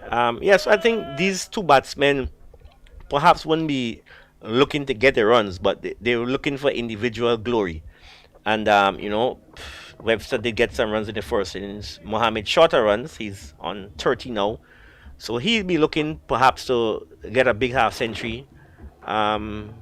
So that he can have some confidence going into the second game. I believe the Trinidad and Red Force teams, they go to Antigua from Grenada, and of course we expect Guyana to be in Grenada on Saturday. I'm sure John Ramsing is excited about calling that game, and we expect and we're hoping that the Guyanese fans in Grenada will come out and support the Guyanese. And see some good cricket at the Grenada National Stadium.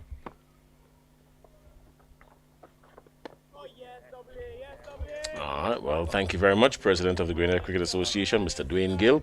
In the meantime, we're on the verge of the tea interval here, and also on the verge of the tea interval in a couple of other matches being played around the region. We're going to bring you up to speed on that, give you the scores happening at this Vivian Richards Cricket Ground in Antigua.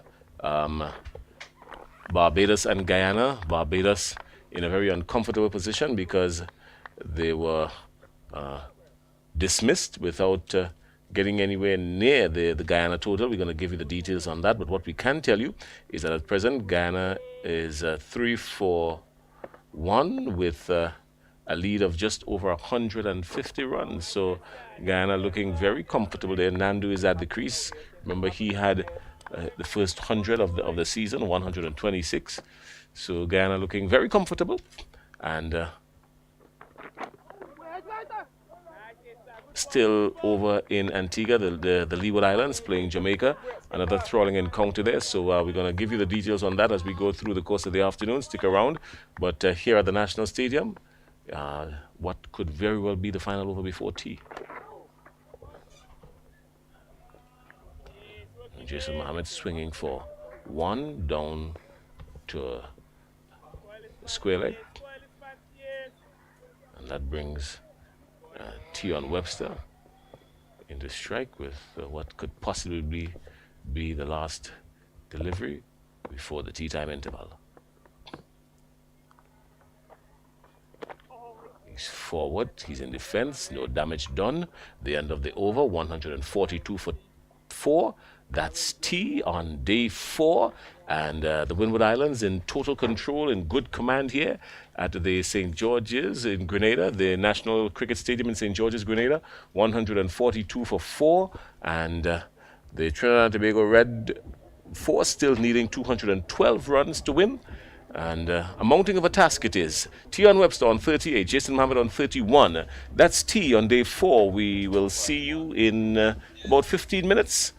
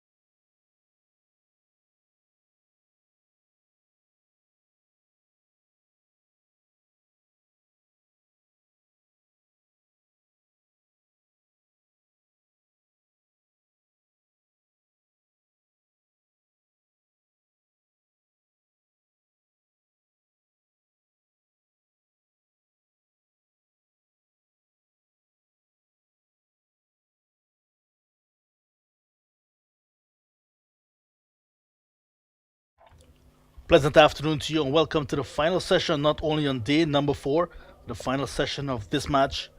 Round number 1, Cricket West Indies Regional 4-Day Tournament 2023. Windward Islands Volcanoes against the Trinidad and Tobago Red Force. Once again, John Ramsing with you alongside Clyde, John. And we have a big assignment here this afternoon to bring you the conclusion of this match, whichever way it goes. Tian Webster and Jason Mohammed had the crease in a battling 48-run partnership for the 5th wicket so far for the Red Force, who are battling to survive. 142 for the loss of 4 wickets.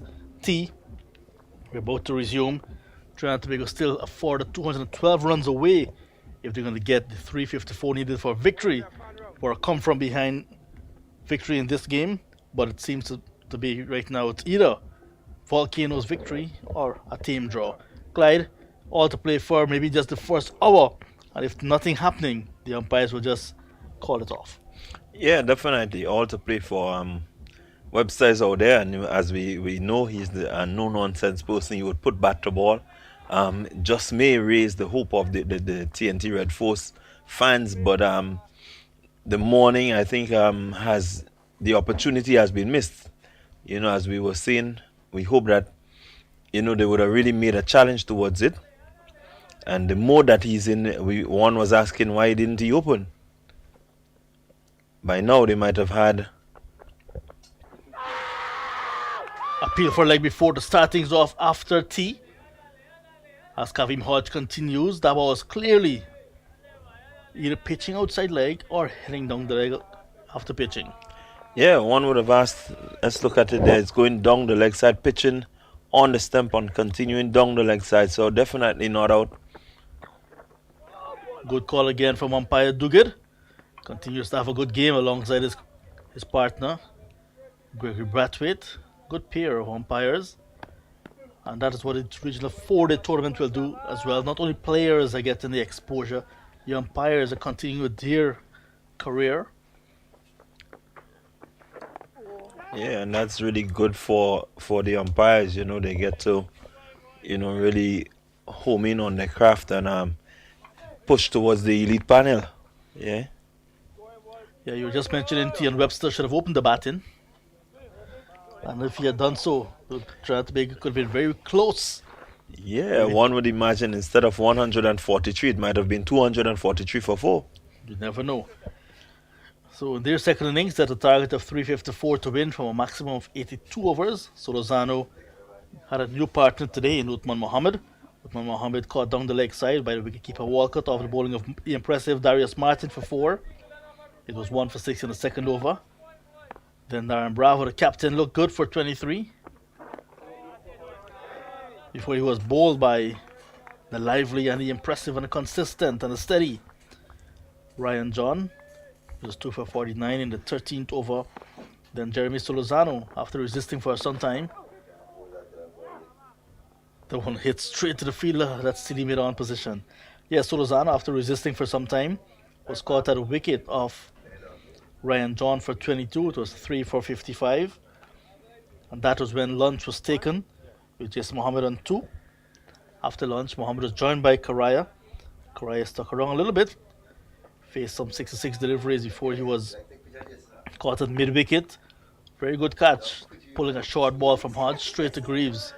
He was gone for 12, 4 for 94.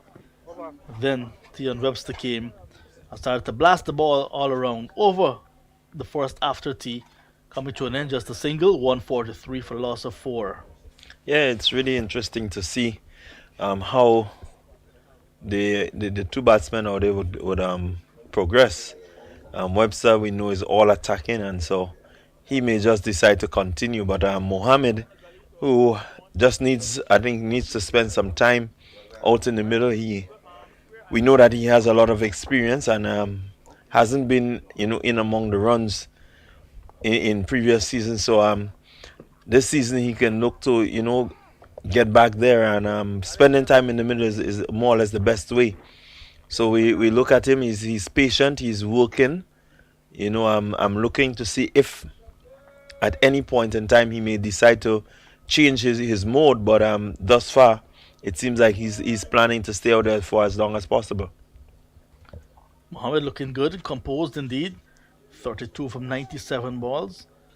Just surviving and being a good partner to Webster, who's on the verge of chalking up his second consecutive half century of the match. This one is driven beautifully by Jason Mohammed as Greaves starts a new over, his first after tea, and Jason Mohammed gets an easy boundary. Just latching onto that one. It was full, it was a half volley, and he drove through the line and got the boundary he was looking for. Yeah, we continue to say how good it is. Look at that, just really meeting ball, foot in good position, head over the ball, went down, sped across the outfield, which is a good one, and definitely a good shot, taking advantage of a good batting track. Jason Shadow Mohammed, as he's called, has international experience, also captain of West Indies side in white ball cricket. A couple of one-day internationals. Gets a short delivery, handles it well. Played a couple of seasons for the Guyana Amazon Warriors as well in the Caribbean Premier League.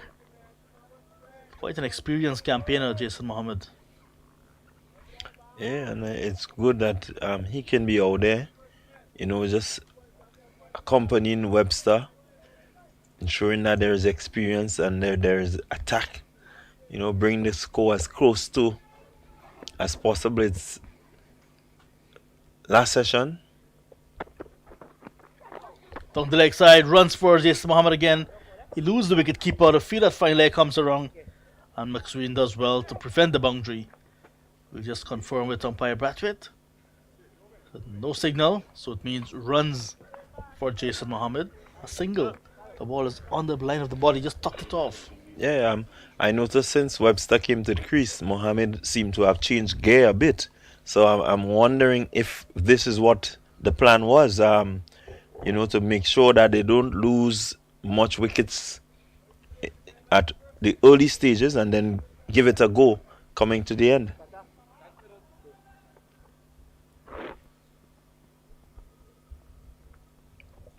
So, Tian Webster. We're looking to tee off again, but there's a field at long on mid wicket. The backward square and a fine leg. You can expect that a short ball was going to come with that type of field. Umpire Brathwaite says it's a wide. Yeah, and good idea. Good idea there from Graves. Webster ultra attacking. If he wants to go, you're gonna give him a 2 to see what he has. Have the field set, and let's hope that he can attack him on the body and see how he would handle it.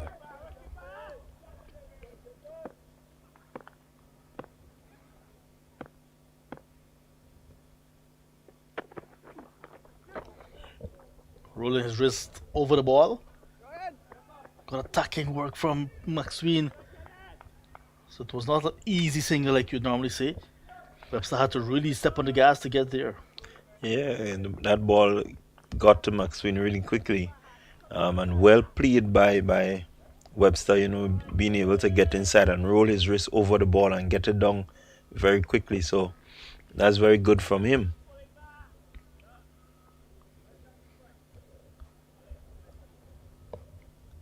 So boundary riders are now in run saving position. The field at long on is now into mid on. There's a short mid wicket. There's a field at that leg gully, but still maintaining that fine leg and that deep backward square, that square leg person on the boundary. Still on the attack. Here's Greaves. Oh, almost chopped on the inside edge, a French cut. Could have easily been played on there by Jason Mohammed. Well bowled. The 150 is up on the board for the Red Force in their second innings, nonetheless. Again, we continue to compliment the track. It's playing pretty well. There's something there for the bowlers, and there's a lot there for the batsmen. So it's unfortunate that some of the batsmen didn't cash in. But every batsman out there has an opportunity to cash in because the wicket continues to play really well.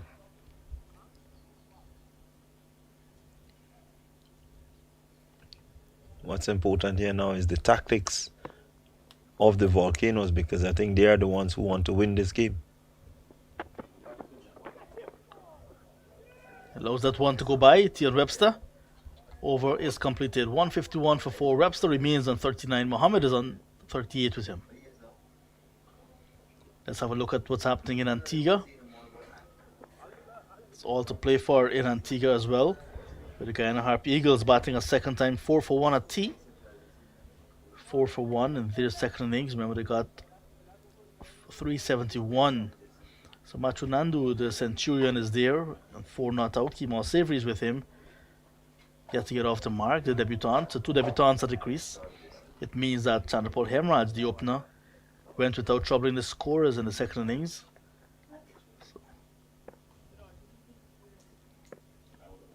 The other match, the Leeward Islands batting a second time, 114 for 4. As Hodge continues here at Grenada. This one is in the air, just behind square. They go on for 1, will come back for the second easily. The Leeward Islands, like I said, 260 in their first innings. Jamaica 234. And the Leeward Islands Hurricanes batting a second time, 114 for 4. So they're enjoying a lead of 140 at the moment. They will have to answer some questions. How long will they bat for? How much time will it take to bowl out Jamaica a second time? That's happening at Coolidge in Antigua.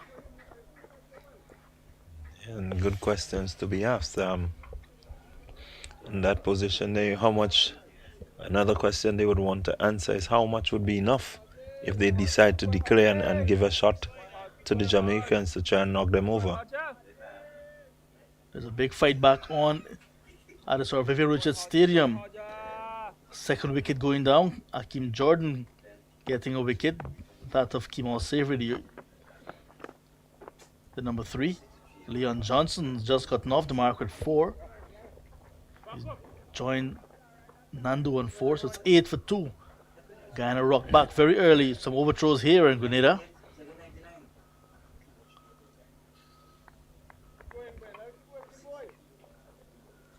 No Tevin Imlach as yet for the Guyana Harp Eagles. Not sure if he's batting late for one reason or the other. Or they're just changing their batting order.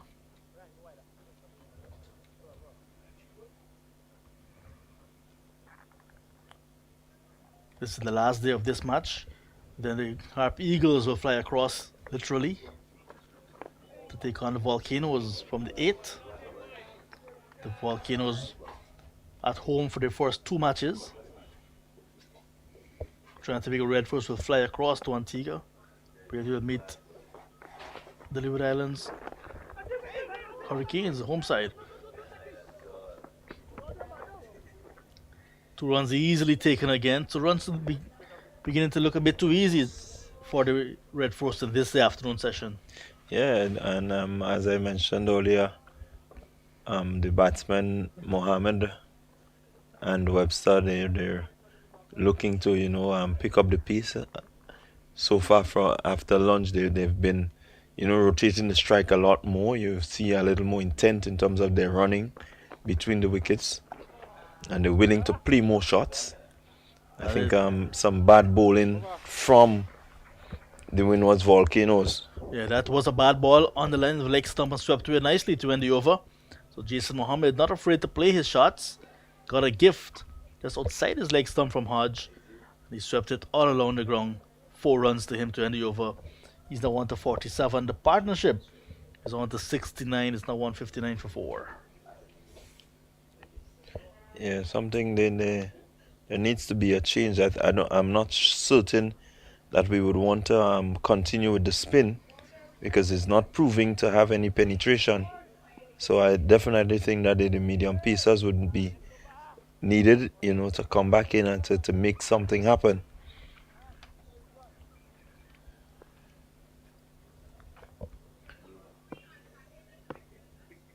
You mentioned Jason Mohammed, short of runs from last season. Last season he played all 5 matches, got 152. Down the leg side as Grieve starts a new over. Correa was the best in terms of scoring for Red Force last year, 314 from 8 innings. No Joshua De Silva this year. He got 249. Jeremy Solozano 162. I said Jason Mohammed 152. Terrence Hines 105. Isaiah Raja not in the squad this year 104. Keegan Simmons, who is going to join the team in Antigua, 104 as well. Short ball. Yeah, so far Graves has been bowling a decent line to Webster, asking him to, go after that one. Been resisting so far. Webster just played one game last season against Guyana. Went for 6 and no score. This season's look totally different. He's looking a bit hungry for runs and success. He's on 42 and on strike. Short ball again. Handles it well. Yeah, he's clearly intent on remaining out there. And I know if he gets it anywhere where within his range where he can deal with it, he's gonna go after it. So far it's been a bit high and he has been judging them pretty well. Let's hope that he continues to judge them well and not make that mistake of spooning one to the men out in the deep catching. 4 fours and 2 sixes are ready for him. Half-hearted appeal. There's a keeper and the bowler going up, not really getting any support from the rest of the fielders around the bat. Yeah, there's a long on, deep mid-wicket. Square leg right back on the boundary and the deep fine leg. So those fielders are there strategically for a short ball that will be bowled and a hook shot. Yeah. Hoping that the ball will carry to hand because Webster is really hitting it very well. There's also a mid-wicket in Denver and a very short fine leg, bordering on a leg gully. There he is, feeling that ball, Captain Athanaze. That's very good thinking there by Graves. Noting that he has already pushed him back with a couple of deliveries, he decided to get a little closer to him. It's only a pity that it was not a Yorker length delivery, short enough that he was able to get inside and just rotate it around the corner to the man at short fine leg.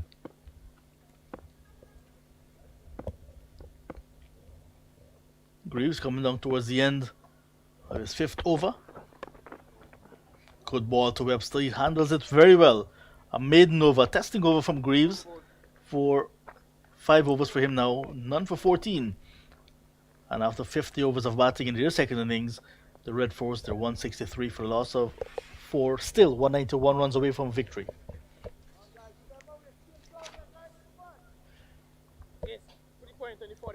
Yeah, 191. 45. Let the point go across to 45. Representing a good challenge still. You still have the likes of Django. But the key here is time and at what pace. We recognize that the run rate is now at 3.26. And with only 32 overs remaining, it will be a big task to get 191. So they'll play up to 4 p.m. local time. Then the final hour of 15 overs will be called. And if nothing seems to be going in the favor of one team or the other, they may very well shake hands and call it a day. Here's Hodge, start of a new over. Mohammed tickles it around the corner for a single. He's now on to 48, getting closer to another half century at this level.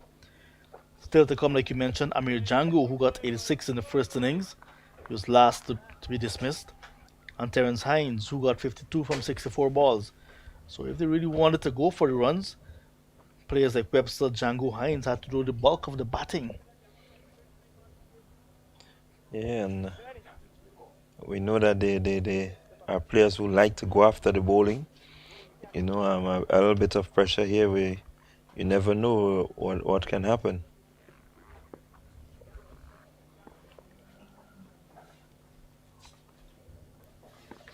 And so far it's looking like a draw.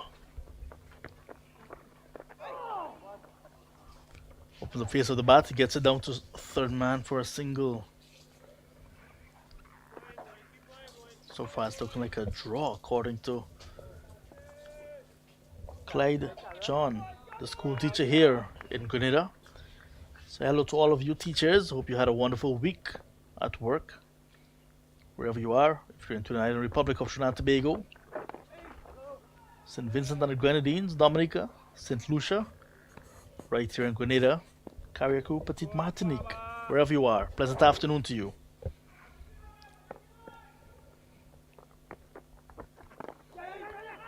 Quick single again from Jason Mohammed.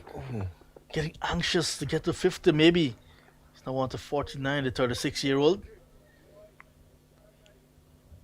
Could have easily been a run out. Yeah, that was pretty close. Maybe a better throw at the stumps might have yielded something different. Hitting that one nice and powerfully towards the fielder there at mid-on and taking off. But as they say, all well that ends well.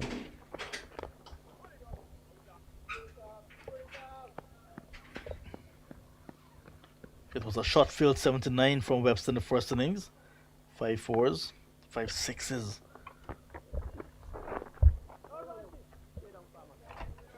Over completed. 3 singles in that over. The Red Force pushing on to 166 for 4. So Jason Mohammed is going to take strike at the start of the new over. It's now in its 89th first class match for the Red Force. 11 hundreds and 16 half centuries. So he has a good conversion rate. On the verge of getting to a 17th half century. Making up for what did not happen in the first innings. He got out without scoring in the first innings. Looking to put a short ball from Darius Martin and got a top edge.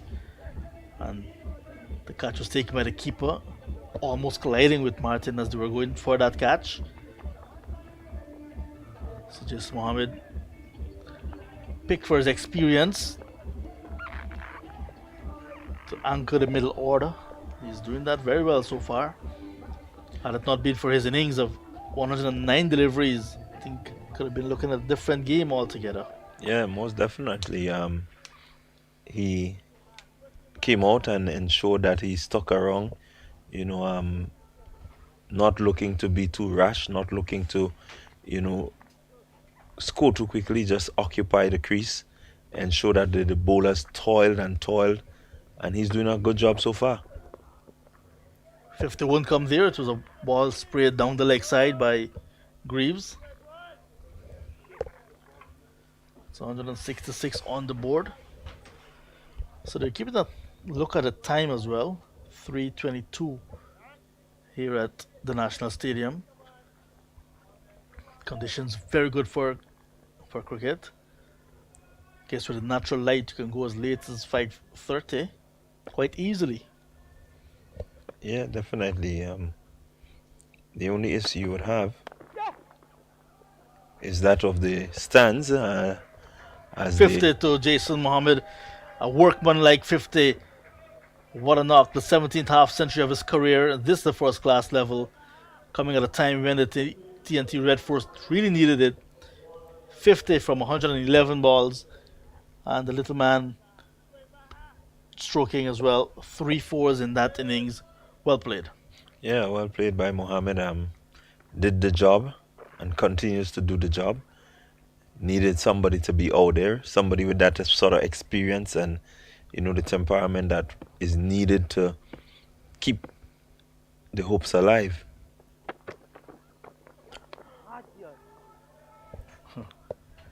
Artion just trying to pull that ball, missed it. Good afternoon to all of you at the various venues where the Premier 1 division has started. Matches in Trinidad and Tobago. Some very good matches on today. Started a 3-day season, and I'm really impressed with that. And I can, it's so pleasing to know that a territory is actually brought back 3-day cricket at a club level. Yeah, they're really, really good. You have to say kudos to them. seeing the need for, that sort of incentive to ensure that our test cricketers, don't just die out. So many things, so many think that the T20 is the game of the future and so on, but test cricket is always the cricket of character, where you can show grit and where you can show determination and so on. So, I mean, being able to play 3-day cricket is a really good thing, and it says that we can look forward to some good talent coming into the 4-day tournament and maybe even going on to represent the Caribbean in test cricket.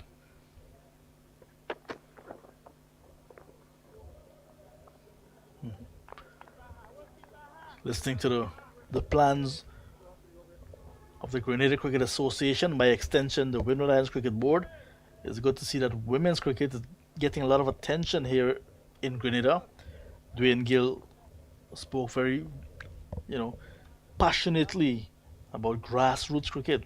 He said Windwards can only benefit from that in a positive way.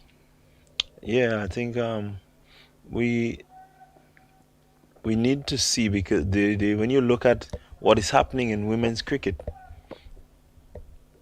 Greaves towards the end of his over. Very good Yorker. Here's Tian Webster driving, getting good connection, but it cannot be the diving fielder in Ryan John. Sprouting away from mid-on. And just a single to end the over. So that's the end of 52 overs. 168 now for the loss of 4. Webster will keep strike. He's now on to 44. Yeah, so back to, there's so much movement happening now in women's cricket. And we look at our girls and the recent performance in the couple games in Australia, in South Africa, and one can't help to wonder what is happening. You have a number of women who've been around the West Indies team, and yet still you're struggling to cross 100 runs in a T20. It's difficult to look at. So we definitely need to have a bigger pool of women. And it's good that there's now the Under-19 World Cup. So you have, that avenue where you can get them coming through the different levels. We would always praise Anissa coming in at a very young age, and showing that she had what it takes to be able to play at that level. So it means that if we can look and pull all that talent together, then we as a developing, territory in terms of women cricket can really make a name. We already have a World Cup behind us, so it's something to play for.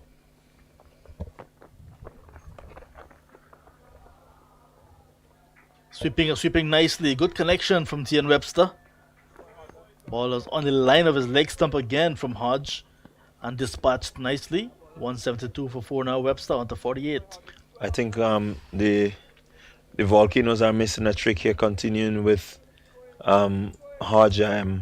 He seemed to be every now and again just dragging down, that delivery and giving a freebie to the batsman. I think we may need to, be more tight if he's going to bowl that line. There needs to be the field set that can work with it. As it stands now, I don't think that the field is set. Gone for 1. Will he come back for the second to get to his half century? Yes, he will. Tian Webster bringing up his half century just like Jason Mohammed did in the last over. He's 50 from 50 balls. Now 174 for the loss of 4 wickets, 5 fours and 2 sixes. Another good knock from Tian Webster. Second half century of the match. Well played to the young man. Well done. Well done. Good character of a young man. I'm coming in. His team just lost a wicket on the stroke of lunch, and you're able to come out, bat well, score, take the scoreboard over, put away bad balls.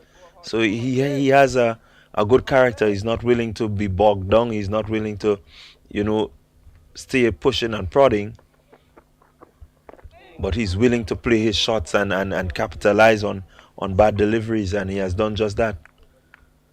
We continue to see good conditions for batting. Third career half century for Tian Webster to go with 200s.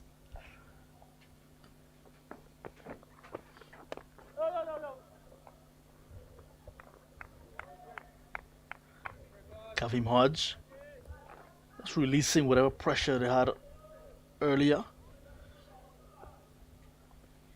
Demba not having his time, so you can see why Kavim Hodge is bowling extra. Over completed. Both batters on 50. It's now 174 for the loss of 4. Yeah, I think Windward Volcanoes, if they're going to put in any sort of a challenge here towards a victory, they need to break this partnership. It's moving on to 80. So they need to come up with a strategy to break this partnership and to have a new batsman in and hopefully get him cheaply, So there's a lot of work to be done. Kudos to the pair out there putting on an 80-run partnership after losing some steady wickets this morning.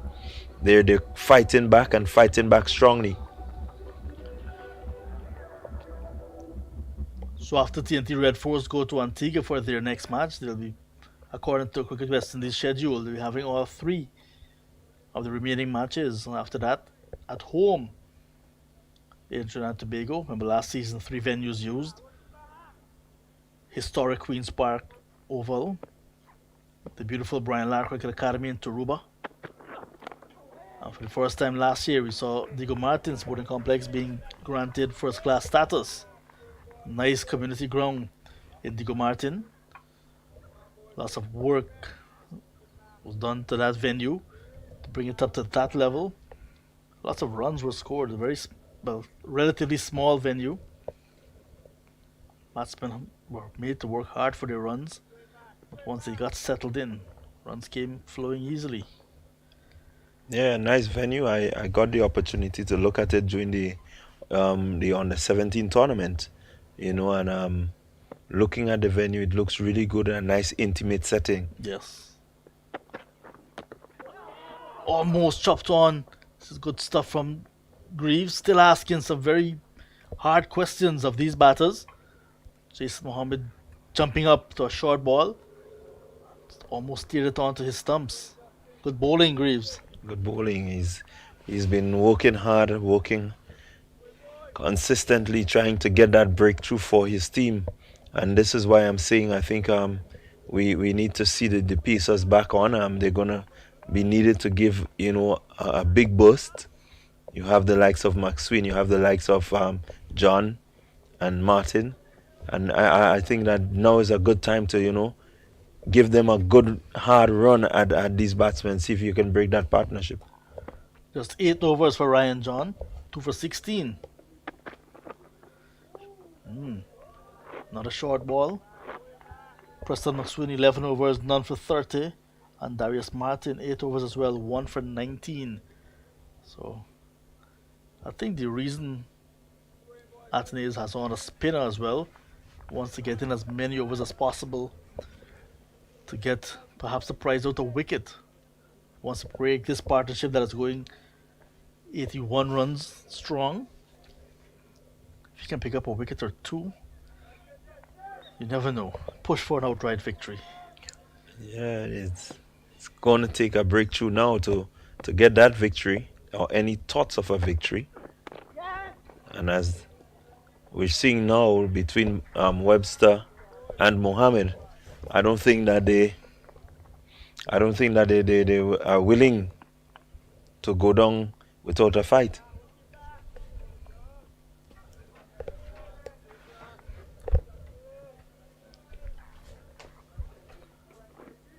So like I said, the next half hour will be very crucial to the outcome of this match. If nothing is happening, the last 15 overs will begin. Teams will very well shake hands and call it a day. Volcanoes will get ready for their clash against the Harpy Eagles next week. Getting on top of the bounce again, Jason Mohammed. Single to third man. And Trinidad and Tobago Red Force will be getting ready to fly out to Antigua. Next week, Wednesday, will be the start of round number 2. All 3 rounds will begin on the same day, 8th.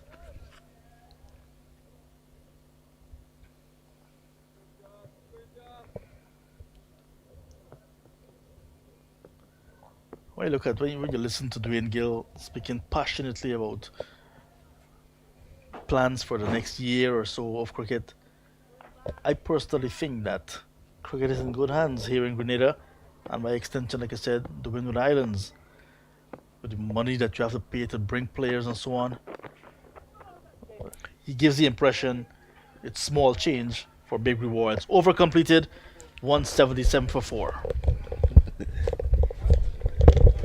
So Clyde has dodged that one like a bouncer coming from Justin Greaves and has allowed it to go by to the wicket keeper who collects. Hello, Junior. Hi, John, I can see.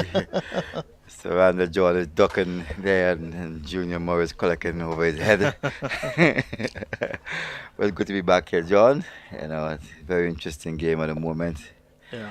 It's tend to be John out at the moment. You know, I think the batters are just enjoying themselves. I never thought in my wildest dreams that I would share in the same space with you on television. I grew up as a little boy watching yourself and my idol at the time, Carl Hooper, and so many greats of the game. And now it's a pleasure, I must say. It's a pleasure, John. You know, it's really nice working with you for this week, for this game. First time experience to me, and I know I've learned a lot from you. You've been coaching me, you know, along the way. You know, so it was a pleasure, and I'm looking forward to next week, to the next game, to the next round of games against a happy eagle. I hope that you will be happy. I'll be happier. Yes, let's see. So Preston McSween, like we've been calling, is back into the attack. Preston is back in the attack. I hope that we can see something different from Preston. Ball with a plan, sticking with his lines and lengths, and hope that he can make something happen, because it looks like he looked very ordinary with it in this innings here. Full, driven, but knocked down nicely.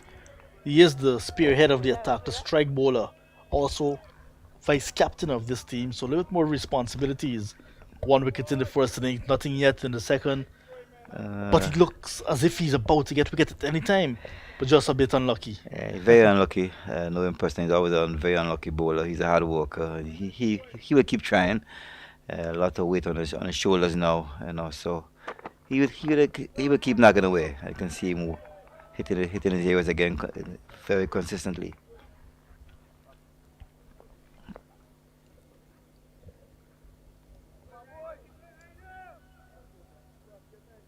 You know what you said about Carl Hooper a while ago. He's my good mate, my good fitness mate. He loves fitness. He loves to get up in the morning and run. He keep knocking my door any hour. Let's go and run. Ice, as they call me. Let's go Ice. Let's go Ice. Let's go Ninja.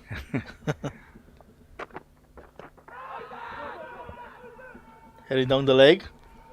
Most likely leg by will be signaled by umpire Duguid, who's also from Guyana like Carl Hooper. Yeah, I think the umpires they both had a good game. Wonderful. Good game. I think they'll be scored very highly in this game. Yeah. Fantastic job. You can see here, this one is going down way down the leg side.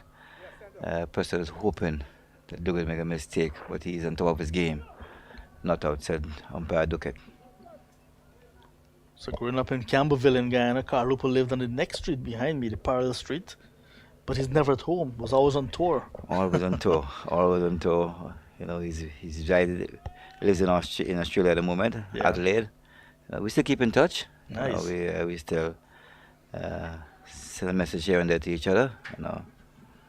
Make sure he's keeping himself fit and still.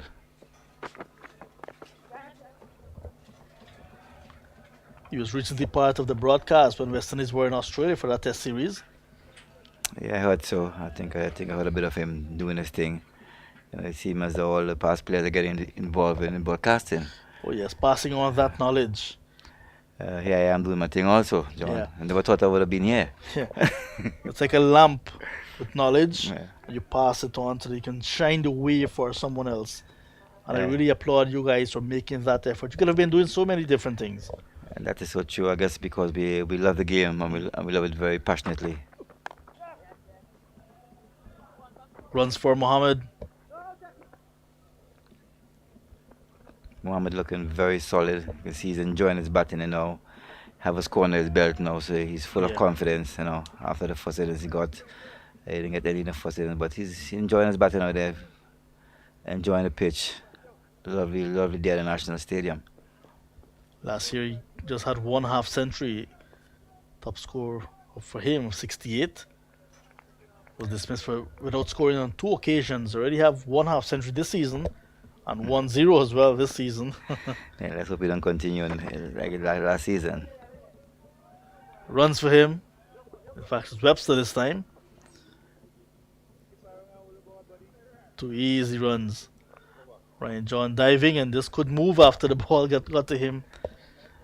Perhaps a little bit of uneven bounce on the field. Over completed, 182 now for 4.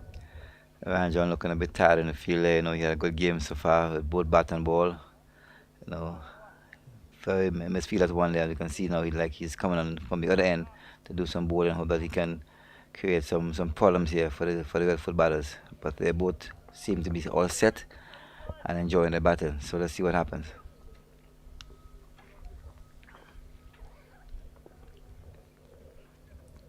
You have a few days off. Colors Day, or is it Day of Colors? How do you describe it? The day Colors before Day. Colors Day. Yeah, Colors Day on Monday. Colors Day. That's the day we all come out with our colors and red, yellow, green, and be sure for we are poor Grenadians.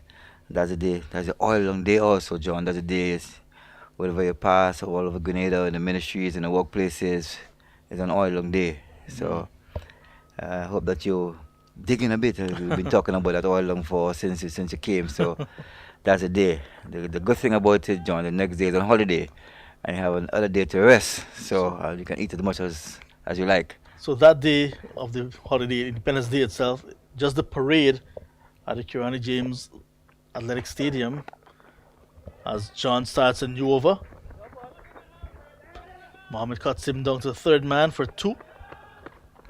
So what's there on the day itself? Well, that'll be the parade at the Kirani James Athletic Stadium, where we're coming to see the officers on the parade, the lovely parade, awards and so forth, or ministers of the government, everybody come out and enjoy themselves, I think it's something that you like to see. I think, you will enjoy it, and, you can sit there in the stands with your colours. I hope you got your colours as yet. I'm looking forward to see you in that national colours. I'll try my level best.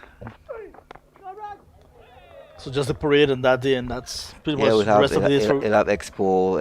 You can go to see our natural products, our jams, our jellies, and all those things. You can go there and purchase some of the stuff, see what we produce here in our country. So it's really all on display. So pretty much it's a day of, but after that it's a day of relaxation. Yeah, day of relaxation. With family. Family time. We go to the beach, and that day when you go, some form of oil long will be on fire. The ITEL oil down or the real oil down, everything is in it. But or fish oil down or something. But it's oil long time.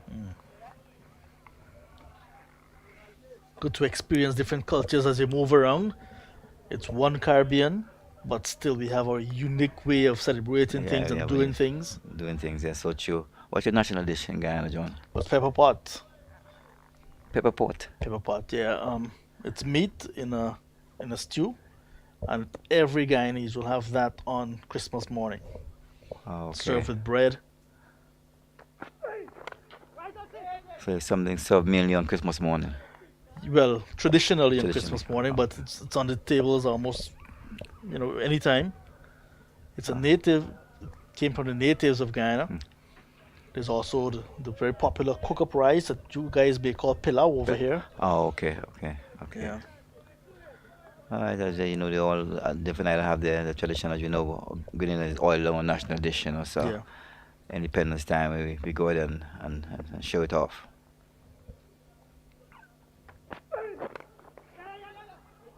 More runs for Mohammed. You can see Ryan John still running in hard. You can hear him groaning on the other end. He's really, really putting it in. Still hoping that he can create something here and have a breakthrough here and see what can happen after that. One of the batsmen here out. Anything is possible. Just keep bowling nice and straight and keep the batters thinking. Down to the 4th and final afternoon of this match. One thing for sure, we can say we were not interrupted by the weather by any means. Good 4 days, lovely 4 days, nice cool conditions, hot out there. But the guys, they played well. At least both teams with a good game, well balanced game. We have both teams had the chances. So all in all, it was a good 4 days. 5 runs from the Ryan John comeback over. 187 now for the loss of 4.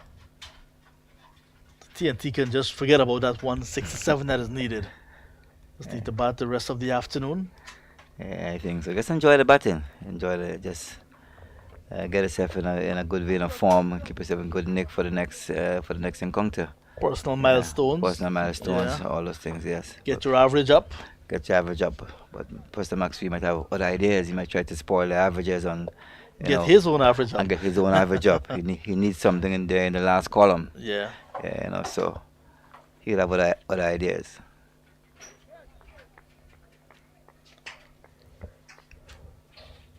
I heard there's going to be some boxing over the weekend as well, some amateur boxing. Yeah, I think that's going to happen. It's all part of our independence celebration. Chance for run out. All part of a celebration, so lots to do, lots to see. And for today, John, you got 4 days. Explore the island. Go have some fun outside.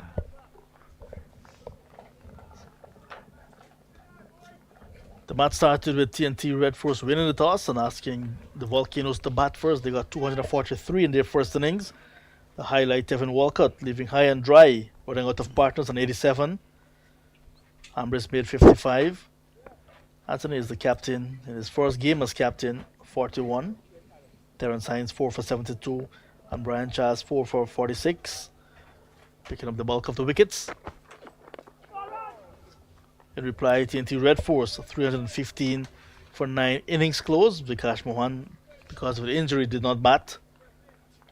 86 from Amir Jangu, 79 from Tian Webster, 52 from Terrence Hines. A wonderful 5-wicket haul, 5 for 18 from Ryan John, 2 for 80 Darius Martin. Batting a second time, 425 for the loss of 5, the Volcanoes in their second innings.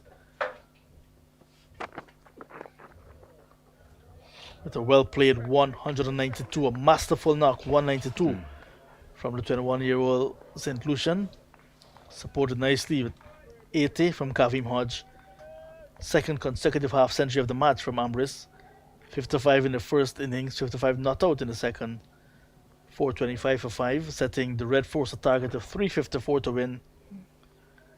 Red Force in the second bowling innings. Brian Charles picked up 2 wickets. He finished with 6 in the match.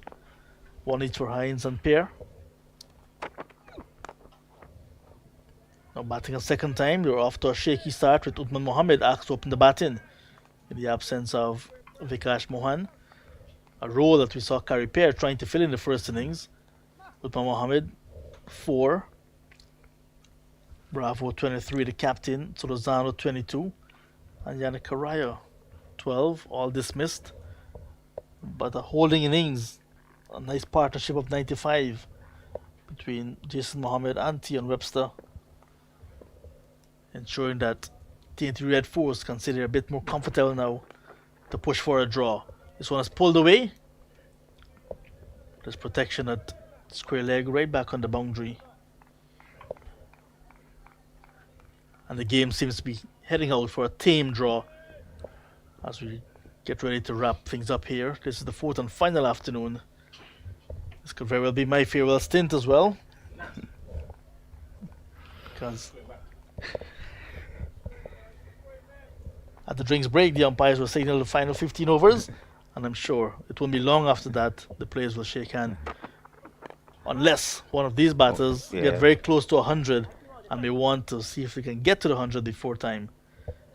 But we'll have to wait and see. Over completed, just 4 singles in that over. 191 now for the loss of 4.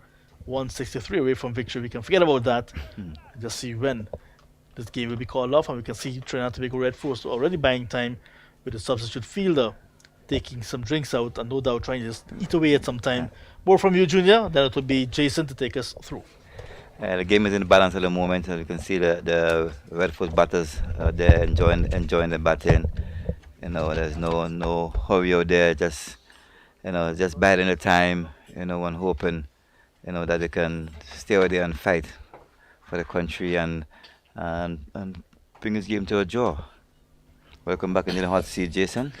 Yeah, I would have been a bit more appreciative if it was a real hot seat, depending on the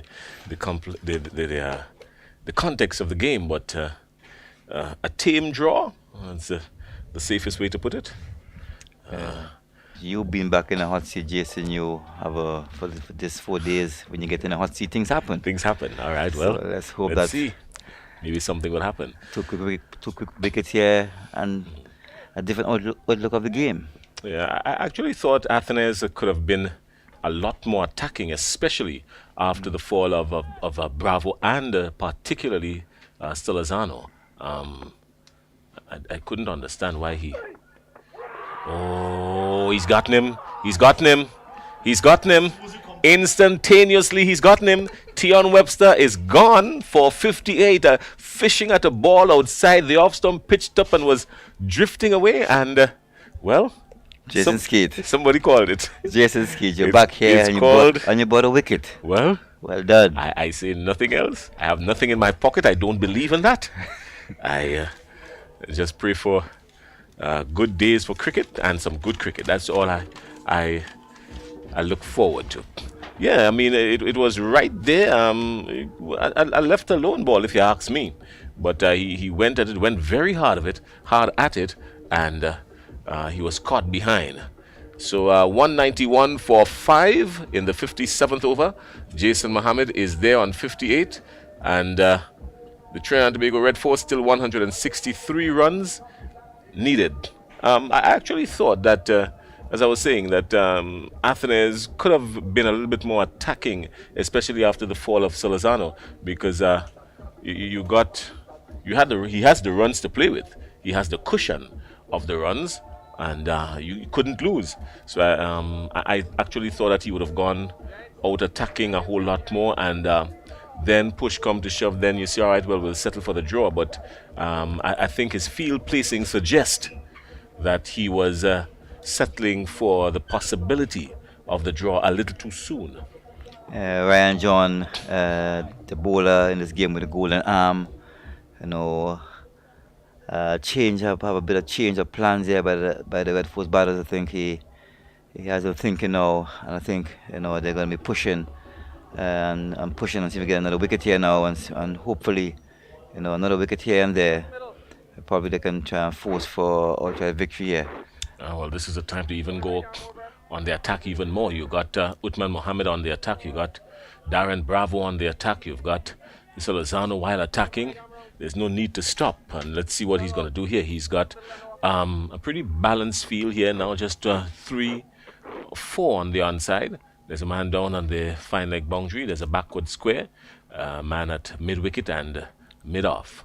Those are the 4 on the onside. And he's got a nice ring around the inside on the offside. So he's hoping now for something short and lifting and uppish.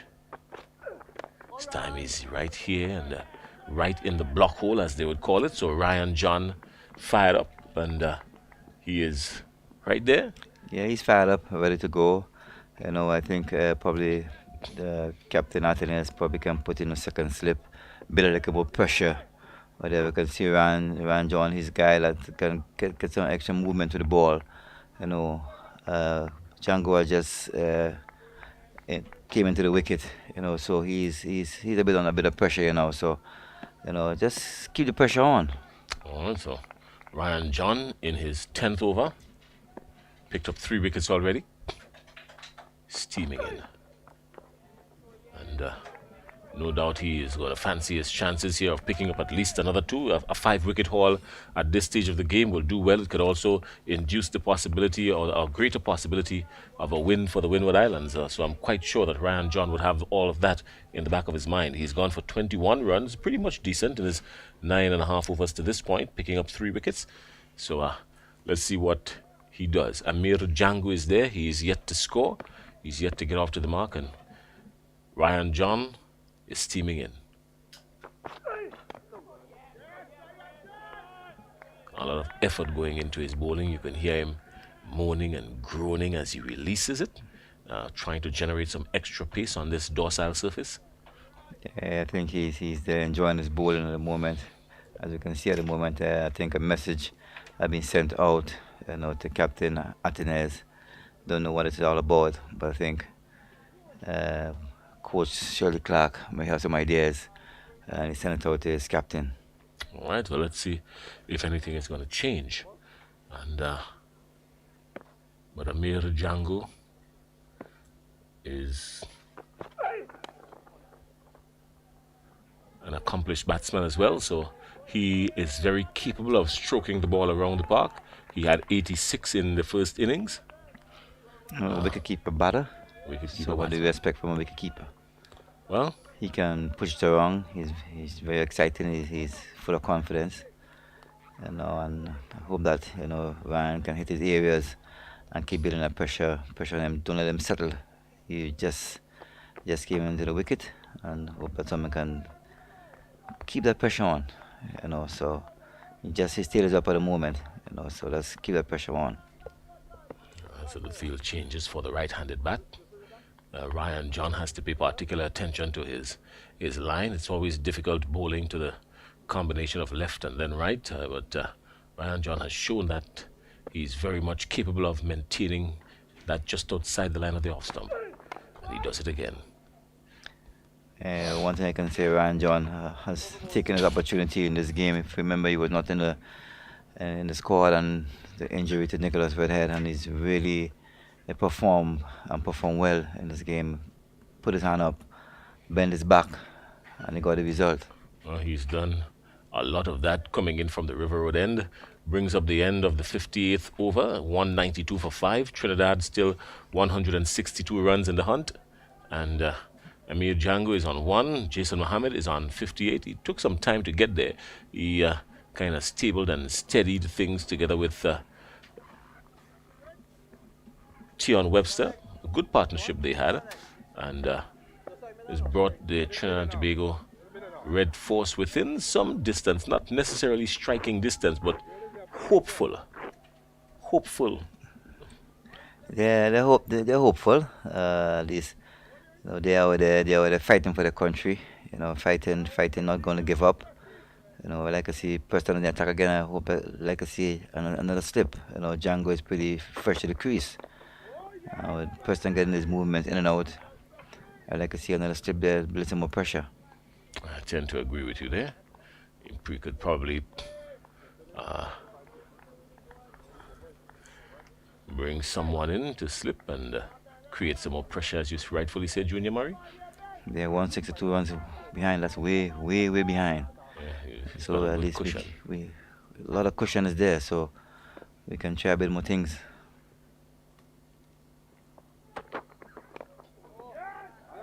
Sam McSween operating from a shorter run-up, but still getting some lateral movement. A hint of lateral movement, I should say. Nothing too exaggerated at all. Yeah, once he's hitting those lengths and those areas there, I think the captain should give him another slip. And with Preston getting the ball to move in and out, and Django just got in. So.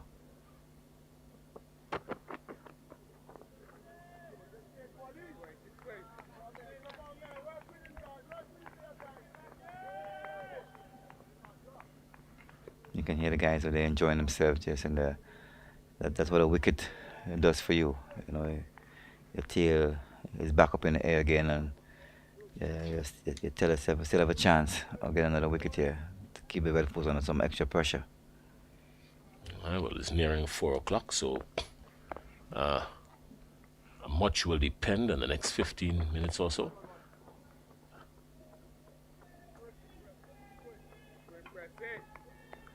Much will depend on what happens within the next 15 minutes, and if the umpire, as John Ramsing says, in their professional estimation, figure that we're going absolutely nowhere, then it might just be what it has been predicted to be for the most part. But outside of that, We're going to play until 5 o'clock. The Windward Islands needs wickets.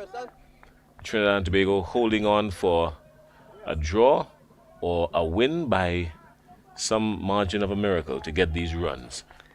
I think they got 15 overs in the last hour. If nothing happens there, I think probably they can get together, shake hands. Well, there's runs on the board right there. Well driven through the offside. And Jason Mohammed well driven for 4. Good looking shot. I mean, he's a man in form. He's been there for a while. He's moved on to 62. Ball pitched up. See, it seemed to be a full toss, Jason. Full toss on the off stump here, and Jason hit it through the covers of 4. You can see Preston is trying. He's still trying hard. He's still giving it 110% for his team.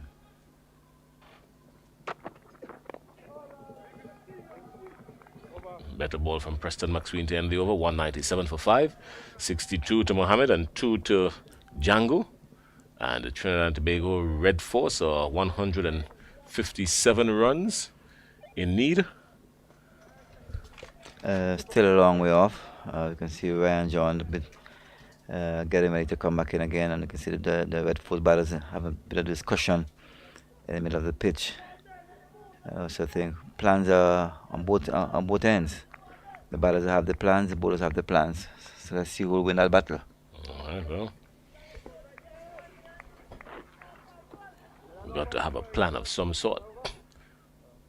Should have a plan without a plan, nothing happens. Fail to plan, you plan to feel. You fail to plan, then you plan to fail. Yeah. Well said, Jason Skeet. Always on top of your game. So what are you going to do for Independence, Jason? Well,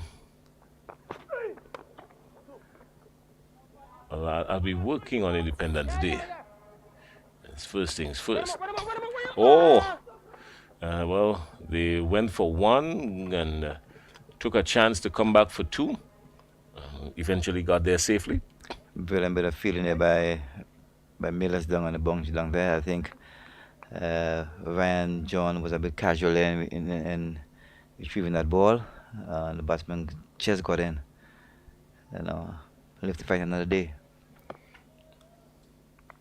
So you're working on Independence Day, Jason? Yeah, we're working on Independence Day, and after that, well, what happens on that day is this time he's driving again through the offside, picking up 1.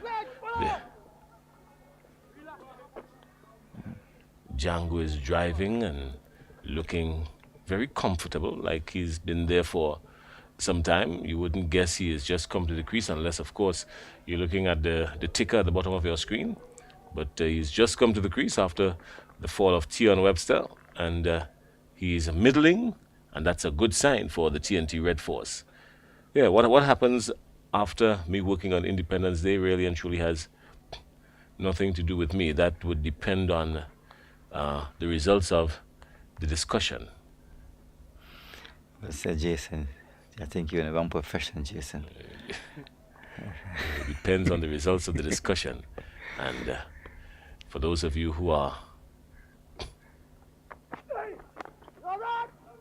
hitched like me, you would know that as a man, the outcome of a lot of these discussions really and truly has very little to do with what you would really want to do. Everyone else comes in front of you. Hope the listeners out there are learning a few tips from you, Jason. You seem to be on top of your game. I think you should be out in the middle. Ball right on the stumps, and Ryan John giving absolutely nothing away. He's in full attack mode.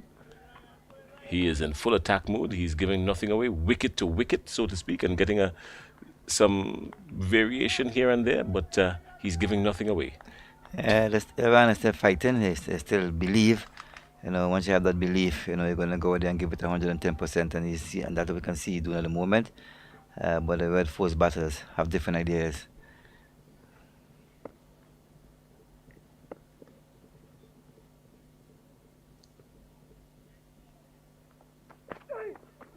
Time is just outside the off stump, and the ball kept low a little bit, didn't lift as the earlier ones in the over. This one just kept a little bit low, so it's good that he is staying close to the batsman, because anything can happen really, and the batsman being very watchful, Jason Mohammed being very cautious and watchful.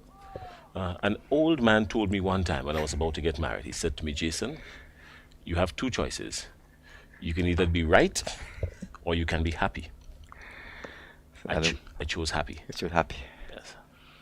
Well done, Jason. I think probably one day I should follow in your footsteps, Jason. Choose happy. I'm happy, Jason, but I could be happier. Careful, Junior. You might talk yourself into trouble. You might chatter yourself into trouble, Junior. Be very careful. There are lots of folks listening. I know, Jason. You might chatter yourself into trouble. I know a couple of your former West Indian colleagues, cricketing colleagues, will be listening, and your phone will be buzzing, because they would probably have some comments to share with you right after the broadcast. So be very careful. Preston McSween will continue from the Dabo end. And the 200 is up for the TNT Red Force, 200 for 5. And Amir Django is on 5, Jason Mohammed on 62. And the TNT Red Force are still 154 runs in the hunt. And from all indications, they've got just under an hour to get that if they have to. But the Windwards are in search of wickets. They've got 4 wickets really that they need to take. Still plugging away at the moment. Preston still hitting his areas, still running in. I think they're not going to give up here at this moment. They're going to keep trying. Hope that the Red Force batters make a mistake. With that firm belief, I think something can happen.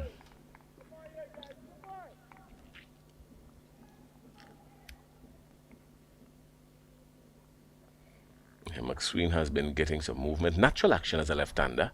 He gets some movement. The ball that pitch and moves across the right-hander. I think he had a good game. I think he bowled pretty well, but he just got to be a little more consistent. Keep hitting his areas a bit more consistently.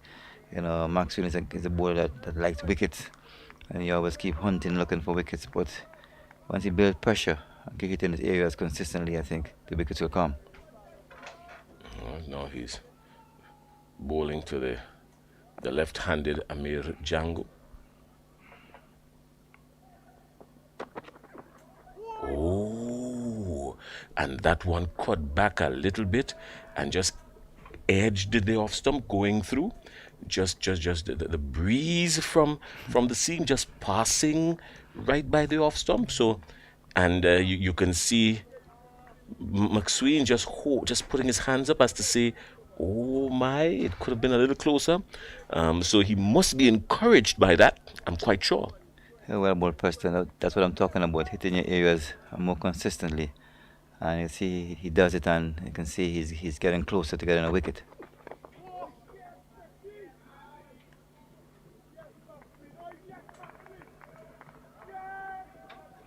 You can hear the Volcano players, supporting him. They still have that belief, they still believing in themselves. 1 wicket here, and probably the door can open. Mm-hmm. Oh, the door is not locked by any means. It might be ajar. This time a fuller length delivery, and Amir has to be very cautious. He has kept his eyes on the ball right through, watching it onto the bat, just as he's done in his previous innings, which brought him 86. That was one of the hallmark of his 86, watching the ball straight onto the bat. He has been doing that very well. Django looked pretty organized. He looked, up to the task. He's not going to give away his wicket on this flat surface. So make McSween's jobs a bit more difficult.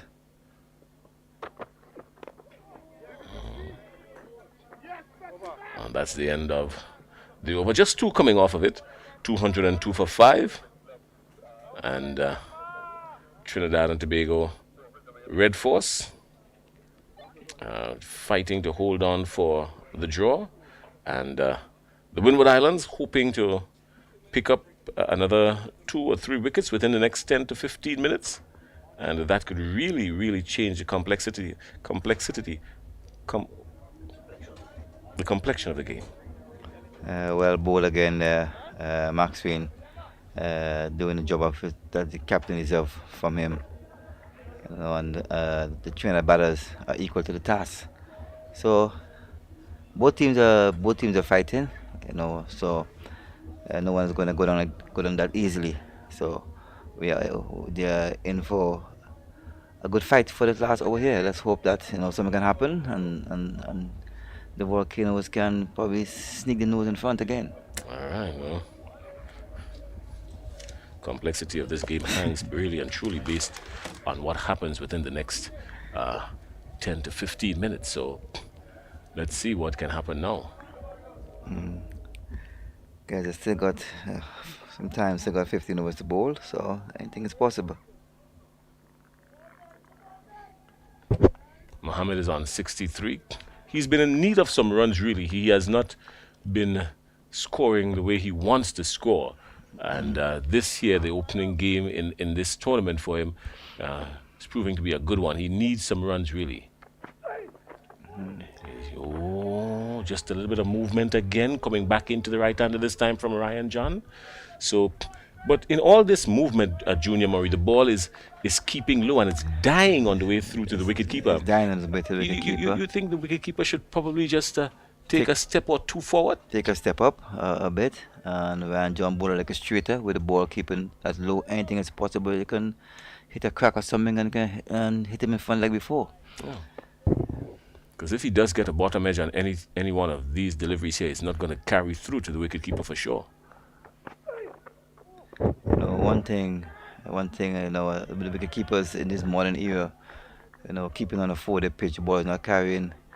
Probably in my era, I might be up to the stump, trying to create something.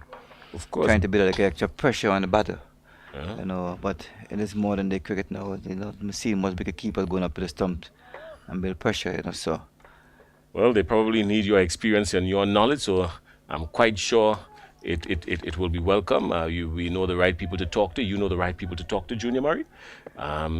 Being up to the stumps would encourage the batsman to stay put, which could induce the leg before. Just do something different. Build like a pressure. You have the cushion there. You're 152 runs. Still ahead. So, so do something different. Wicketkeeper can go up to the stumps and and keep Mr. Mohammed a bit quiet. Have him thinking a bit. Who was the fastest bowler you kept up to the stumps? Do you remember that? Well, I think it's Ian Allen from St. Vincent, former West Indies fast bowler. How quick was he? Well, in those times there was not much thing about measuring the speed of the delivery, but he was not that slow either. He was a quick bowler, keeping ball on a flat pitch, something like this, and he gets go up to the stump and create something. Push one down the leg side, get a quick stump in down the leg side, and keep the batter off balance. Was he as fast as Nixie McLean? Nixie McLean was fast, but I think they're both on the same at least on par, But Nixie McLean was not that slow either. Young, strong, Vincentian, fast bowler. Vicious looking guy running in with the ball. Running with the ball. I looked at him on television and I didn't even want to face him in real life. Love to go hard in the pitch. Love to see it nice and short. But he learned a bit or two from his colleague, at the time, Courtney Ambrose and Courtney Walton, the guys he played with. So he learned a bit, and came back well and hit some nice areas, and got the results.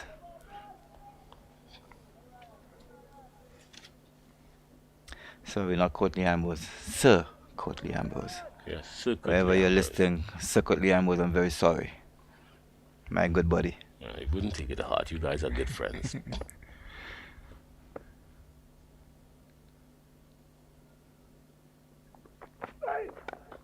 Oh, it's a good chance, but it has gone down. It was Kepler. He drove it through the offside, and it was a good chance. It went like a rocket. Actually, it was well struck by Jason Mohammed, but a good chance going down, low chance diving to his right. The fielder there looked like Graves. looks like Graves, yes, and he was always going to his right. Got a finger to it or two, I thought, but just couldn't hold on to it. It was struck firmly and came off the meat of the bat, and a good chance there going down. It's the kind of shot that if you take it, it has to stick. Yeah, very, very good, good effort there by Graves. Short extra cover there. Well played by Mohammed. Just a bit in the air, diving attempt. As you can see, the Volcano players all flat on the back there, hoping that Graves could have pulled off a brilliant catch. It didn't happen. I just know these things happen. As you can see the change. There's a change in bowling now. It was a good attempt. It was a good attempt, really. A good attempt by Graves, and he, of course, would have loved to hold on to that one. It looks like Kenneth Denbar. Yeah, Kenneth Denbar is back in the attack. Back in the attack from the Dabo end, and he has got Amir Django in front of him. I think that'll be a good challenger now. Denver spinning the ball away from Django. Hope they can create something here.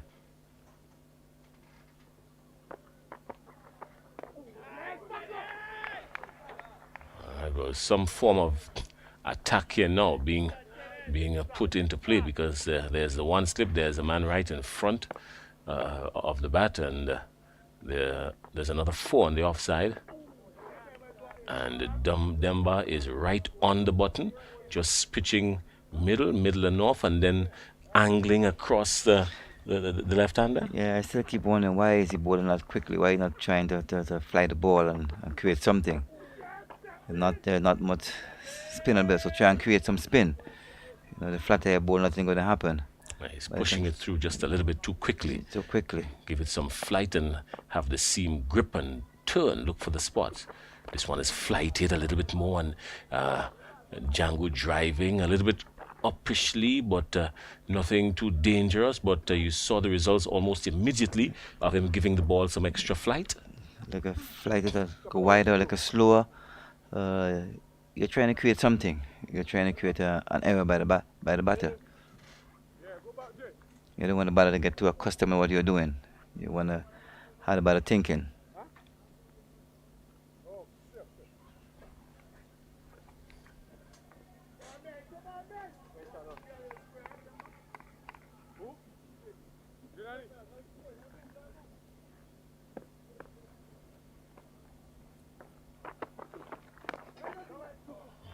Just a little bit more flight there again, and pushing out, and the single down to long on. Looking at the guys batting, looking at Django batting, he seems to be always enjoying his cricket, whether in front or behind the stumps. Just have fun.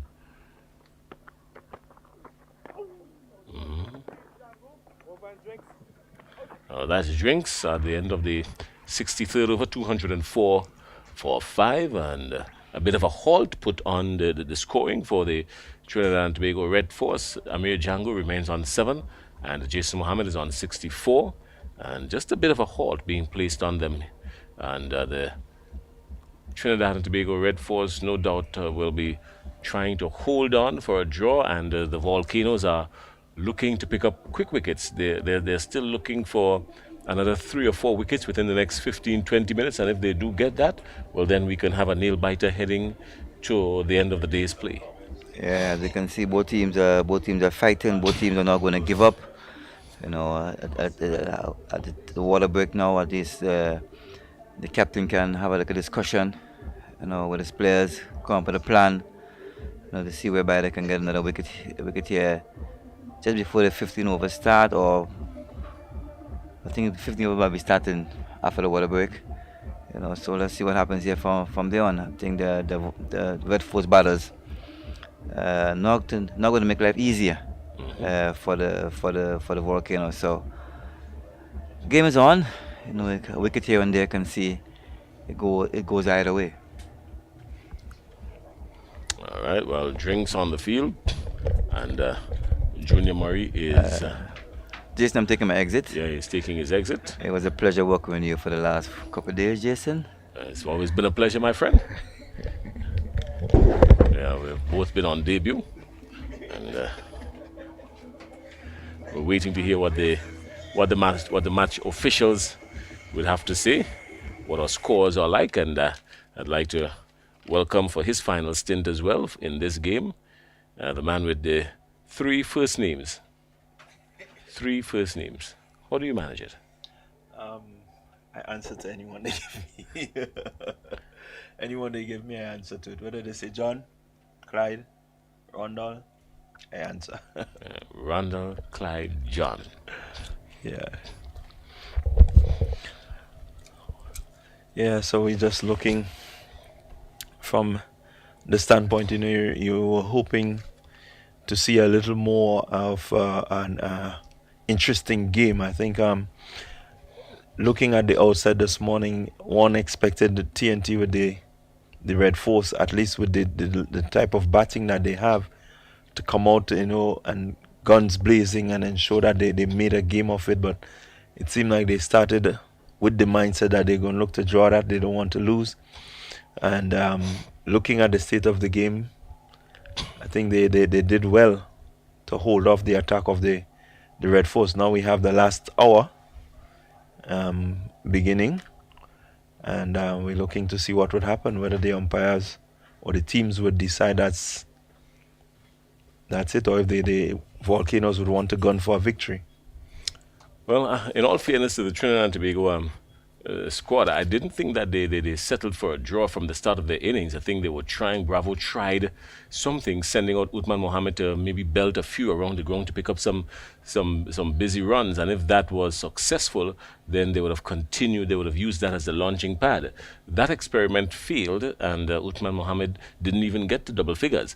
But more importantly, when Bravo came out, he was still very purposeful, striking the ball around the park, picking up some runs and whatnot.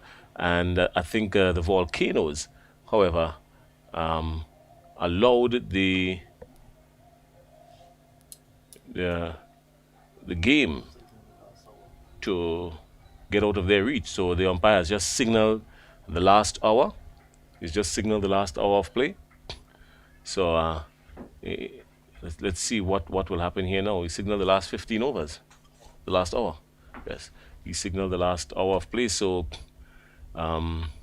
this is what it really came down to. And I think even after the fall of Salazano, the Windwards may have missed a golden opportunity to stay on the attack and try and induce a few more wickets.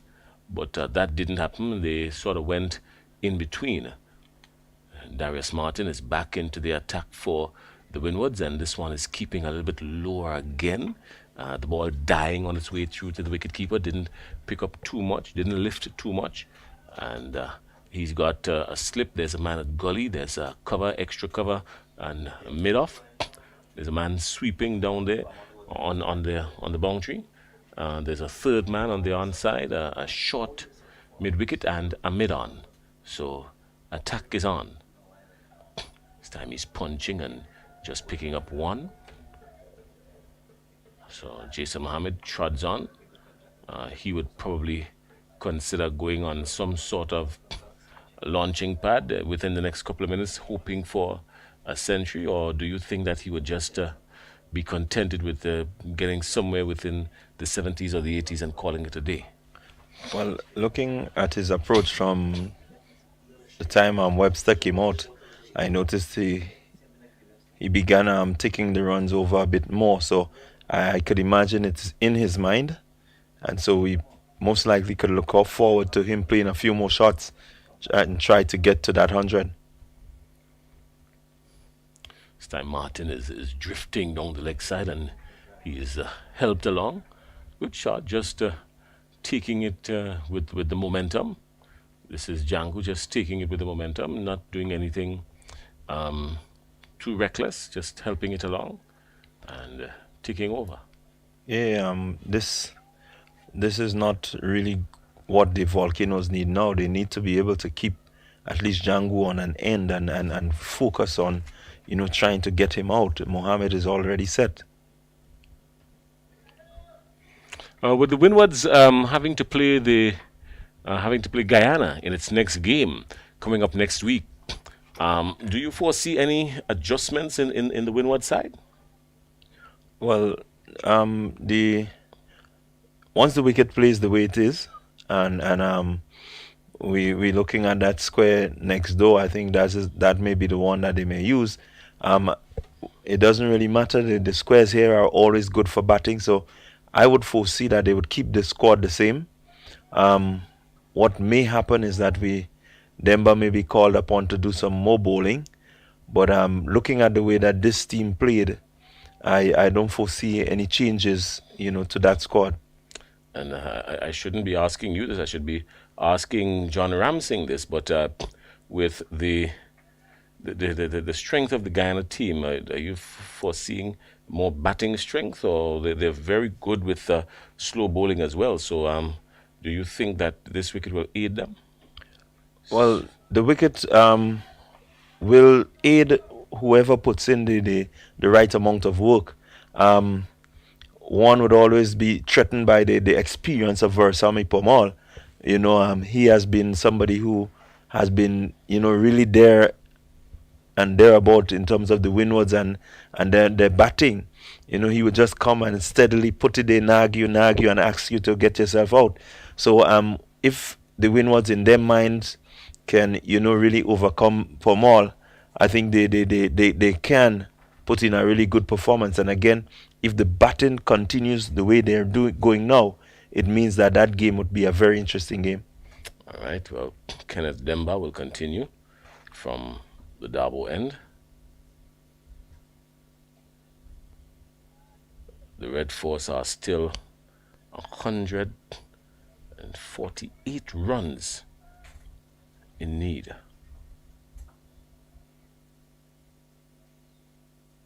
This one's a little bit more flighted and played out to the offside and well fielded. Yeah, Guyana has got some batting. They've got Nandu, who just racked up the first century of the tournament, and then they've got Chandapal, who is as steady as a rock, a chip off the old block. Yeah, you cannot leave out Anthony Bramble. I think last season he got some 100 odd in a game here. So he, in a game, well, not here, but against the Windwards, right? So he is somebody that you cannot leave out. So the batting is really strong. But again, what is required is that both teams, if you can match their batting strength for strength, then definitely, the better team that could hold on. Oh, there's a loud appeal going up there. The umpire is steady. He's as a statue. He has not even shifted his head. He may have moved his eyes a little bit, but he has not even bothered to acknowledge, because in his mind, it's a foregone conclusion of no.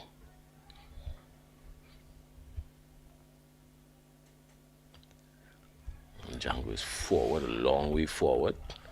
Yeah, and so that brings up the end of the over. And the Red Force are 206 for 5. Amir Django is on 8.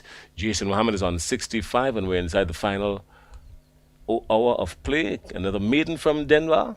He's bowled pretty well. Kenneth Demba, 8 overs. Just the one maiden which he just concluded. 35 runs, has not picked up a wicket. And he is very much steady. But the wickets column is empty, and he would love to change that. Yeah.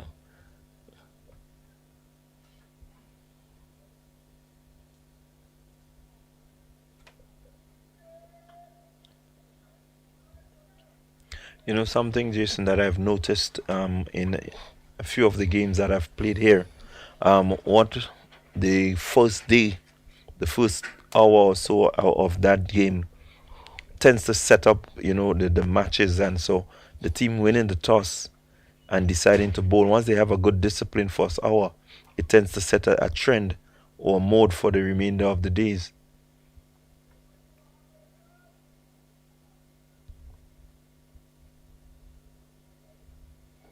Martin is steaming in again, and this one is right up in the slot.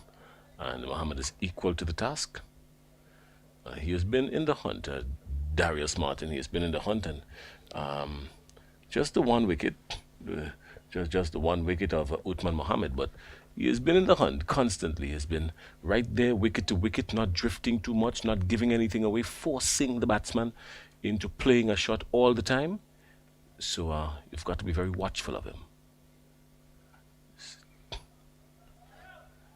Looking at his field, one would know that he's not intent on bowling any short deliveries. There's no one back. Okay, so they're sending someone back now, so it means that there is a plan against Django, but there's only one man down at the fine leg region. There's a fine leg, a mid wicket, and a mid on for Amir Django. A nice ring around him in the offside.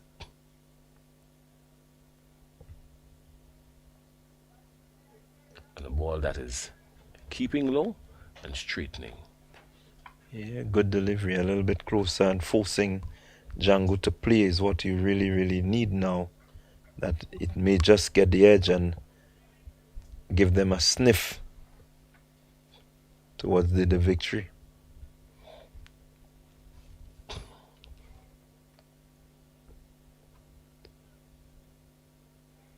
.30 local time. A lot to do on the weekend. I heard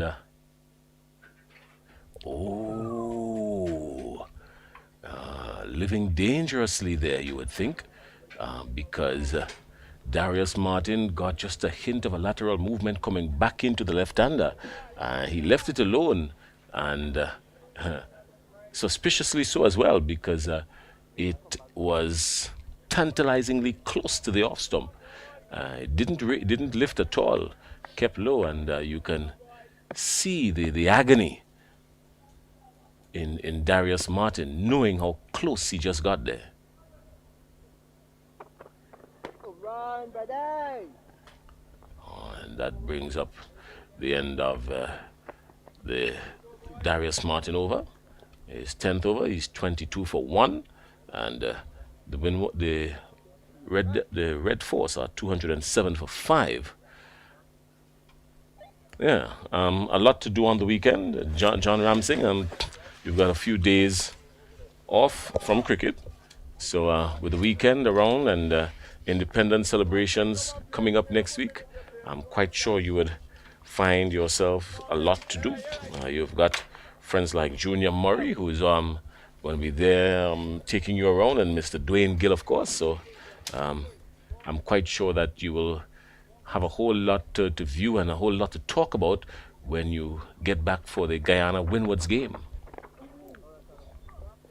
A lot of memories to carry back to you, to Guyana.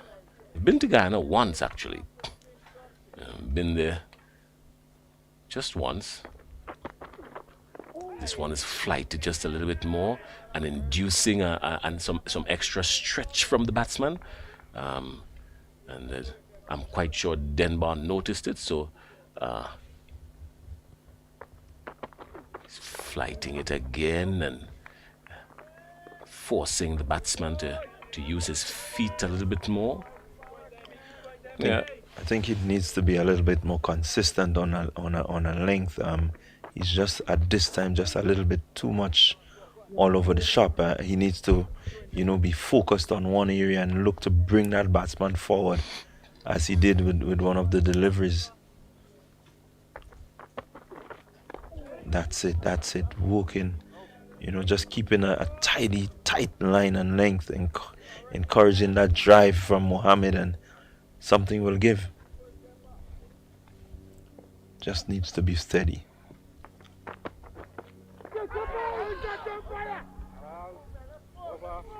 Not out and over. Yeah, I've been to Guyana once, a few years ago, and I was surprised, actually. Didn't understand it was a long time. Could have been more than 20 years. Didn't really understand the disparity in the currency, the umpires signaling Now he's taking the hour. Or he's taking it now. Okay, he's now signaling that he's taking the hour. And he is trying to ensure that he gets the indication of knowledge from his compatriots and the officials. So now he's taking it. Darius Martin will operate from the River Road end. And he's very much consistent on that piece of real estate just there in front of the batsman. He has literally bought that piece of real estate right in front of the batsman, Darius Martin, not giving anything away and keeping it very tight. Yeah, and that is what we need to see from our bowlers, you know. Yes, it might be late in the day. Yes, it might be coming, you know, towards a draw, but you're putting in that effort. You're remaining consistent on that line and length. And what he needs to do now is to try and get some sort of movement in and away, as we saw from the over before. That one coming back in. And lifting. If he can have the batsman doubting, you know, in terms of which one would come in, which one would go away, then definitely there could be a chance coming.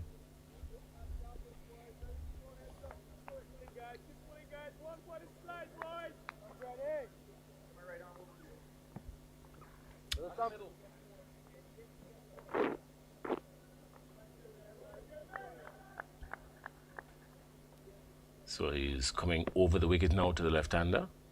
Darius Martin, he's coming over the wicket.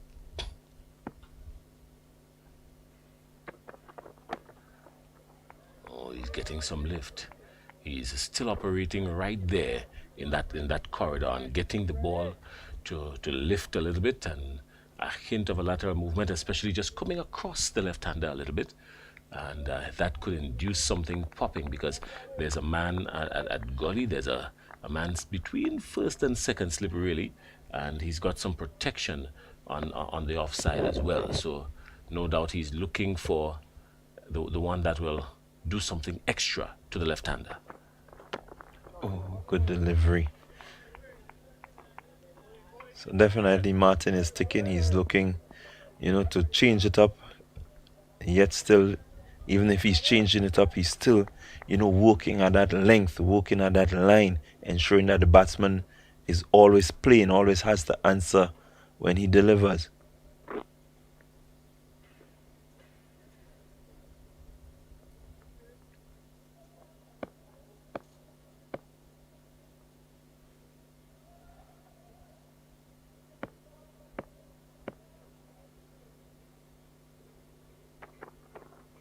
Oh, that's a rocket of a short delivery.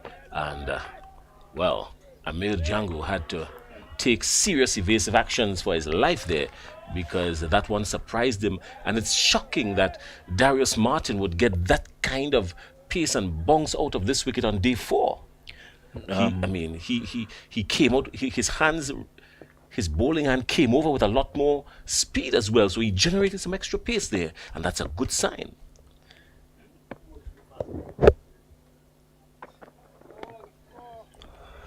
And he follows it up with a new ball.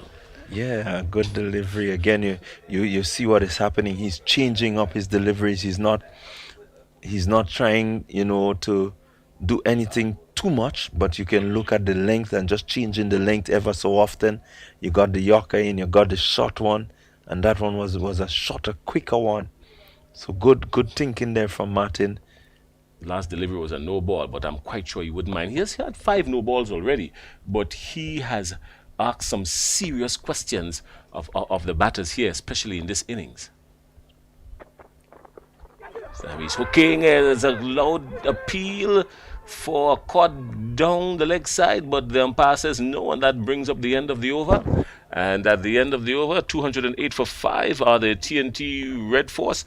And Darius Martin, let's see, was hooking down the leg side. The wicketkeeper was quite sure, but we can see some daylight there between bat and ball. So nothing really. But yeah, I've been to Guyana once, and I got a little bit confused with the disparity of the currency. And I tell you what happened quickly, Johnny. My podium was, I think it was like $120 US a day. And I was there for 3 days, and I thought it makes no sense me going into the bank to change 120 US dollars every day. So I changed 360 US dollars all at once.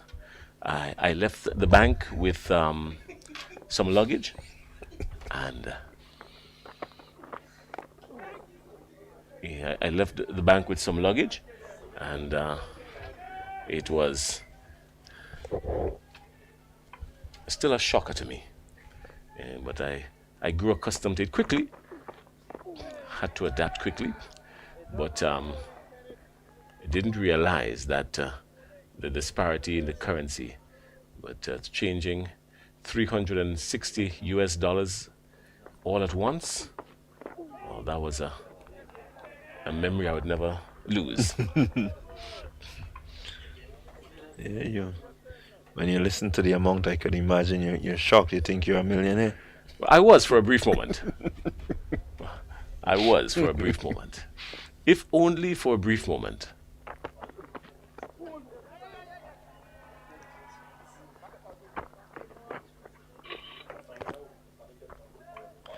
Yeah, it is a big disparity. When you listen to the price of a bread, you get frightened. Living in Grenada, you get frightened. It's all fun. Good afternoon to my friends in Guyana. Still have some friends there, made some friends, and still very close. This one is flighted a little bit more and inducing some movement from Amir Django. I still got some friends there, and we stay in contact. I've been always asked the question, when next are you coming back to Guyana? I'm not quite sure, can't answer that yet. What I can tell you is that at the end of the 69th over in this Red Force innings, they're 209 for 5. The Windwards in search of another 4 wickets, really. Trinidad and Tobago in search of another 145 runs. Jason Mohammed is on 67, and Amir Django is on 8. And we're inside the final hour of play on day 4 of the first match between the Red Force and the Volcanoes at St. George's, Grenada.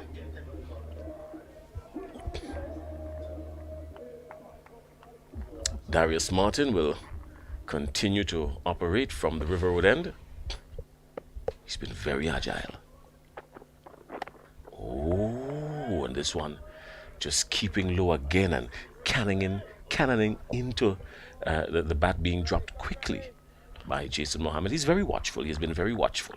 Yeah, Mohammed is really showing, his compactness in terms of his defense. Looking at that ball all the way onto the bat and ensuring that he gets right in behind it. Suggesting to Martin that there is no breakthrough here. Oh, and quite opposite this one, lifting, and he has to climb on top of it, in control of it. Jason Mohammed in control of it, and that's a good sign for the TNT Red Force. He has been in control of it. So, no doubt this game will bring forth a lot of confidence. He would love to go into his next match with this confidence. After this game, Trinidad and Tobago will travel to Antigua for their next game against the against the Leewards. Yes. So this game would do him well. That kind of confidence will do him well for his next game against the Leewards in Antigua. Yeah, definitely. Going in with confidence is very important. Looking at the conditions and being able to assess and really apply is very, very important, and so he has done that. Again, we keep saying the condition is good for batting. Once you spend time outside there, you will get runs, and he has done that. He has faced some 163 deliveries thus far for his 67, and still looking good. Darius Martin has practically bought that piece of real estate right there, just about middle and off of the batters, be it left-handed or right-handed. He has remained consistent, holding it back just short of a length at times and just digging in the short one he has been very good. I think he has been used primarily as the softener, as we would say in local cricket. He softens up the batsman from one end and allows the wickets to fall from the next end. He has not been credited with a wicket, well, just one wicket actually, but he's played very well his bowling. And they go for one, they come back for two, and the Volcanoes wouldn't mind really. They've got a healthy cushion. There's absolutely no way that Trinidad and Tobago could get these 143 runs. They know that. So the Windwards are more or less searching for ways to pick up wickets.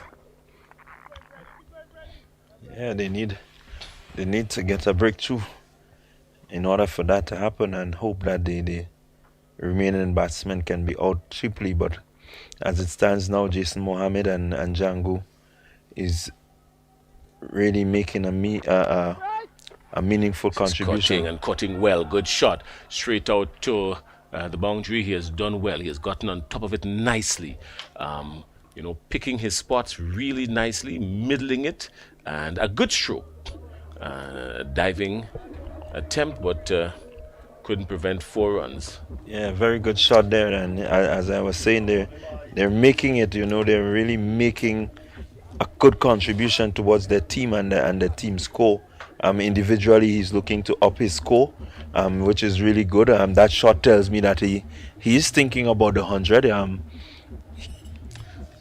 That's the end of my stint with you. 215 for 5. Amir Django is on 8. Jason Mohammed is on 73, probably in hunt of his 100. I am in the hunt of something warm to drink to make sure that my voice stays intact for my next gig.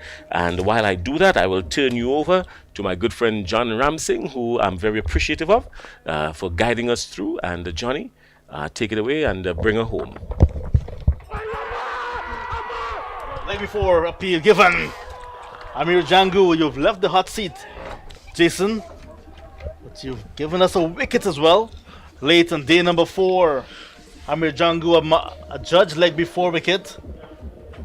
Kenademba getting his man at shadows stretch across the ground. What a way to come back into the seat there, Clyde. Yeah, I noticed every time Jason left, and let's look at it again, leaving that one alone. Not playing a shot. And that was the determining factor, I would think. Yeah, definitely determining factor. So Amir Django leg before to Kenademba. 8 from some 40 deliveries. Making his way back to the pavilion. Not a happy man, but umpire Nigel Duguid says you're out. That's it. Yeah, good fighting knock there from Django. 8 from some 40 deliveries. Just occupying the crease, ensuring that he kept the Windwards at bay. And again, that wicket going down means that there is just a little sniff towards the victory. Can they do it? Do they have what it takes? That is the question. Will Brian Charles be able to keep them out? No, sorry, it's not Brian Charles, but it would be Terence Hines. And we know Terence can keep his end, so we're within the final hour. What will happen? Can the Windwards push themselves into the victory position, or can the TNT Red Force hold off the attack of the Volcanoes? Just about 50 minutes of batting for Amir Django. Got 86 in the first innings. This time not playing a shot to Kenademba. And it's usually interesting when the left-handed batters are facing up to the off spinner. Right time off spinners tend to give them some trouble. And there we see Demba holding his line. And Django adjudged leg before. A partnership of time, not necessarily runs. 24 runs in a long time. Your batsman Terence Hines, compact batsman as well. An all-rounder, 52 in the first innings.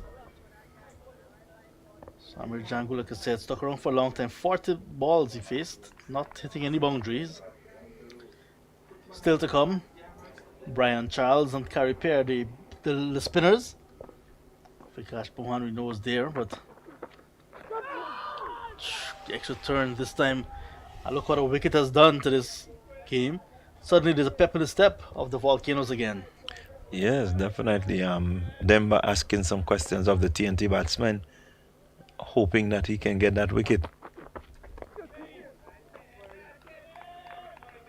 So far, he has been doing really well, giving the ball some loop and getting the batsmen to, come forward, getting them to go back. So he's really doing it. Back into his crease. Turning it with the tide there, Terence Hines, but not able to get off the mark as yet.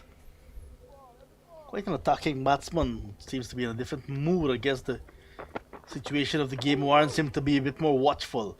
Over completed a successful one, a wicket maiden for Ken Demba.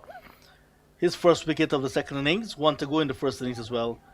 215 now for 6. Jason Mohammed is on 73 at the other end. No, Jason has been out there for a while, some 242 minutes. So definitely, I'm hoping that he has the 100 in mind. It would be good to, get 100 under your belt in this your very first game after not scoring in the first innings and coming back.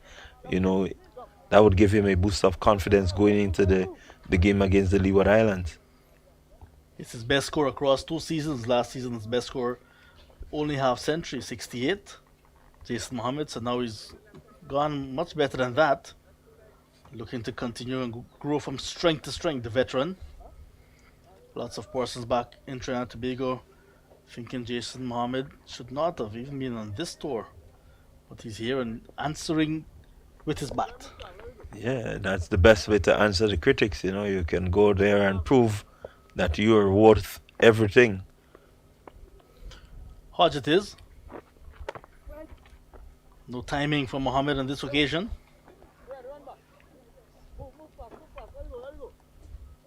So he did call it right. The Volcanoes, Harpy Eagles next week. Red Force, Hurricanes.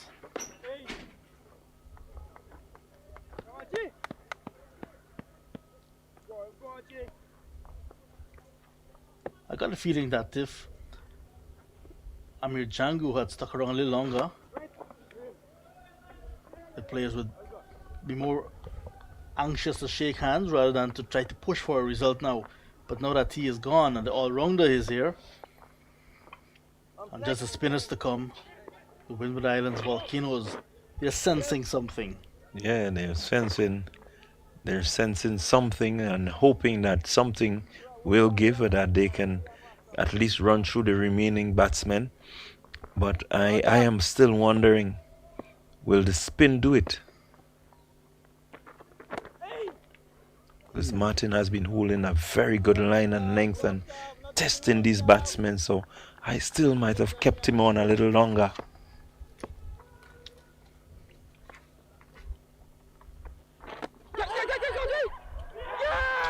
Cotton ball! Terence Hines, no foot movement, just offering his bat, just pushing at that delivery, and Kavim Hodge gets his second wicket in fact, and that is a very good wicket for the Volcanoes. You can see a tentative push from Terence Hines, back up the track. It was in the air, and he ran into his left and had to take a leap as well, and timed it nicely. Kavim Hodge gets his man. Terence Hines caught on ball without scoring, and suddenly 2 wickets going down in quick succession, and the TNT Red Force could be in a lot of trouble if they're not very watchful. 216 now for 7.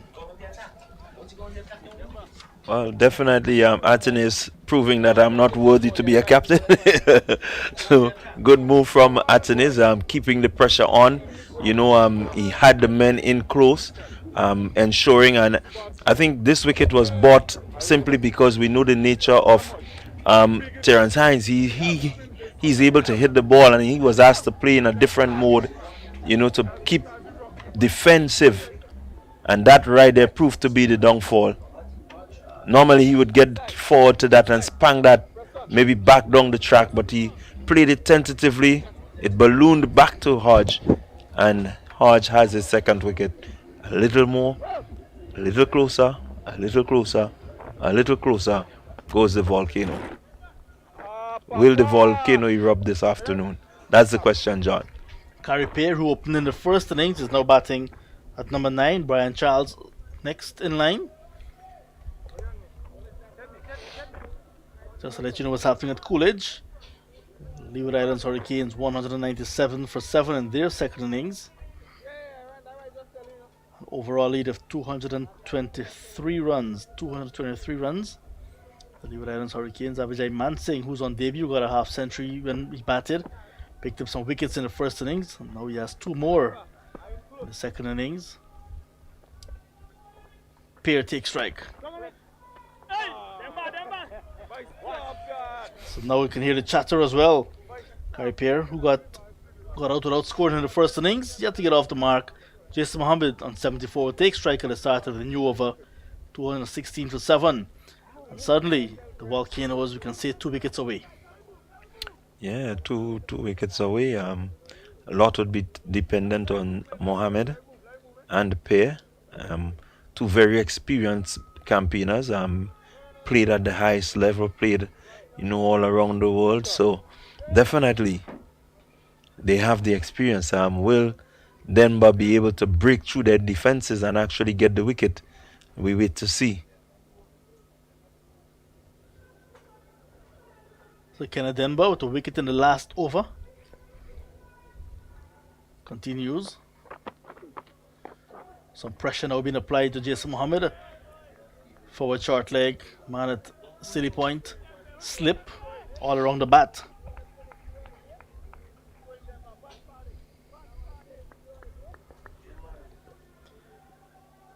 Two wickets in 10 balls. 2 wickets in 11 balls recently for the Volcanoes. Yeah, so definitely an attack on.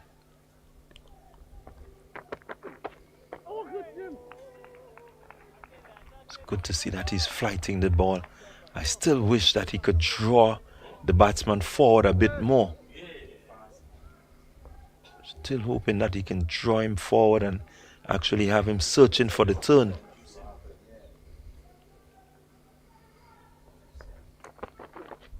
Yes. A little bit of bite there, extra bounce and turn.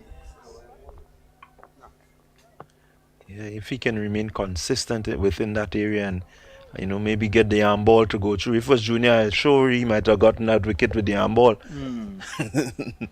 Yeah, the one that does not turn at all, and then surprise him with the turner.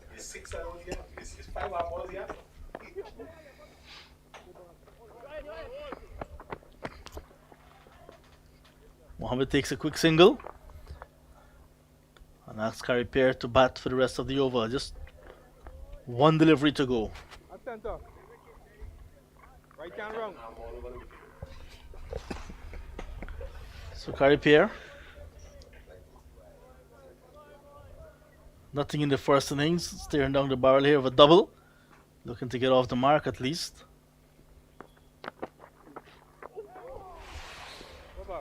That's good bowling, good tight stuff now from the Volcanoes. Over called 217 for 7.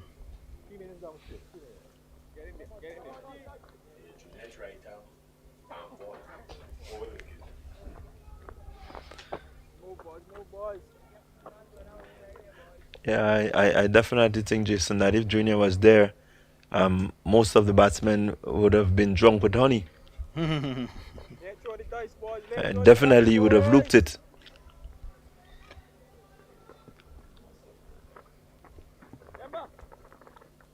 Hodge it is.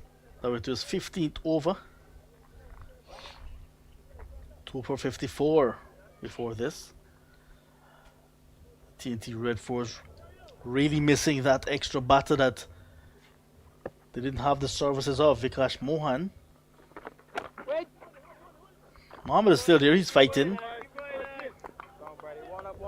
over at the Sir Vivian Richards Stadium.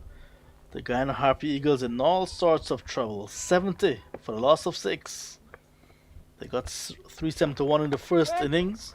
up, one down, Haji. One up, one down, Haji. Now 70 for 6 in their second innings. They're leading overall by 221 against defending champions Barbados Pride.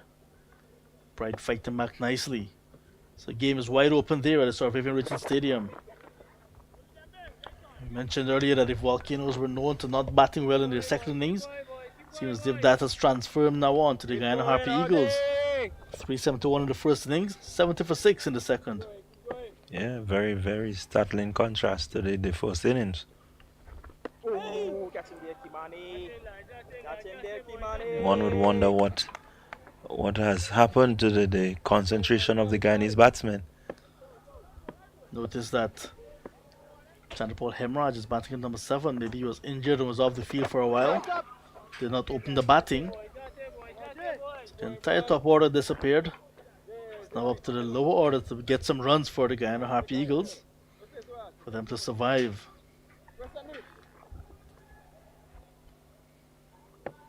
That's a funny old game, cricket. Yeah, very funny, very, very funny. Today it's not over until the fat lady sings. Maiden over completed from Hodge. Score remains on 217 for 7. Mohammed is on 75. Carripier yet to get off the mark. So we're heading, John, to the last half hour. So they're pushing for a victory, no doubt. The Volcanoes, they can pick up some wickets. They'll be very much taking maximum points here. But if Jason Mohammed and Carripier continue to be watchful, you can see that draw that they're looking for being accomplished.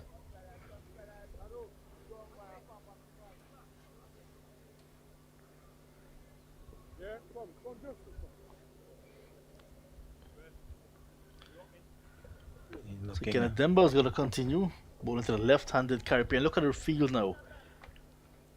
2 slips, 2 extra covers as well. Yeah, City mid off and that extra cover there, and a man at bat pad on the onside as well. there's definitely a plan to use the off stump line. Hopefully the rough outside there, maybe get one to jag back in or maybe to spin quickly. Definitely see the plan. I'm looking at the field, packed offside. You would not want to stray. Repair still on the pier. No doubt feeling the butterflies in his stomach. Jason Mohammed trying to give him some words of encouragement. That is what you need. A senior partner to tell us the junior partner all about batting. It's a matter of surviving 7 remaining overs now. The TNT Red Force after this.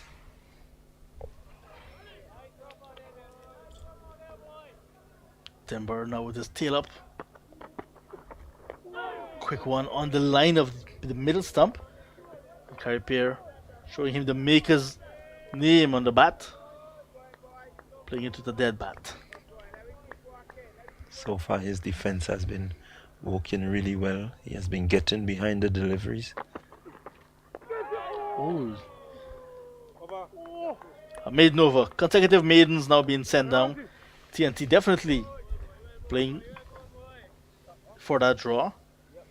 Carripier yet to get off the mark. Jason Mohammed 75. 7 overs remaining. Can Jason Mohammed and Carripier hold on? They're one batsman shot. So definitely they would want to make sure that they last these 7 overs.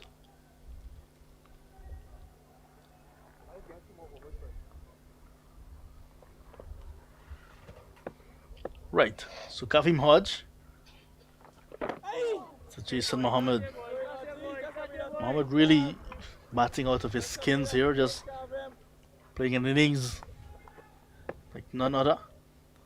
Battling to survive for his side.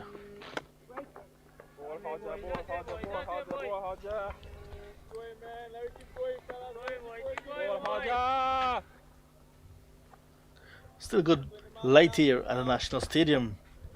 So light is not an issue. 6 overs to go after this.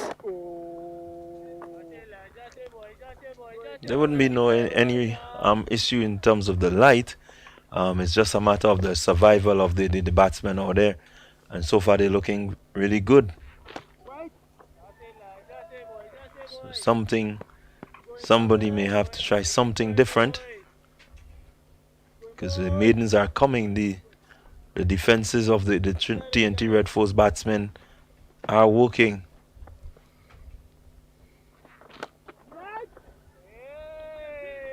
They've dropped anchor, that's for sure.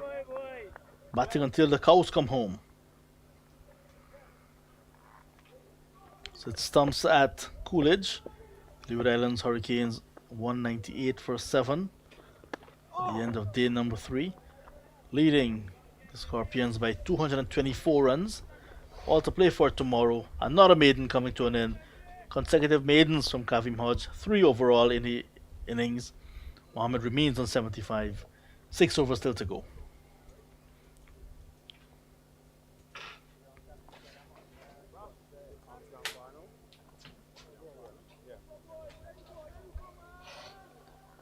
So Carrier, no doubt, looking to at least get a single. We want to get off the mark. No batsman want to remain on 0 for too long.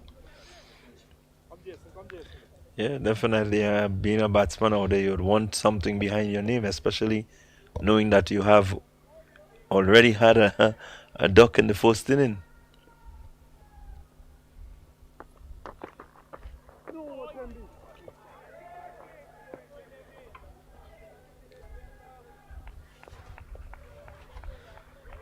So 3 consecutive maidens. Demba, leader wicket taker last season for the Volcanoes. One in the first innings, one in the second innings. Or Dwayne Gill, Vice President of the Windward Islands Cricket Board, saying that the bench is strong for the Volcanoes.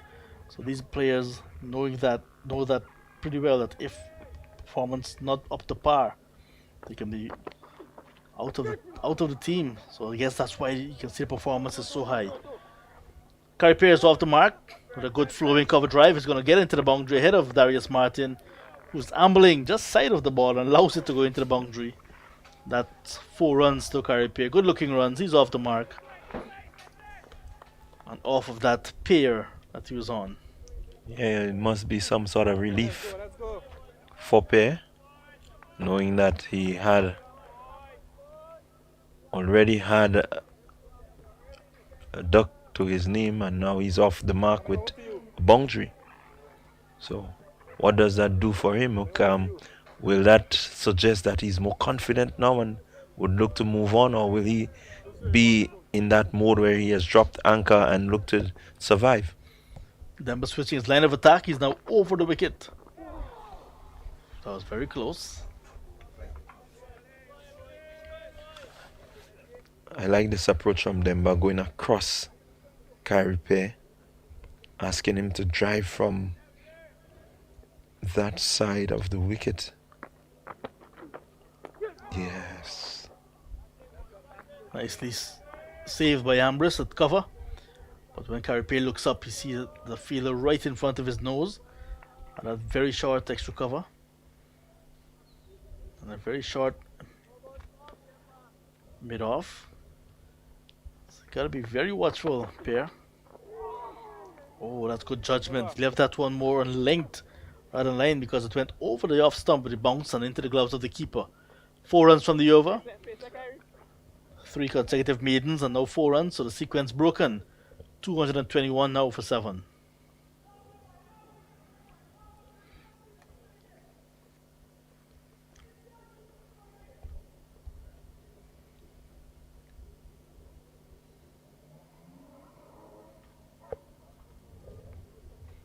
Down towards the final moments of day number 4, the final moments of this match, the final rites.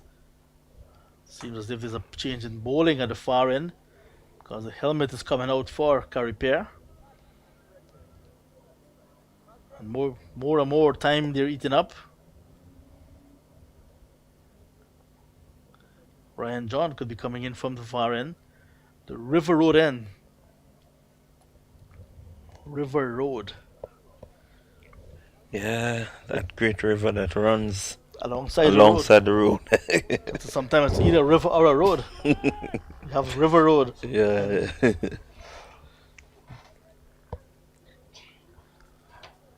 Very, very dangerous river, but a lot of work has been done on it to ensure that when it rains heavily, it doesn't do too much damage. So there's a bit of mitigation work being done on it right now.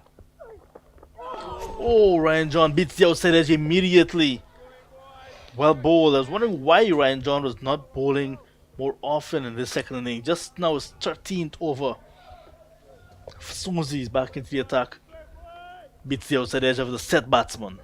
Yeah, definitely. He's having a really good game, and I think he seemed to be the trump for the Windwards. Every time he touches that ball, it seems something happens. Here he is again.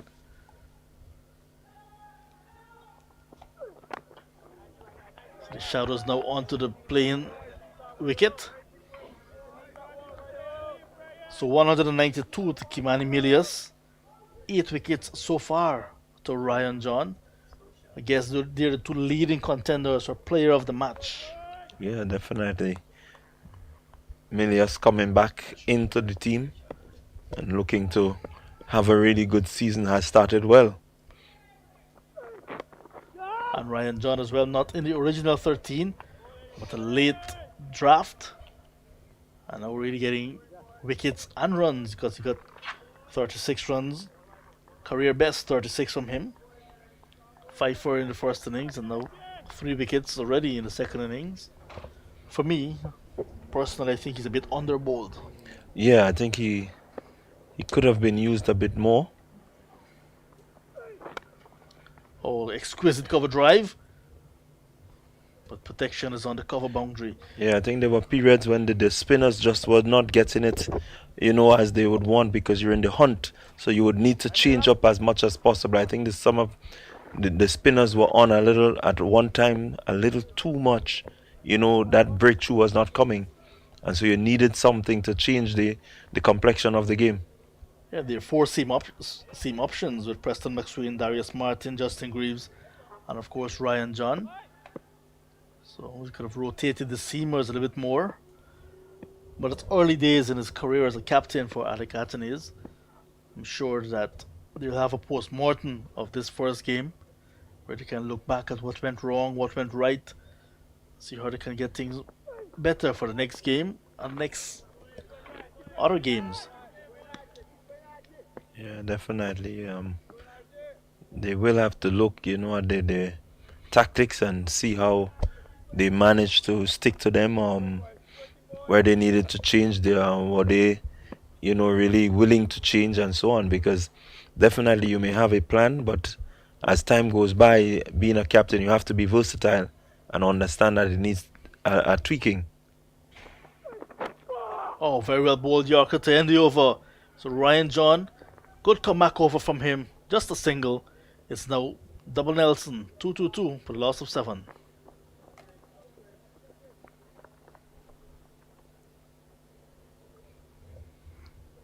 It means now just 4 overs remaining in the day's play. Or if Captain Alec Athanaze thinks he had enough, you can also tell the umpires, I don't see anything coming out of this game. Let's have a go. Which I don't think would happen. I think he would really love to have, his first game as captain and have that first victory. That would be, something really good for him, good momentum for him, good confidence booster for him as captain. So definitely, me being a captain out there, I would want to push towards that victory as much as possible, even if it means coming down to the last delivery of the day. Denver to continue. Single taken. I'm sure Denver wouldn't mind bowling to the left-handed carry pair. And it was asked about the composition of the Guyana Harpy Eagles side. Lots of left-handers in that Harpy Eagles team. So Denver, the off-spinner, could become very much a handful with Chandrapal Hemraj, Nandu at the top of the order, Kemal Savory, Leon Johnson. Bowling, Shamar Joseph, the rookie. So when you look at the Guyana side, lots of left-handers. Given, so another wicket going down for Guyana as well. Chandrapal Hemraj edging behind and he's out.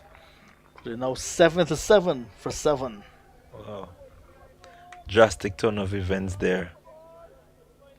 After scoring 300 plus, you're in a position where you could possibly be bowled out under 100.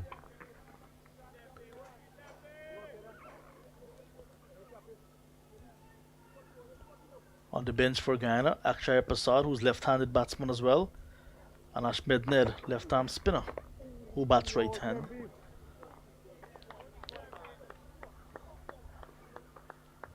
So that game next week can be very much an interesting one.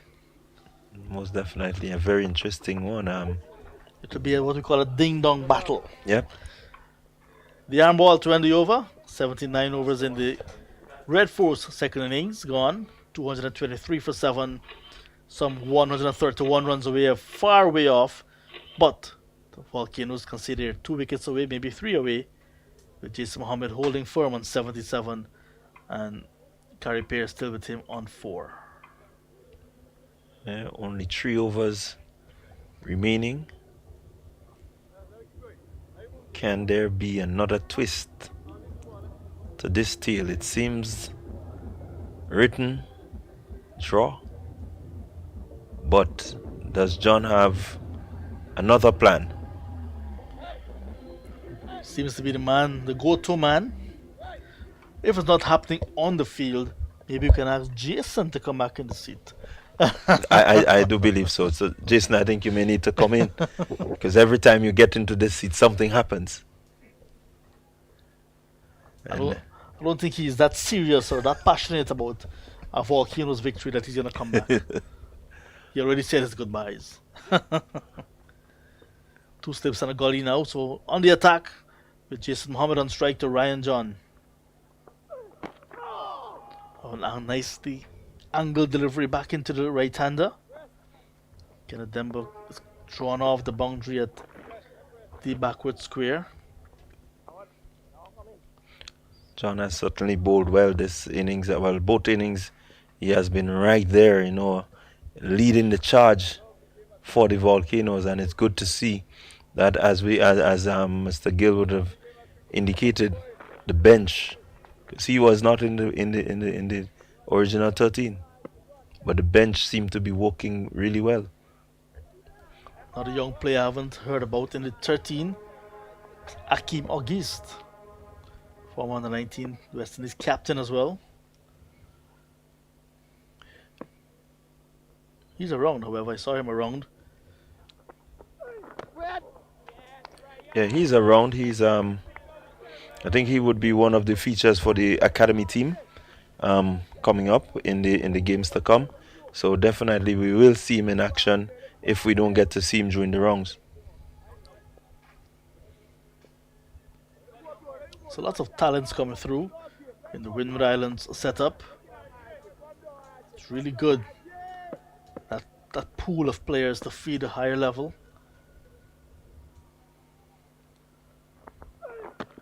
Oh, well bowled, well played as well. So even as the shadows taking over the pitch now, it means the sun setting. Yeah. These grandstands you can see giving a lot of shade in the afternoon. Look at that view. You can imagine the sunsets on the outside if you on the beach, if you're close to that massive cruise line that is out there as well. Yeah, definitely. And even if you're up on the mountain. If you're on the mountain, I think you can see not only the sunset, you can see the winning lottery numbers. You can see a far away on those mountains. Yeah. I would love to be though. I would really love to be the man at mid wicket right now. Yeah, he's totally in shade. After that hot day, I would love that cool shade, just breezing there, nothing much coming my way. He may very well call for a sweater soon because there's a cooling breeze. When you're in that shade, you tend to start to tremble a little bit. Nice short ball again on the line of the body. Not giving too much away to Carripier, but he's equal to the task so far, Carripier.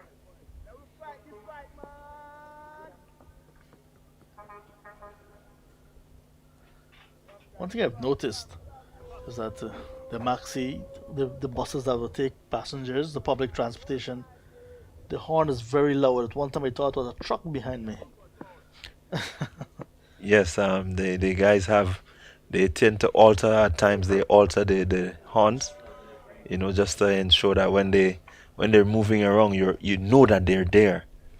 5 balls, nicely negotiated by Carripier. So we're down to 2 overs remaining in the day's play now. TNT Red Force hanging on, 224 for 7.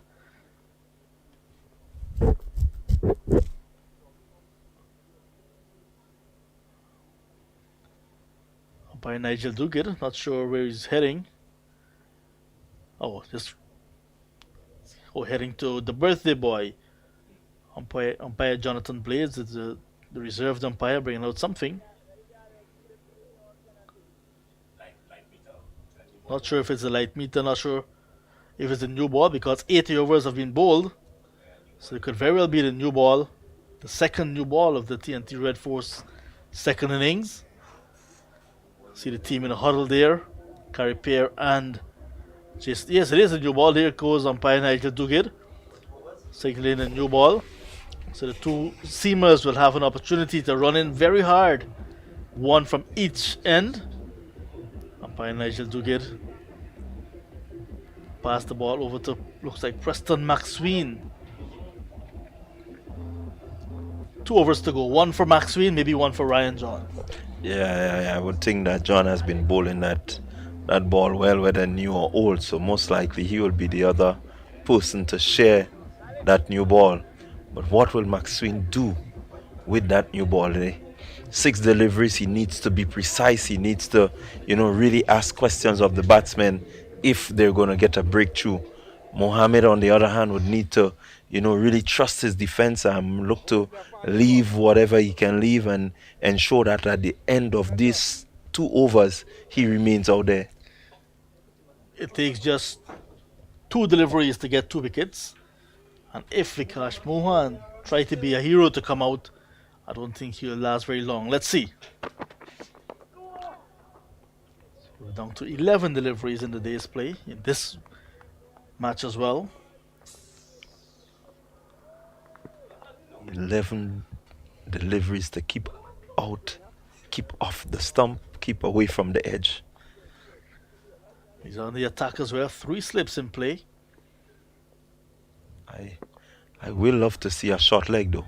But there's a fielder at the backward square. What is he doing there? Yeah. You need to go out on the all-out attack right now if you're looking for 2 wickets. It's not like Trinidad and Tobago will be going for 130 runs and anytime soon. Yeah, definitely. Yeah, definitely. We could see a bat pad coming in, somebody right there, just to put it in the mind of the batsman that a short one may be there. Just at this stage, you need all the mind games that you can, along with the good deliveries, Well,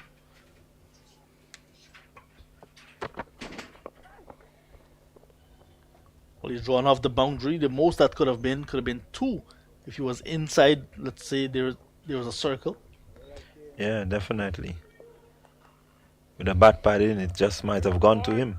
That too. Over to you. So 4 deliveries to go in this one. So both teams seems to be battling for their respective positions here. TNT Red Force hanging on for a draw. And the Volcanoes looking for 2 more opportunities to get these wickets.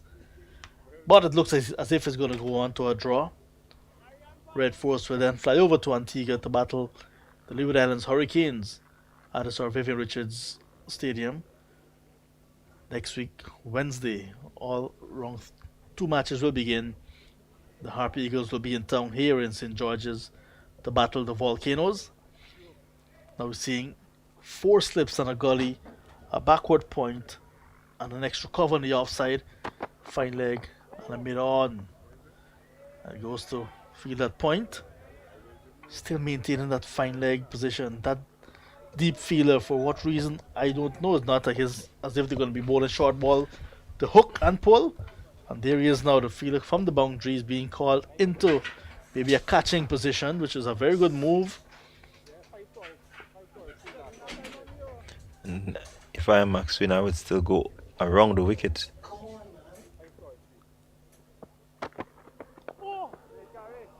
I would go around the wicket just to pose a different angle to Carripier, who's already a left-hander. There's also that option as well of playing to 5:30. Remember, they do not play overtime anymore, so 5:30 is the cutoff. But 1 over after this one ball. So you see Preston McSween running into position. Now he goes. Oh, what a delivery. Came back nicely after pitching. And the extra bounce with a hard ball, taking it over the stumps. Just a single in the over. So we're down to the last over of day number 4. So we've had a full day's play every day.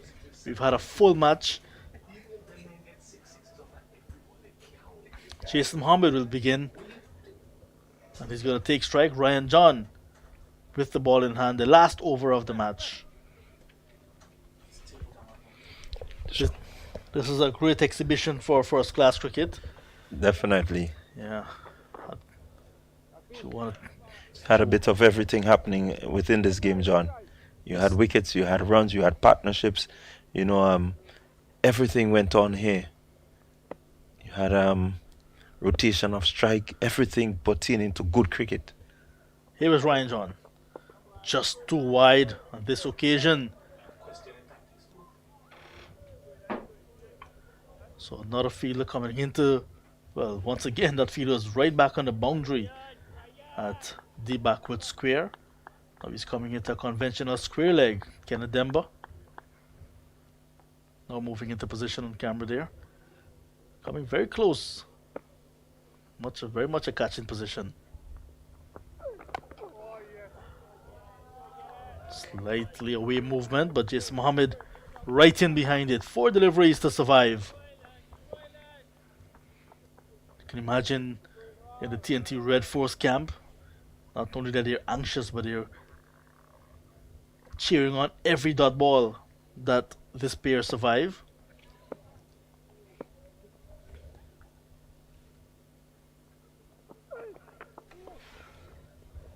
Three deliveries to go. Can Ryan John get a hat trick here to end this game in a victory? Again, we say, and then it's not over until. So the only pity is that I'm not seeing the fat lady. So I guess there is no hat trick to be bought. So let's see. I think they can be an anticlimax as well with 1 delivery to go. Alec Atenez can say, I've had enough umps. Oh, that was on target. And there's a good defensive bat from Jason Mohammed. And now we see Ryan John throwing down the stumps. Yeah, I think that's the only how he's going to get past that stump there. As long as that bat is in front of Jason Mohammed, would do everything in his power to keep it out.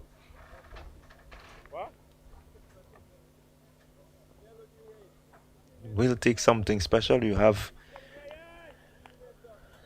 exactly 2 deliveries to go. 2 deliveries, 2 wickets. It will Game over. It will be a draw because Vikash Mohan can very well say he's going to bat still, even with 1 hand. So cannot get 3 wickets in 2 balls. And more so, it is the inevitable team draw, but you can see exciting in the end with the last few wickets going down. Amir Django 8, Terence Hines no score, and giving the Volcanoes an opportunity to really believe that it could have pushed for a victory late on day number 4. It's not to be. It's going to end in a team draw. Scores in the game, like I said, 243. The Volcanoes in their first innings asked to bat first. 87 not out from Devin Walcott. 55 for Mambers, 41 for Martinez, 4 for 72 for Terrence Hines, 4 for 46 for Brian Charles. In reply, 315 for 9 innings close, 86 to Django, 52 to Terrence Hines, 79 to Tian Webster, 5 for 18 for Ryan John. And that is the final delivery of the over, of the day's play, and of the match. In the end, TNT Red Force, the Windward Islands Volcanoes, ending round number 1 of Cricket West Indies Regional 4-Day Championship 2023 in a draw. Where's umpire? Well, Are they playing to 5:36 like I heard? So I'm going to go back to the Windward Islands Volcanoes second innings, 425. They had to wipe off a deficit of 72. They did so quite easily. Kimani Milius converted his first century to magnificent 192. Here is Preston McSween. Turns it into the onside. And now we've seen more attacking field being employed by Alec Atenez. 1, 2, 3, 4, 5, 6 slips. Backward point. Extra cover. And mid on. Milias in the second innings, 192. Kafim Hodge, 80. 55 not out from Sunil Lambris. 51 from Captain Atenez. 425 for 5. Declared. Terrence Hines, 1 for 53. 1 for 96 from Carrier. And Brian Charles, 2 for 92.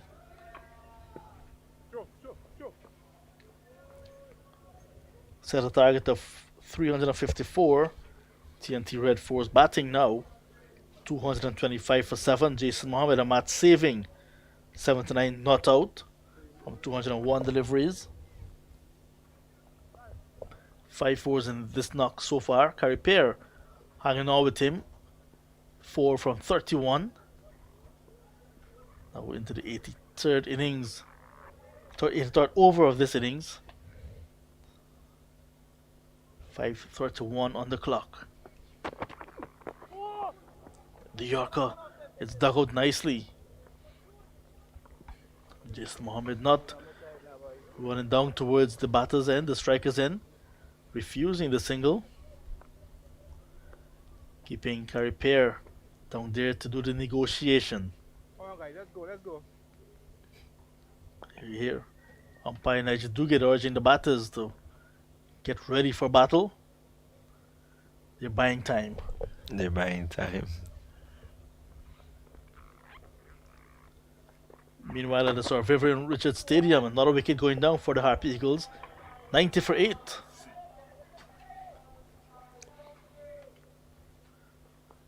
Just Niall Smith and Runsford beaten in the hut. 90 for 8. I think these two batsmen would look to try and survive and come back tomorrow. 241 the lead now for the Harpy Eagles.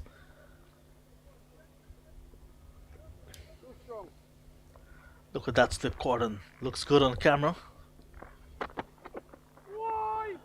Good judgment from Carrier.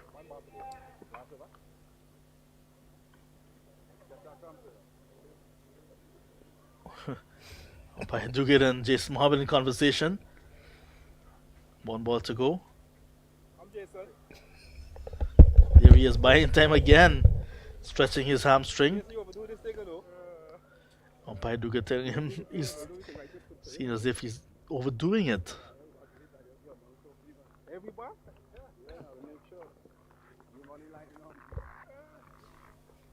Six slips waiting. They'll have to wait a little bit longer. It's a good defensive shot from Carrier. Overcalled, time and stumps. So finally, this game is over, ending in a draw. And because of the point system, there are no first innings points. The point system, I think TNT Red Force with that score of 315 in their first innings may very well end maybe just a marginal more points than the Volcanoes. Fast bowling points as well, very important. So final scores in the game. Just before we have closing words from Clyde. TNT Red Force in their fourth innings, the fourth innings of the game, 225 for 7, set a target of 354. It was not to be in terms of getting there, but they managed to survive. 225 for 7, still 129 runs away from victory. But that was not really in the equation. They really had to bat to survive. Yeah, very good. Very good 4 days here at the National Stadium here in Grenada, all ending in a draw. We had some really good bits and pieces of this game. You saw the partnerships, you saw the wickets falling consecutively, short stints, but there was always a fight back from each team, and I think this is very, very important for the game of cricket, especially at this level where a team might be down 5-6 wickets and they can, fight their way, claw their way back into the game.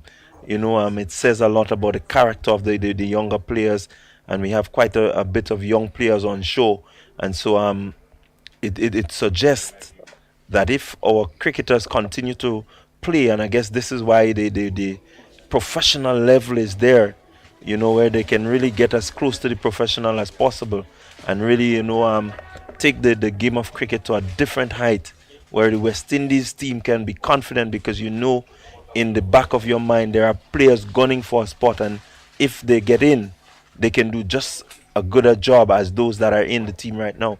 So it's a good place to be, good to see, that this game, it was fought right down to the end on day 4, and it ends all well that ends well, because everybody has a bit of the pie. 3 for 27 for Ryan John, 2 for 54 Kavim Hodge, 1 apiece Darius Martin and Kenneth Demba, and that is how the cookie crumbled here on day number 4. So it's been our pleasure bringing you this match. The summary is on your monitor. You can look at that for a little longer. But in the end, Volcanoes 243 in their first innings. Red Force replying 315 innings closed. Volcanoes 425 in their second innings. And TNT Red Force 225 looking to get 354 for victory. And just before we go, your thoughts on who should be the player of the match? Well, the player of the match for me would be Ryan John. A good wicket for batting. It's more or less a wicket where, in order for you to really do well as a bowler, you have to put in that big effort. And I think he put in the big effort. He was, really menacing, always looking, attacking the bowlers, ensuring that he hit good lines, good lengths, kept the things tight. Bowling some 7-8 maiden overs in a row, and that sort of hard work, really, I would see him becoming the player of the match. So next game, round number 2 begins on the 8th. That's next Wednesday, with the Guyana Harp Eagles will be here in Grenada, taking on the Windward Islands Volcanoes. The Windward Islands will be at home when they host the TNT Red Force at the Sir Vivian Richards Stadium. Jamaica Scorpions against Barbados Pride, the other match of the round. So that ends our coverage here today. On behalf of Junior Murray, Jason Skeet, and Clyde John, my name is John Ramsing. On behalf of the technical team here as well, and everyone else, thanking you for your time, inviting you to join us next Wednesday right here for round number 2. Until then, goodbye.